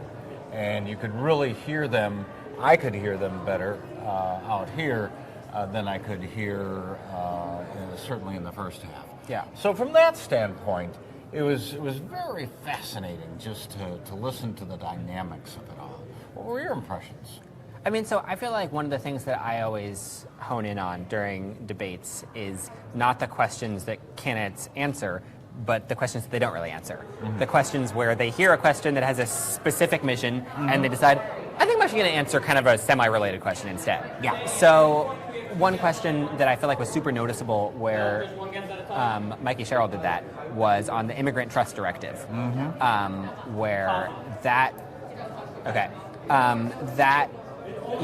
she was asked a very direct question about the Immigrant Trust Directive, and she was asked it twice, and both times she basically talked about her own immigration stuff and didn't really answer that question. And she followed the law and the Constitution. Right, and when Ciattarelli was asked about global warming in urban communities, he started talking about overdevelopment in suburbs. He answered the question that he wanted to answer there rather than the question that the person asked. And so I think that there was a substantive debate. I think we actually got to a lot of issues. I think that a lot of the people who asked questions had their questions answered. But I also think that looking in the gaps where the questions really weren't answered is sort of an indication of where the candidates feel like they're on the most unsteady footing. Well put indeed. I'll tell you very quickly, I was impressed by the fact that I learned something tonight. Well, I learned many things. But I learned that AI is not reliable. And I'll tell you why. I thought there were 565 municipalities in New Jersey. Well, you informed me, no, there's 564. And so I looked it up on Google and all that stuff. And indeed, there are 564. But what does AI say? AI says 566. So as they were debating AI... Right, I'm so glad that we got that question in there. Got the, we got to be careful about it and all that sort of thing.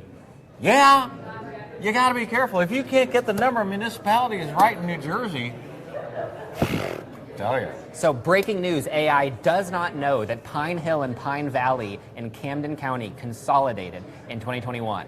That is the true takeaway from this debate. That's what everybody should know. 25 or 30 people in one municipality? One of them was like 11. All right, I think that we are just moments away from cutting back to the debate stage where each candidate will have a gaggle with press. We're going there now. What's the format?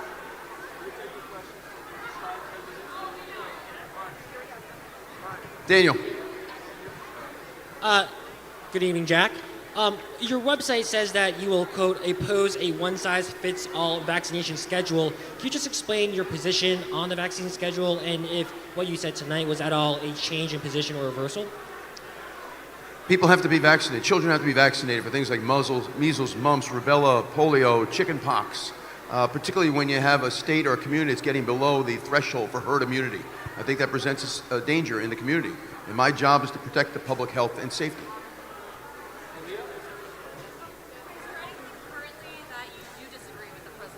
I'm not real happy about the Empire Wind Farm off the Long Island coast. I hope that that's not the beginning of something else that could happen off of our Jersey coast. Not real happy about the potential downsizing of the Picatinny Arsenal up in Morris County. That would include 1,000 jobs. We're a donor state. We send way more to Washington than we get back, and I don't want to be losing those jobs. And I wasn't in agreement about using the military base in South Jersey for detainees. So those are things that I've disagreed with the president on. Fred? Yeah, Jack, okay. Did you feel as if you accomplished tonight what you wanted to accomplish? Absolutely. I answer the questions directly. And at the end of the day, there's something I want more than people's vote. It's their respect for being honest. When I was asked a question, I answered it. My opponent did not.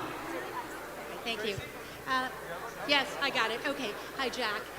Congresswoman says that you would never stand up to President Donald Trump. If you have to, would you question him or stand up to him? What I've said tonight is there's no Republican in this state that's had a more independent streak than I have. I've called for the resignation of national Republicans over the rhetoric. I called for the resignation of Chris Christie when he stopped governing because he was flying all around the country campaigning for Trump. And my job is to stand up for our 9.3 million citizens. I've done that at every level of government. And by the way, one thing I forgot to say tonight, I won in a county legislative district where Democrats significantly outnumbered Republicans and won re-election every time because I stand up for everybody. Fernando. Jack, good to see you here tonight. Do you think Representative Sherrill focused too much on the president? Because at the end of the day, it seems like Democrats are just fixing on the TDS that's become the playbook. And do you think that that's a strategy you can exploit in the next 44 days? Your ads are doing that. Do you think you can keep doing that for the next 44 days? With what it is that New Jerseyans are up against every single day, property taxes, look at their monthly electricity bill, public safety, public education, overdevelopment, trying to do business on Main Street. They want to hear answers from a candidate that's speaking specifically to what challenges them every single day in his life. The more she wants to talk about the president in Washington, good for us. Hey, sir. Hey, Jack. Energy prices has been a dominant issue on this campaign. How do you feel about what the answers were tonight on stage and the contrast between you and your opponent? Well, what I forgot to say tonight is the plan that she has put forth is illegitimate, not feasible, and even the governor has slapped it down. Here's the other thing that's easy to overlook. We have 77 Democratic legislators in this state. Not a single one has endorsed her plan. Not a single one has called on the governor to do exactly what it is that she's suggesting, because it's illegitimate, it's not feasible, and it's illegal. You want to save people's money? By the way, she's saying that she's going to freeze electricity prices. So we're going to freeze them at their highest levels ever? I'm going to get electricity prices down by pulling out of RGGI. I can do that with an executive order. The Regional Greenhouse Gas Initiative and the carbon tax that comes with it has been a failure. Air's no cleaner, electricity's only more expensive, and ratepayer dollars go in other states. It ends on day one when we pull out of RGGI. Hello, Jack. So for weeks you've been attacked on air, falsely accused of supporting a 10% sales tax increase. Your opponent tonight was asked pretty much the same question, yes or no, and she said nothing, no plan tonight. What do you make of that? So for those that were listening closely tonight, I gave you a specific plan on how to lower your property tax and how to lower your income tax. What you heard from my opponent is no reduction in tax and the possibility of taxes increasing. I gave a specific plan on how to lower the tax burden, and that included me saying we're not raising the sales tax. It's a lie what she's done in that ad. She knows it, but winners don't lie and liars don't win. Tom. Were you surprised that education was such a hot budget issue tonight? Education is a critically important issue. We've slipped from 2 to 12 on the national report card, and I believe we need to get back to teaching critical life skills. Another thing that we ran out of time on tonight, she supports us maintaining an LGBTQ curriculum in our schools. I believe we should teach the golden rule. I want an inclusive environment. I want a welcome environment that is fair and welcoming and inclusive to all minorities. But we got to get back to basics in teaching critical life skills in our school. We're graduating illiterate children. Bob? Hey, Jack. A question was not asked specifically about business tonight. If you had 30 seconds, what would you say you would do for small business in New Jersey? Simply this. One, it has a soft spot in my heart because the Ciattarellis were all small business owners. The first $100,000 of income be tax-free. The first $100,000 of payroll be exempt from employer payroll taxes, and there'll never be a tax on the gain on the sale of a small family-owned business. Watch entrepreneurship take off in New Jersey.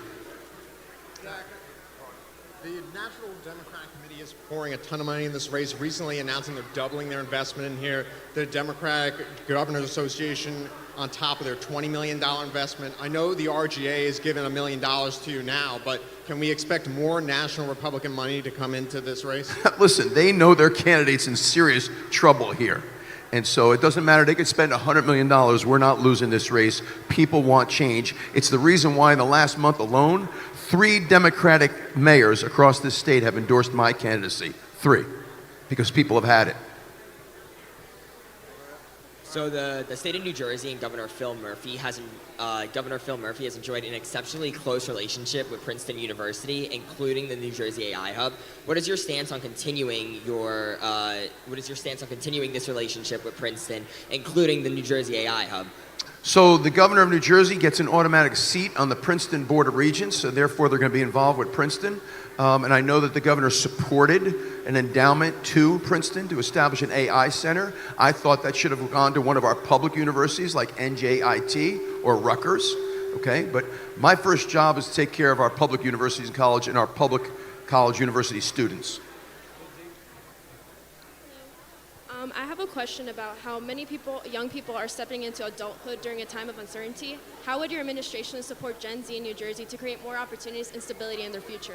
So people are the question is with regard to Generation Z and staying in New Jersey, right?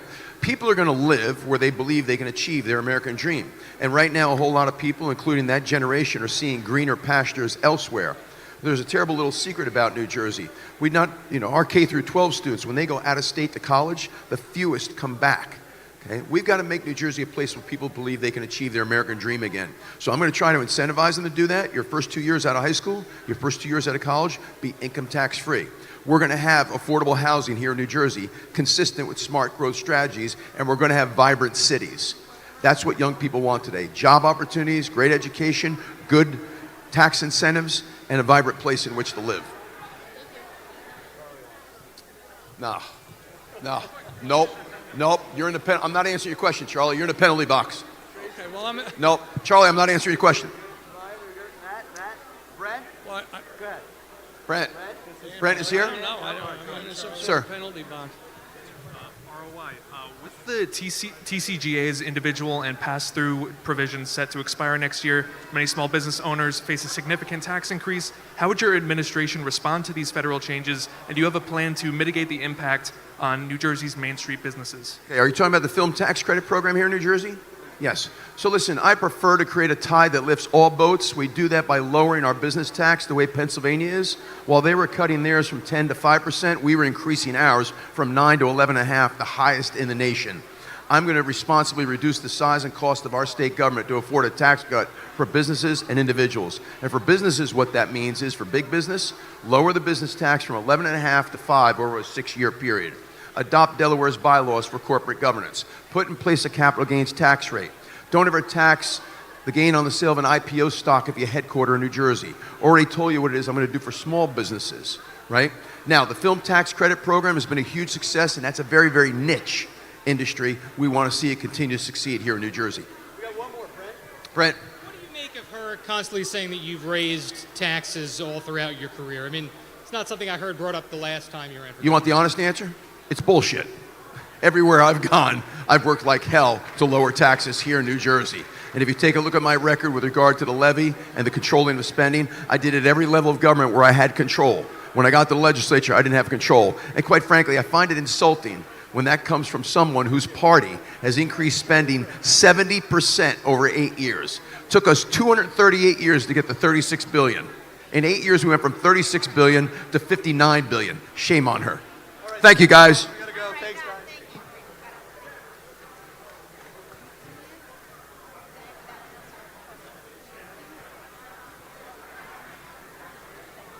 Jack Ciattarelli's gaggle. I think we're going to get Mikey Sherrill's gaggle in just a second. She should be up there in just a second, and when she does, we'll go directly to her. I thought it was very interesting. He refused to answer a question from Charlie Stiles, the columnist for Gannett and the Record. He said you're in the penalty box. I heard that too. Yeah, without being too editorial, I guess he doesn't like the writings of Charlie Stiles. Yeah. I don't know how much time we have, but we do have the AARP's Chris Wadello back with us after he talked to us before the date. Chris, I mean, what did you kind of make of that debate? Did you feel like candidates answered the questions in the ways that your members are interested in hearing those answers? Yeah, it was great that the candidates, were here today talking about important issues, and really the first at least half hour, if not more, was focused on two critical issues we talked about earlier: property taxes and utility rates. Right. And so, we know older voters are going to be the ones that decide this election. Over 60% of the electorate in the past couple elections have been older voters. So it was good that they now have information that they can evaluate, that they can think about what they heard from the candidates, and obviously on November 4th, they will go out and vote. So, do you think they got enough information, however? I think they got as much as they can get in a 60-second, 30-second answer, right? So now they have to do their homework, right? So they have to go out and inform themselves and look at where the candidates' positions, on their website or wherever they have this information, what are their positions specifically on these issues. So yes, devil's always in the details, but I think they at least got a sense of where candidates are coming from.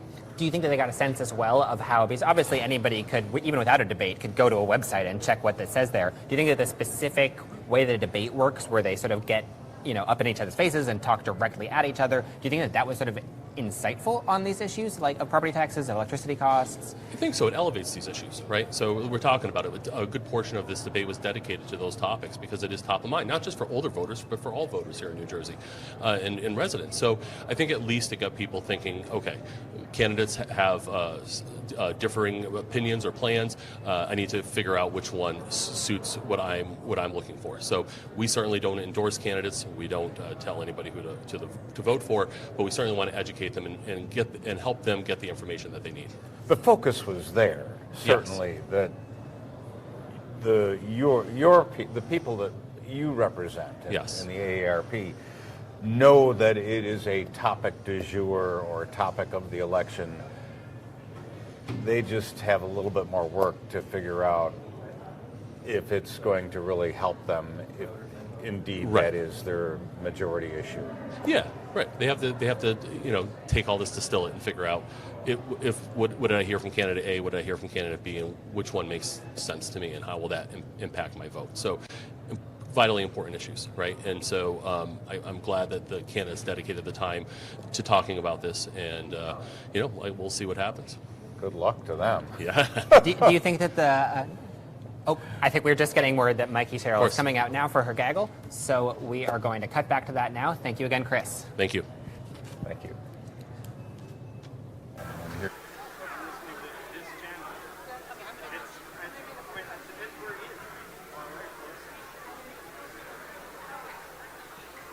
Hi, Congresswoman. Hello, how are you? Thanks I'm for joining good. us. First question for you is, I was a little unclear about what you said about the income tax. Would you raise the income tax? Look, I didn't put that on the tape.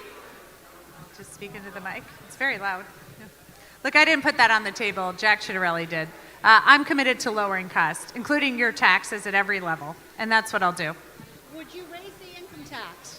So again, I'm going to lower taxes in this state, and I'm going to lower them and lower costs for people across the state. Good evening, Congresswoman. You did not say directly whether you would still support the Immigrant Trust Directive. Are you reversing your position on this issue, and will your administration reverse that directive if you're governor? My position has always been to make sure that here in New Jersey we're following the law and the Constitution. I've always been a supporter of comprehensive immigration reform, ensuring that we are both securing our borders and ensuring that people who are here paying taxes and working hard have a pathway. That's how I think we should move forward. Here in this state as governor, I'm going to make sure that we have due process, that we put in place legislation so that nobody can be masked and unidentifiable as law enforcement in this state, and that our police officers here in this state are doing work to keep people safe. Can you give a yes or no on continuing the Immigrant Trust Directive? As I said, I'm going to focus on following the law and the Constitution in this state. Representative, quick question here. I know you mentioned the president a lot tonight, but certainly, I know you mentioned the president a lot tonight, but in fairness, Ciattarelli mentioned that the Democrats have controlled the legislature for over 20 years. They've passed bills, they've passed inflated budgets. At the same time, Democrats have caused a lot of the economic peril that residents are feeling. What can you tell New Jerseyans tonight about whether or not you'll stand up to party bosses in the Democrat Party? Yeah, you know what I find so interesting is that I talked a lot about my record. And I've stood up to everyone, including really powerful members of my own party, and I think people in this state know exactly that, when it comes to fighting for New Jerseyans. It's what I've always done. It's what I'll always do. I thought it was interesting that Jack didn't talk about his record, because it's indefensible, because he's raised taxes at every level of government. He talked a lot about going to the shore, but I find it interesting that he has voted against Superstorm Sandy funding 3 times. He also supports a president who's cut all funding for the shore. So at every level, he's voted to defund Planned Parenthood. So he continues to have a record that's indefensible in the state, and that's something he didn't mention. Congresswoman, there was not really a question about small business tonight. If you had 30 seconds, what do you think you could tell small business owners how you're going to help small business as governor? How I'm going to help small businesses? How I'm going to help small businesses? Yeah, this is so key. And when I talk about cutting through red tape and permitting issues, a lot of this is related to small businesses. So I heard from a woman who was trying to open a restaurant. And she went again and again to get the permitting done for the restaurant. It took her 8 months. I think she did it about 3 times she went in. Every time in person, she couldn't do it online. And every time paying hundreds of dollars for that permitting fee and never getting any feedback about why her permitting was wrong. Which is why when I talk about how I'm going to support small businesses and cut through red tape and bureaucracy and change the culture of Trenton, that's why I talk about having a dashboard so you can see exactly where your permitting and regulations are, having a fast track center that you can go to have help back and forth on your permit. But a lot of this is going to be a culture change in Trenton as we have a get to yes culture instead of a gotcha culture.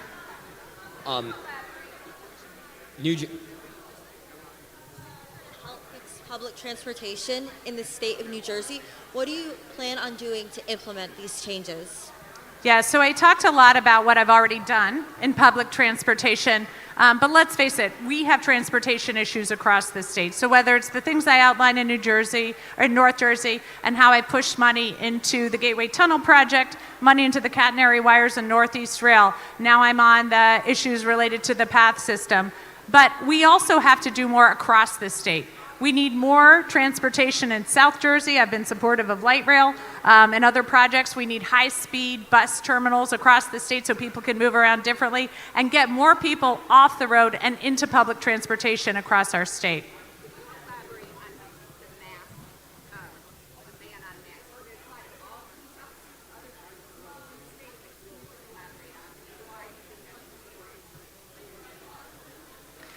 So this is a piece of legislation I'm on in Washington, and I want to see it here in the state. And it's really important because if you have people, as one former law enforcement put it, dressed as if they're about to go to Afghanistan, carrying sidearms, wearing masks, on the streets of New Jersey, refusing to provide any identification, that is not something that keeps people safe. It's not something that helps the people of New Jersey. So that's why I want to make sure that law enforcement here in this state are identifiable, that they aren't wearing masks and carrying no identification on the streets here in New Jersey. That you want to cut taxes, and both of you said you wanted to cut taxes, and both of you have ideas about spending more money on things, but the state has a pretty big structural deficit. So aren't you making things worse? Why can't we tax the rich or find ways of raising revenue from people who can afford to pay it? So when I look through the state budget, we see a lot of areas where we need to do better. So that's why I talk about a report card online, so we can see the contracts that are going out, who has the contracts, and whether or not those contracts are delivering in the way they said they would. And the ones that aren't delivering, we either need to get rid of that program or update it so it actually works for people. We also we have a lot of property here that we either are leasing, that we're not using, or that we own and that we're paying a lot of money for upkeep. Those are areas that we need to address so we can drive down the state budget. We also have certain things that are in the sort of pork area of the budget, things like the Pompidou Center, where there was no accountability for how much money the state would be on the hook for years to come, and no plan for how we would pay it. We get hooked up into these things, and then we have overruns on our state budget. And that is something, as governor, that I'll put a stop to. I have a question about GZ. Close relationship with Princeton University and President Scrivo. What are your stances on continuing the New Jersey AI Hub and on just supporting Princeton University and other universities? So I was at the forefront of getting the AI Hub and working with the Department of Commerce on some of the work that we did to make sure we were getting that. But I would love to see more work putting into our colleges and universities working together so we could get more bang for our buck when we go to the federal government for money and bring it back in regionalization programs. I've worked closely with President Scrivo on some of the work we've done to make sure students feel safe on campus. I'll continue that work, but especially ensuring that we're continuing to push money into our colleges, our universities, including where we are tonight, to make sure that we are ensuring we have innovation, driving up our research, which we know those dollars are being cut at the federal level. So taking the federal government to court again to claw back a lot of that money. Congresswoman, Political hate speech in the state. I just want to get the clarification. Would you sign that bill into law if you were governor? I'd like to see exactly the ins and outs of that. In too many cases, I think we see rollbacks and free speech protections in some of the right-wing legislation, so I'd want to make sure that there are good provisions in there to ensure we have free speech. While at the same time, yes, I think there is never any room for political violence or speech that leads to violence. there has been... locker rooms they should be allowed to take part in. You know, we have groups in New Jersey, sports groups, and the NCAA does as well that determine this. That's something that I think that they need to determine. What I am focused on right now in this state is making sure that all of our kids are safe, that we implement the Kids Online Safety Act to ensure that our children are safe online. Right now, we have seen rollbacks on platforms like Meta and Reels, who no longer have protections against hate and bullying. And we've seen the uptick in hatred and bullying in LGBTQ youth, and then also pushing in more mental health resources for our students at the high school level. You've hit Ciattarelli on a 10% sales tax. Democrats in the past few years have brought up bringing the sales tax back up to 7% in budget negotiations. Are you against increasing the sales tax at all? Look, I just will tell you, I find it odd that Jack Ciattarelli brings up raising the sales tax at every opportunity, even tonight in this debate, and then turns around and says, no, he's never done that. So he's the one that continues to talk about this, put it on the table, and then walks himself back, sometimes even minutes later. And so what I'm going to do is drive down costs for people. I've constantly put out an agenda of exactly how I'm going to do that. I'm going to work hard for families to make sure that their costs in this state continue to go down because too many people can't afford to stay here. Thank you all very much. I really appreciate it.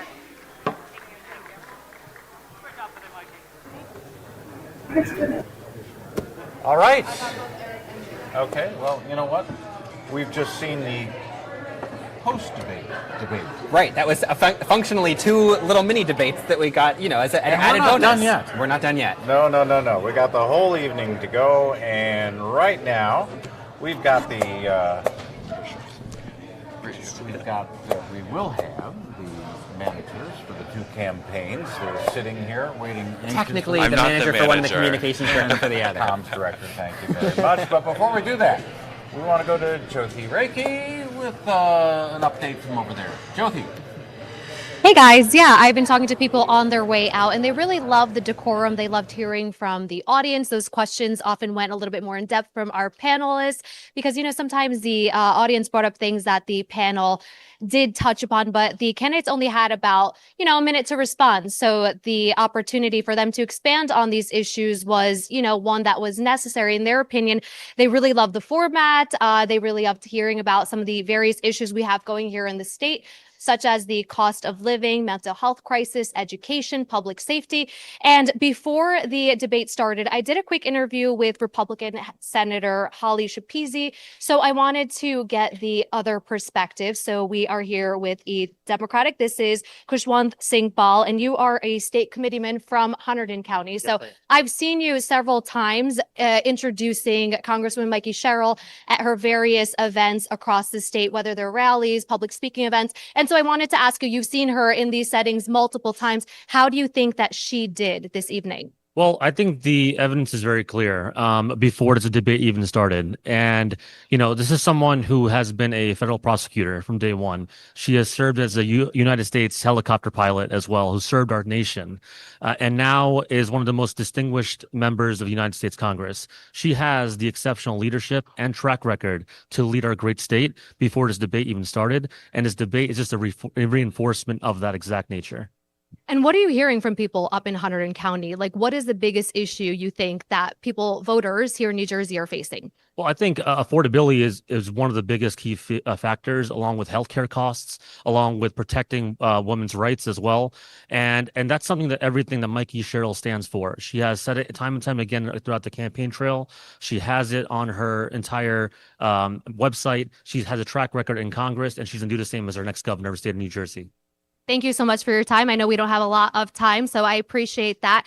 We are going to send it over back to you guys, and hopefully I'll check in with you in another few minutes or so, let you know what people are saying on their way out. All right. Thank you, Jyoti. So we talked before the debate with Ciattarelli campaign manager Eric Arpert and Sherrill Communications Director Sean Higgins separately, and now potentially precipitating a major bout of fisticuffs. We have in fact put them next to each other to talk about the debate we just. Third debate. This is the third debate. It's debate number 3. Okay. So I'll start with you, Eric. Sure. What did you think of the debate? I thought it was terrific. Jack Ciattarelli showed why our campaign is surging. While Mikie Sherrill defended the status quo, Jack laid out detailed plans to make New Jersey a more affordable place to live, raise a business, start a family, and retire. And so I'm just think it couldn't have gone any better. Sean, do you agree, but from the opposite side? I think it was really clear that Mikie Sherrill commanded the stage tonight. She showed that she has an agenda on day one to lower utility costs, to help small businesses to get ahead, to pass the Kids Online Safety Act here in New Jersey to protect kids online and address kids' mental health. And I thought what you saw from Jack Ciattarelli was much like what you'd expect from a career politician. But I thought what you didn't hear was even more important. You didn't hear a single word about his record because he doesn't really have any accomplishments. He has raised taxes at every level of government. He voted to defund Planned Parenthood 6 times tonight. He talked about the Jersey Shore, but he didn't bring up that he voted against Sandy relief 3 times. And he is right along with President Trump's plan to defund beach replenishment. But what you did hear was that he wasn't going to sue Donald Trump at all. He won't hold Trump accountable. He's not for New Jersey, and Mikie is. That is striking. When both candidates were asked, would they commit to not raising taxes? And only one would. Mikie Sherrill refused to rule out raising your taxes. So everything that Sean just laid out ignores that the Democrats have controlled our state legislature for 25 years. For the last 8 years, they've controlled every branch of government. Are your taxes lower? Are your utility rates lower? And he said something else that isn't entirely true. Mikie Sherrill's plan is not to lower utility rates, it's to freeze them. Thanks a lot, Mikie. My utility rates just went up by a ton, and so did most middle-class people.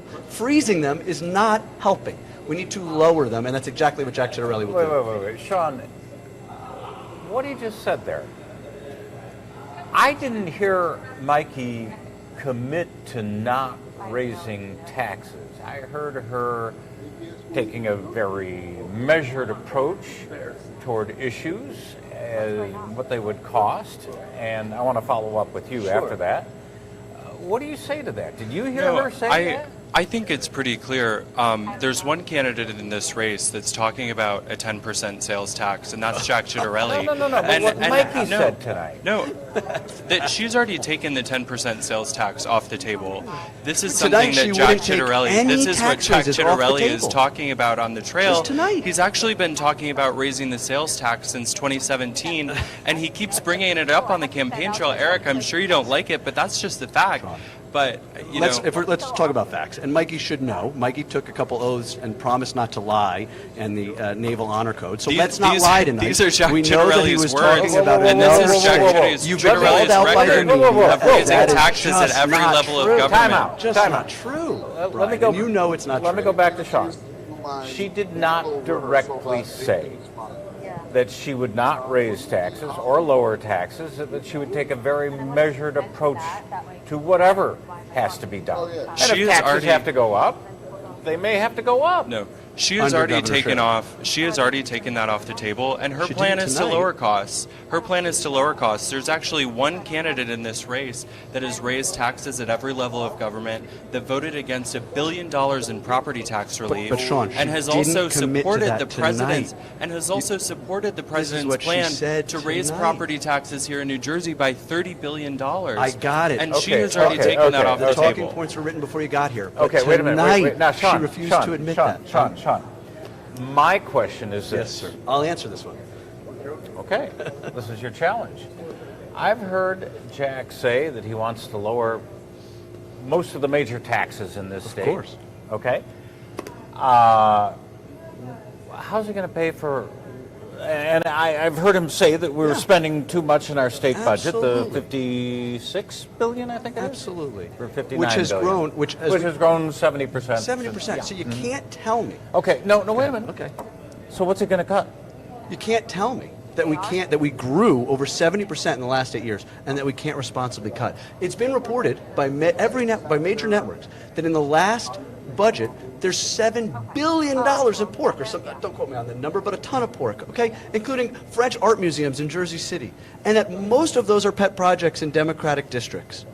There is absolutely ways. You just can't tell me that we can't responsibly cut to afford a tax break. But what for all is he going New to cut? Jerseyans. He said it today. We're going to respond. The Democrats have been in charge for 25 years, and they're I know feathering that. their nest in each and every budget. The budget that was passed was $1 billion higher than the budget that Murphy proposed. Well, it may and be each and every year that happens because of pork projects in Democratic districts.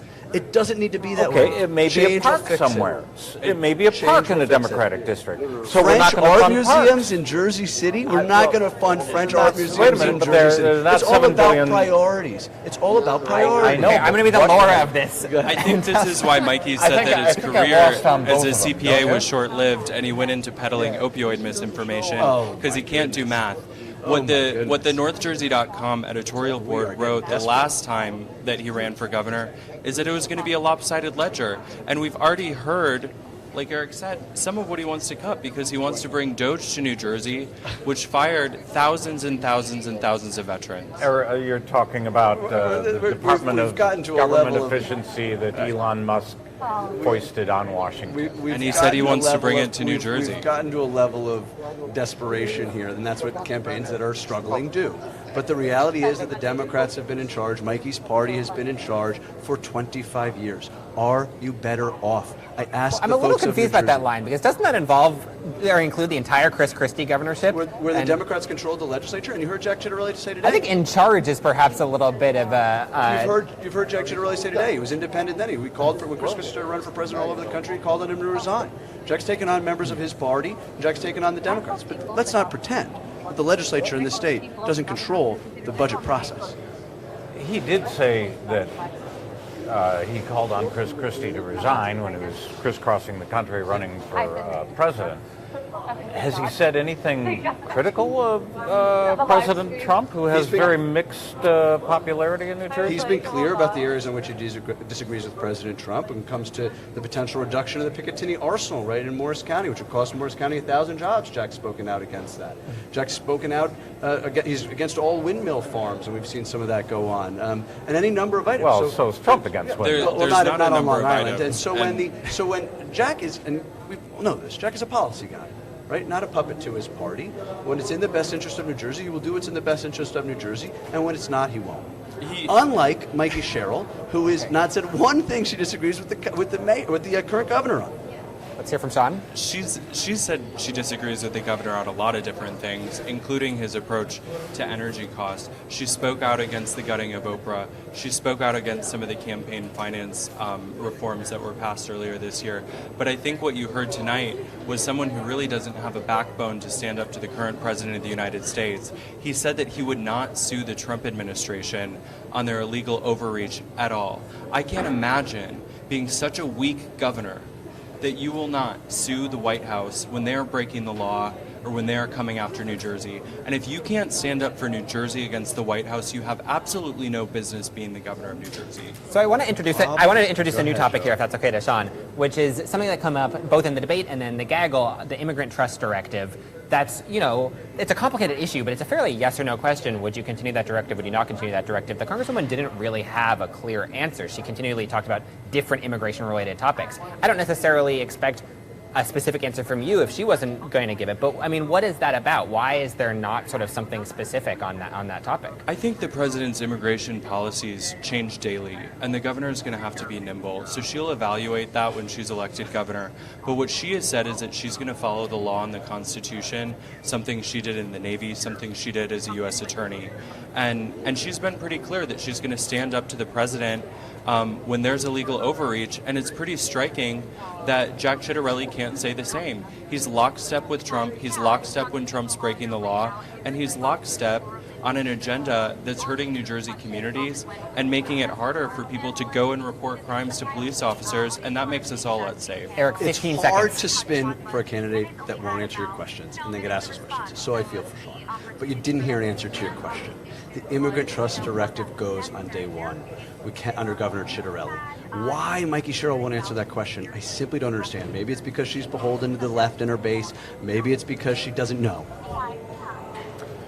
All right, thank you. Yeah, exactly. That was a good time. Thank you to both Eric Arpert and Sean Higgins. Gentlemen, thank you. We are going Glad to to shake hands. cut back now. And stick around. We'll still be around when you come back, but we're going to cut, I believe, back to the debate venue to talk to some of the people who... Oh, I'm sorry. I'm wrong. We're cutting back to Jyothi. Yep. So... Jyothi Reiki, take it away.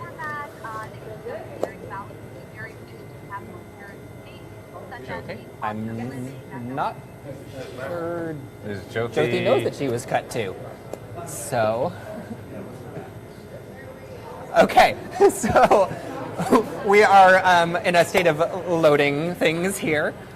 We are starting to get some rather prominent politicos sitting next to us. I don't know when we'll start to talk to them, but you'll get to find out who they are very soon. What did you think of that little mini debate that we had between Eric and Sean there? I think they did a good job of talking to their talking points is what I think they did. Almost like campaign staff are good at that. Yeah, when they're focused like this, I hate it, but if I were them, I'd do the same thing. All right, so we are now going to introduce our mystery politicos. We have two Democrats who are supporting Mikie Sherrill for governor. We've got State Senator Troy Singleton from Burlington County, and we've got Congressman Frank Pallone from Monmouth County. Thank you both for being here. So we don't have debate number 4. I don't think that they're going to debate each other, but I'm not going to prevent them from doing so if they feel like doing that, and I think that should be up to them. So, Congressman, Senator, what did you think of that debate? So I thought it was a good, lively exchange between two, I believe, well-qualified individuals, but it was very clear that Mikie Sherrill wants to adapt a new version, a new path forward for New Jersey, one that focuses on affordability, dependable government, accessible government, a productive government, and one that's transparent. I think her qualifications are exemplary, but when you heard her talk with passion around the things that matter to her the most, I think that resonated not just with those of us in the audience who believe in her, but also to the general public, because she'll be a great next governor. Congressman, you, Pallone, you have been a leading environmental advocate in New Jersey for many years, especially with your position in the House on the Energy and Science? Energy and Commerce Committee. Thank you very much. Were you fully satisfied with the discussion, the amount of time that was spent talking about the environment in this debate tonight? Yes, because I think when you talk about energy policy, Brian, you're also talking about environmental policy.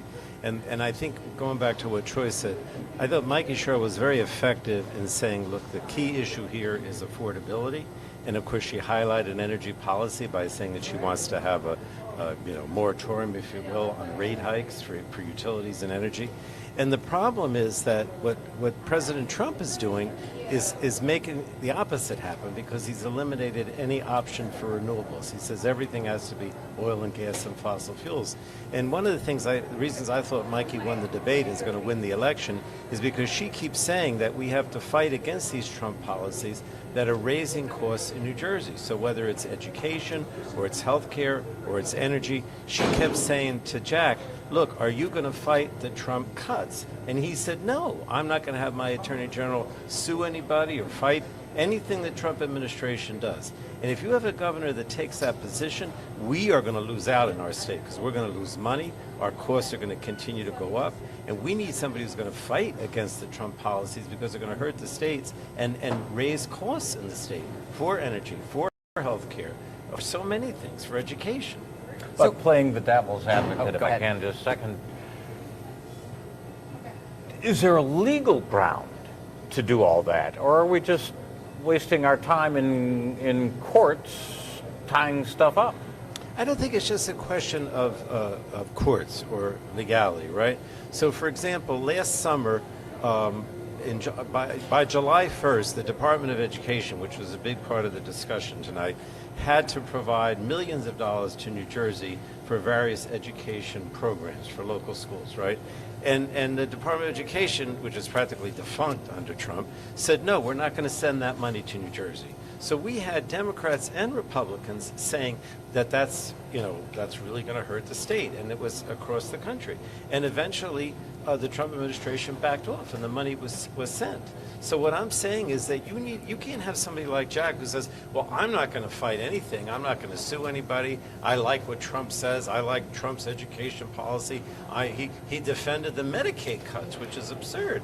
And Mikie's saying, no, it's not just a question of the courts. I am going to join with other governors. I'm going to join with Republicans to fight these cuts so that we don't have this huge hole in the budget, Troy. How are you going to deal with this? You're talking about he kept talking, Jack, about a $59 billion budget. I wouldn't be surprised if 5 to 10 billion of that is lost next year.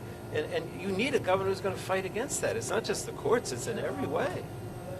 I mean, so Senator, I'm going to botch the name, but you're the chairman of, is it the Community and Urban Affairs Committee? That's correct. So that was a subject that came up a couple times. These are two suburban politicians. They're both white politicians.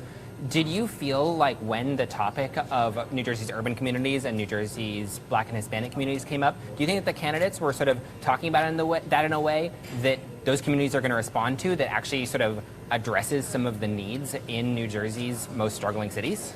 Well, I think we heard a lot of sound bites today, and I think the unfortunate part about soundbite politics is that's never good public policy.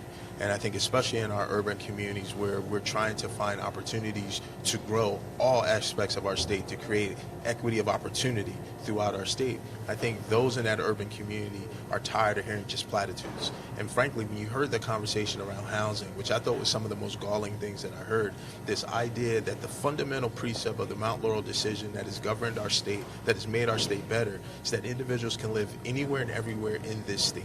And we all have an obligation to provide every stratosphere of housing. To hear that the housing issue and then to some degree the education and segregation issue, which are intertwined, are just solely urban problems, I think is pretty galling from Jack Ciattarelli. I think it's a wrong approach to say. It's those kind of dog whistles that those of us who understand the concepts of why housing isn't structurally what it needs to be, understand that and understand that very clearly, because we know what redlining has done to opportunity and to equity. So I feel pretty confident in what Mikie Sherrill is saying, creating more inventory, which will create more opportunity for families to create the generational wealth they will need to go and move forward. That's why she's going to be a great governor. Dog whistling. Yes, sir. Okay. Well, Senator, Congressman, thank you both so much for joining us. I realize that was not the lengthiest segment, but we do have to move the night along. I'm not entirely sure who we're throwing it to. Okay, so we're going to keep on talking about this. Thank you both again. Thank you very much. Senator, thanks. So one thing I did notice that the congressman brought up is the One Big Beautiful Bill. I'm not sure if it was ever mentioned by name, but this bill in Washington that I've reported on a lot that cuts quite a bit of funding from Medicaid, and Ciattarelli kind of defended it as, well, these are just rule changes that won't really affect anybody. But that is not what the hospitals are saying. Right. The rural hospitals are saying they're going to be decimated by it. And so there's a disconnect on the debate there. You know, are the rural hospitals right or wrong? Do they not understand what the bill will do? Or is it going to be that? I don't know. But we have a couple of... We're just continuing to cycle through guests. Let's do another debate number 4? Yeah, debate number 4 now. Okay, debate number 4. Because what we just saw wasn't a debate. Troy Singleton and Frank Pallone did not debate each other. So we've got Alex Wilkes and Dan Bryan back. We talked to them beforehand. They were very cordial. We hope that they will continue to be this time. But Dan and Alex, thank you for coming. Thanks for having us. Of course. I mean, I've been starting all of these post-debate conversations with approximately the same question, but how do you think it went for the candidate you're supporting, and how do you think it went for the candidate who you are pretty actively opposing? Oh, wow, putting me on the hot seat first. Thanks, Dan. No. Look, I think Jack had a monster night. I think that the energy was there for him, not only in the room, but just in the way that he spoke. Like, it's not that he came prepared.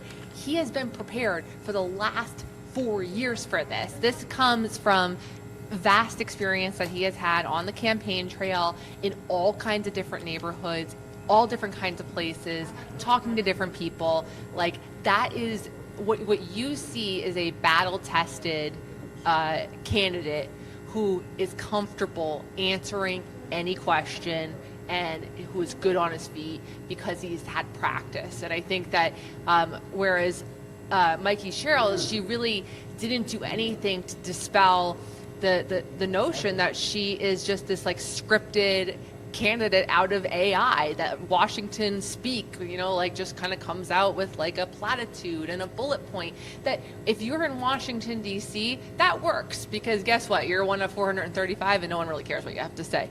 When you are one of 2 on a stage and you are purporting to that you are the best candidate to run a state that has an economy the size of a small country, like you have to come with more substance. And in every answer, what I just noticed was that like it ended with like and I'm going to change that and I'm going to fix that. But there was never a how.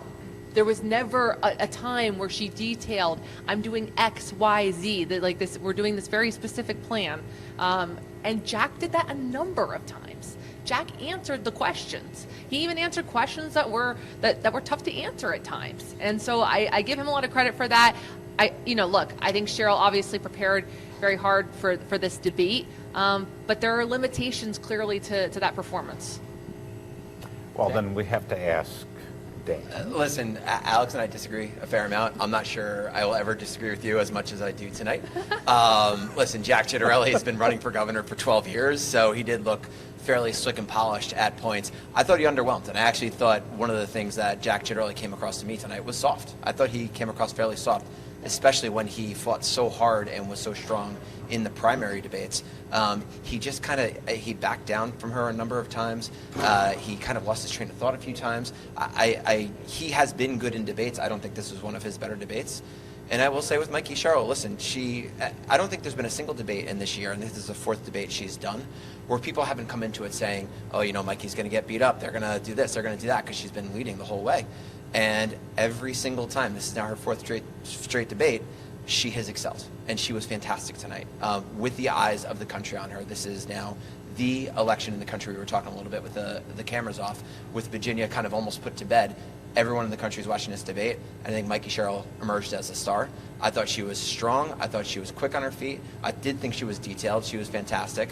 I think she made her points about Jack Ciattarelli not being able to stand up to Trump. I think she made her points about Jack Ciattarelli raising taxes. I think she made her point on affordability. I think she did everything that she needed to do, looked strong, looked confident. She looked like a star. All right. Well. All right. Thank you, Dan and Alex. I realize there's only one answer. I mean, you heard it here first, folks. Both Mikie Sherrill and Jack Ciattarelli both won and lost.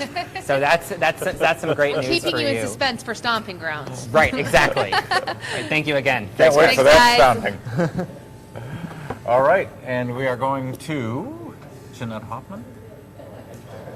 Yeah, we've got another pair of guests coming in. We've got another Republican perspective coming in. My friend Jeanette. What do you make of the fact that every Republican who's come on has said that Jack Sherrill did well, and every Democrat who's come on has said that Mikie Sherrill did well? I mean that almost genuinely. The fact that both sides are willing to spin this debate into a victory. Saw the same debate that I saw. Sure. All right. Here we go. We've got Jeanette Hoffman and Chris Russell here, both Republican strategists who I've worked with many times. I don't know Brian, but yeah. So Welcome. they're here to give us a more Republican perspective. So thank you for being here. Thanks so much for having us. You know, I have a question for you, and I thought it was very interesting. I'm fascinated by Jack Ciattarelli's plans for combining all of the transportation agencies under one umbrella. It makes so much sense. The highways, the toll roads, the buses and trains, not from an expert's standpoint, but just from a common person's From a standpoint. common sense point. Yep. But then he said something that made me really wonder, and that is that we need to re-examine every bus and train schedule and line and basically only support those that have really high ridership. Did you guys hear that? Yeah. Is that a good thing or a bad thing? I mean, I'll let Chris take it too, but I think prioritizing what you need to prioritize. Listen, there's not an endless pot of money in government, right? So I think it makes sense that if there's a bus line that only has 2 people riding on it that might need to be cut back, that would make sense to me. But I think to the bigger point is Jack did a fantastic job of laying out very specific plans on basically every major subject he was asked on, whether it's property taxes, education, transportation, energy, in very specific ways that are very different than what is happening now in Trenton. And the transportation one, that angle is just one of them, because we can't keep doing the same things that we've been doing for the past 25 years under Democratic leadership in Trenton, or we're going to get the same results. With some Republican sprinkled in there. Yeah. Well, the legislature has been controlled by Democrats for 25 That's years, true. and Governor Murphy has been in control of Trenton for 8 years. Okay. I was on the transportation stuff. I think what Jack said at the end of the debate, he was going to be a hands-on CEO. That's who he is. It's how he's programmed. I think he looks at things like our mass transit system. And again, for people who live in North Jersey, they're not even thinking that the Atlantic Expressway and things of that nature. So having everything under one roof where there's more efficiency, there's one direct report, I think it makes a ton of sense. And listen, on the bus routes and being efficient, you go down to South Jersey, it is a transit desert. Right? There's nothing down there. So in terms of trying to figure out where these routes are needed, where they may be superfluous, I think makes a lot of sense. Okay, Joey? Unfortunately, that is already the end of our segment with you guys. I'm really sorry about the efficiency of that one. You're not the only ones. You're not the only ones who have gotten this. But we do have to cut back into the debate studio itself, cut back to Micah Rasmussen, who I think has assembled some interesting people for us to talk to. So I'll flip to Micah.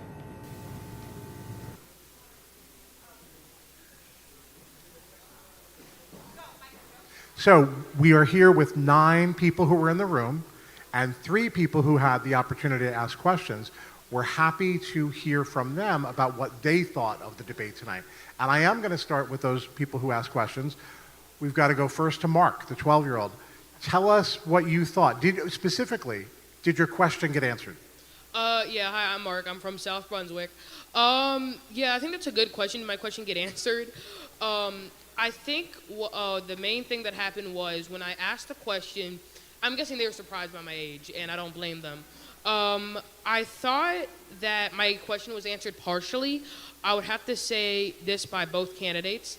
I feel like I would have liked them to go more in depth. I know it was towards the end of the debate, but yeah, I would definitely have liked for them to go more into depth, especially about things that have been happening nationally, because I know a lot of things that have been happening nationally is very important to New Jersey voters, especially in this election and especially in this political climate. So honestly, my answer to your question, was my question answered? I would have to say, I can't give a yes or no. I would have to say partially, based on the nature of their responses. That's great. You had two great reactions from the audience.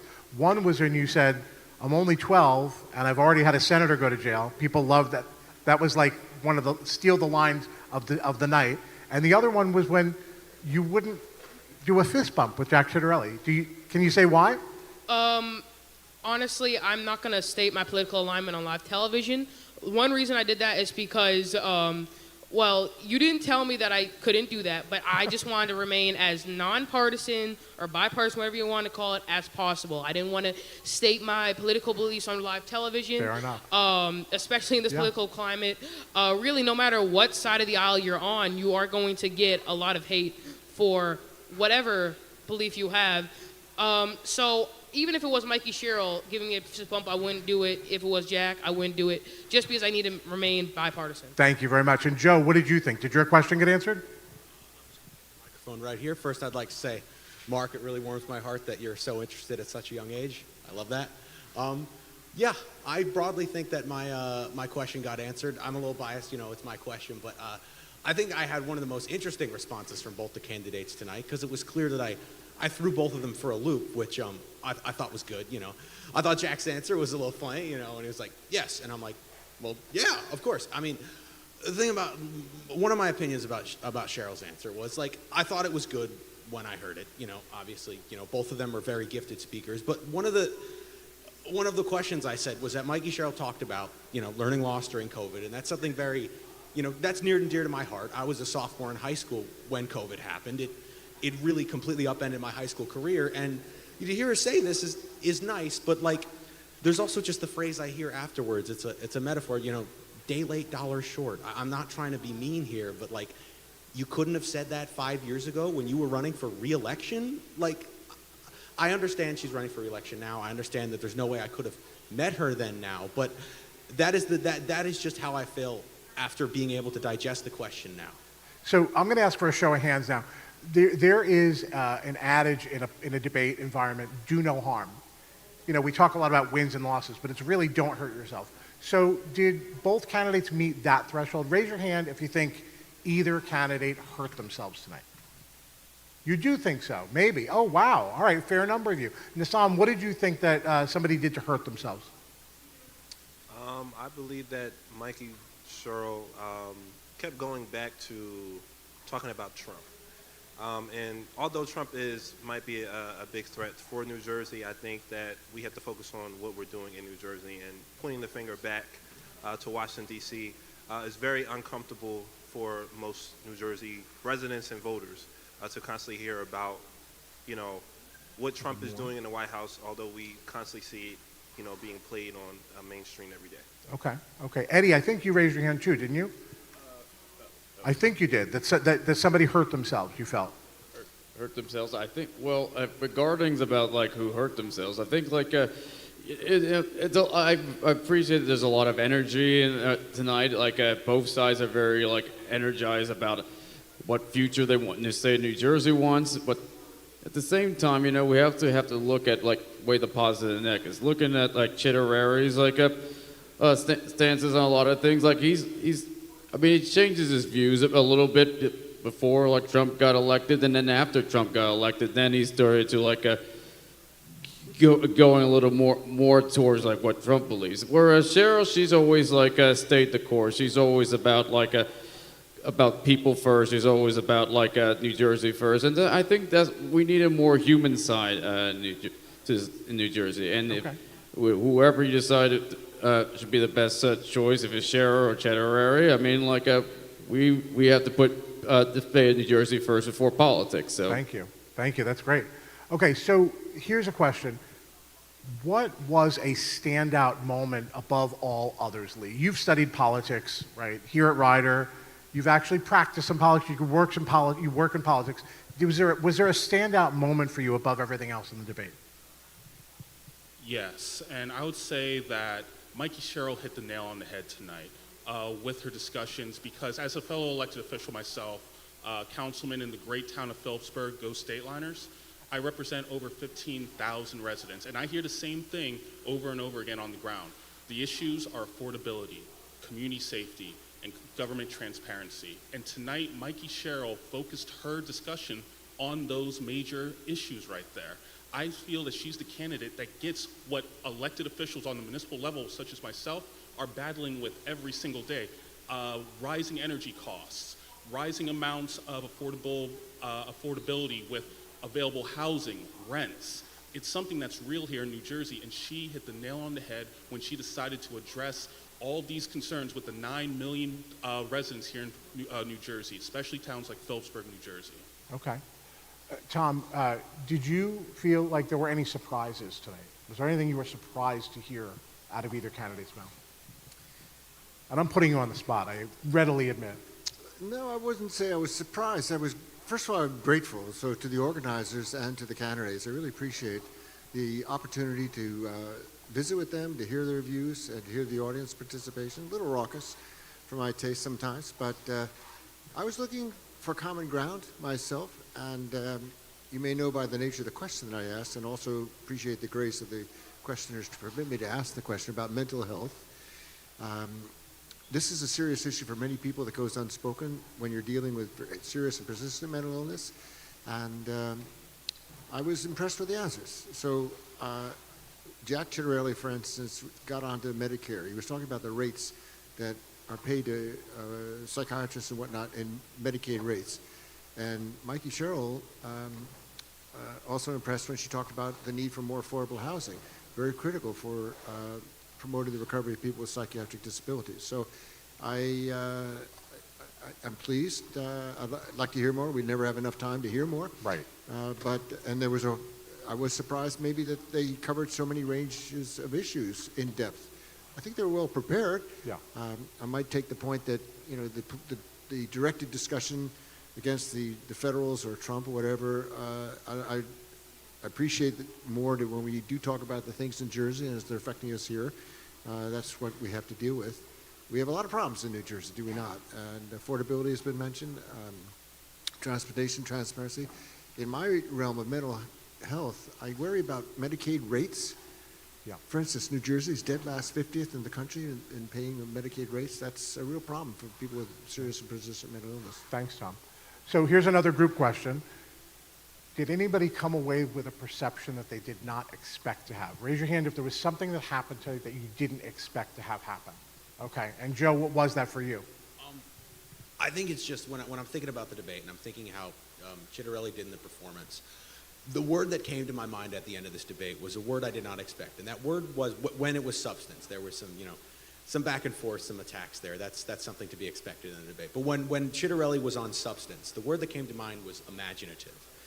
To me, it seemed like he really had thought about a lot of the things he was talking about. One of the particular parts was when he was talking about what he did when he was in county government. That's something I didn't previously know because I was usually looking at Ciattarelli's record as an assemblyman. I'd try and look at my elected officials, their records pretty extensively, and so that was something I thought was very, very good. Okay, so now we've got to do the ultimate, right? We've got to do it even though, raise your hand if you think that Jack Ciattarelli did better tonight. Raise your hand. I'm not going to say win, did better. Okay, so we've got 3. Raise your hand, please, if you think that Mikie Sherrill did better tonight. We got 4, 5, 6. Wow, 2-1 margin. Okay, let's hear from somebody who thinks that Ciattarelli won. Very quickly, very quickly.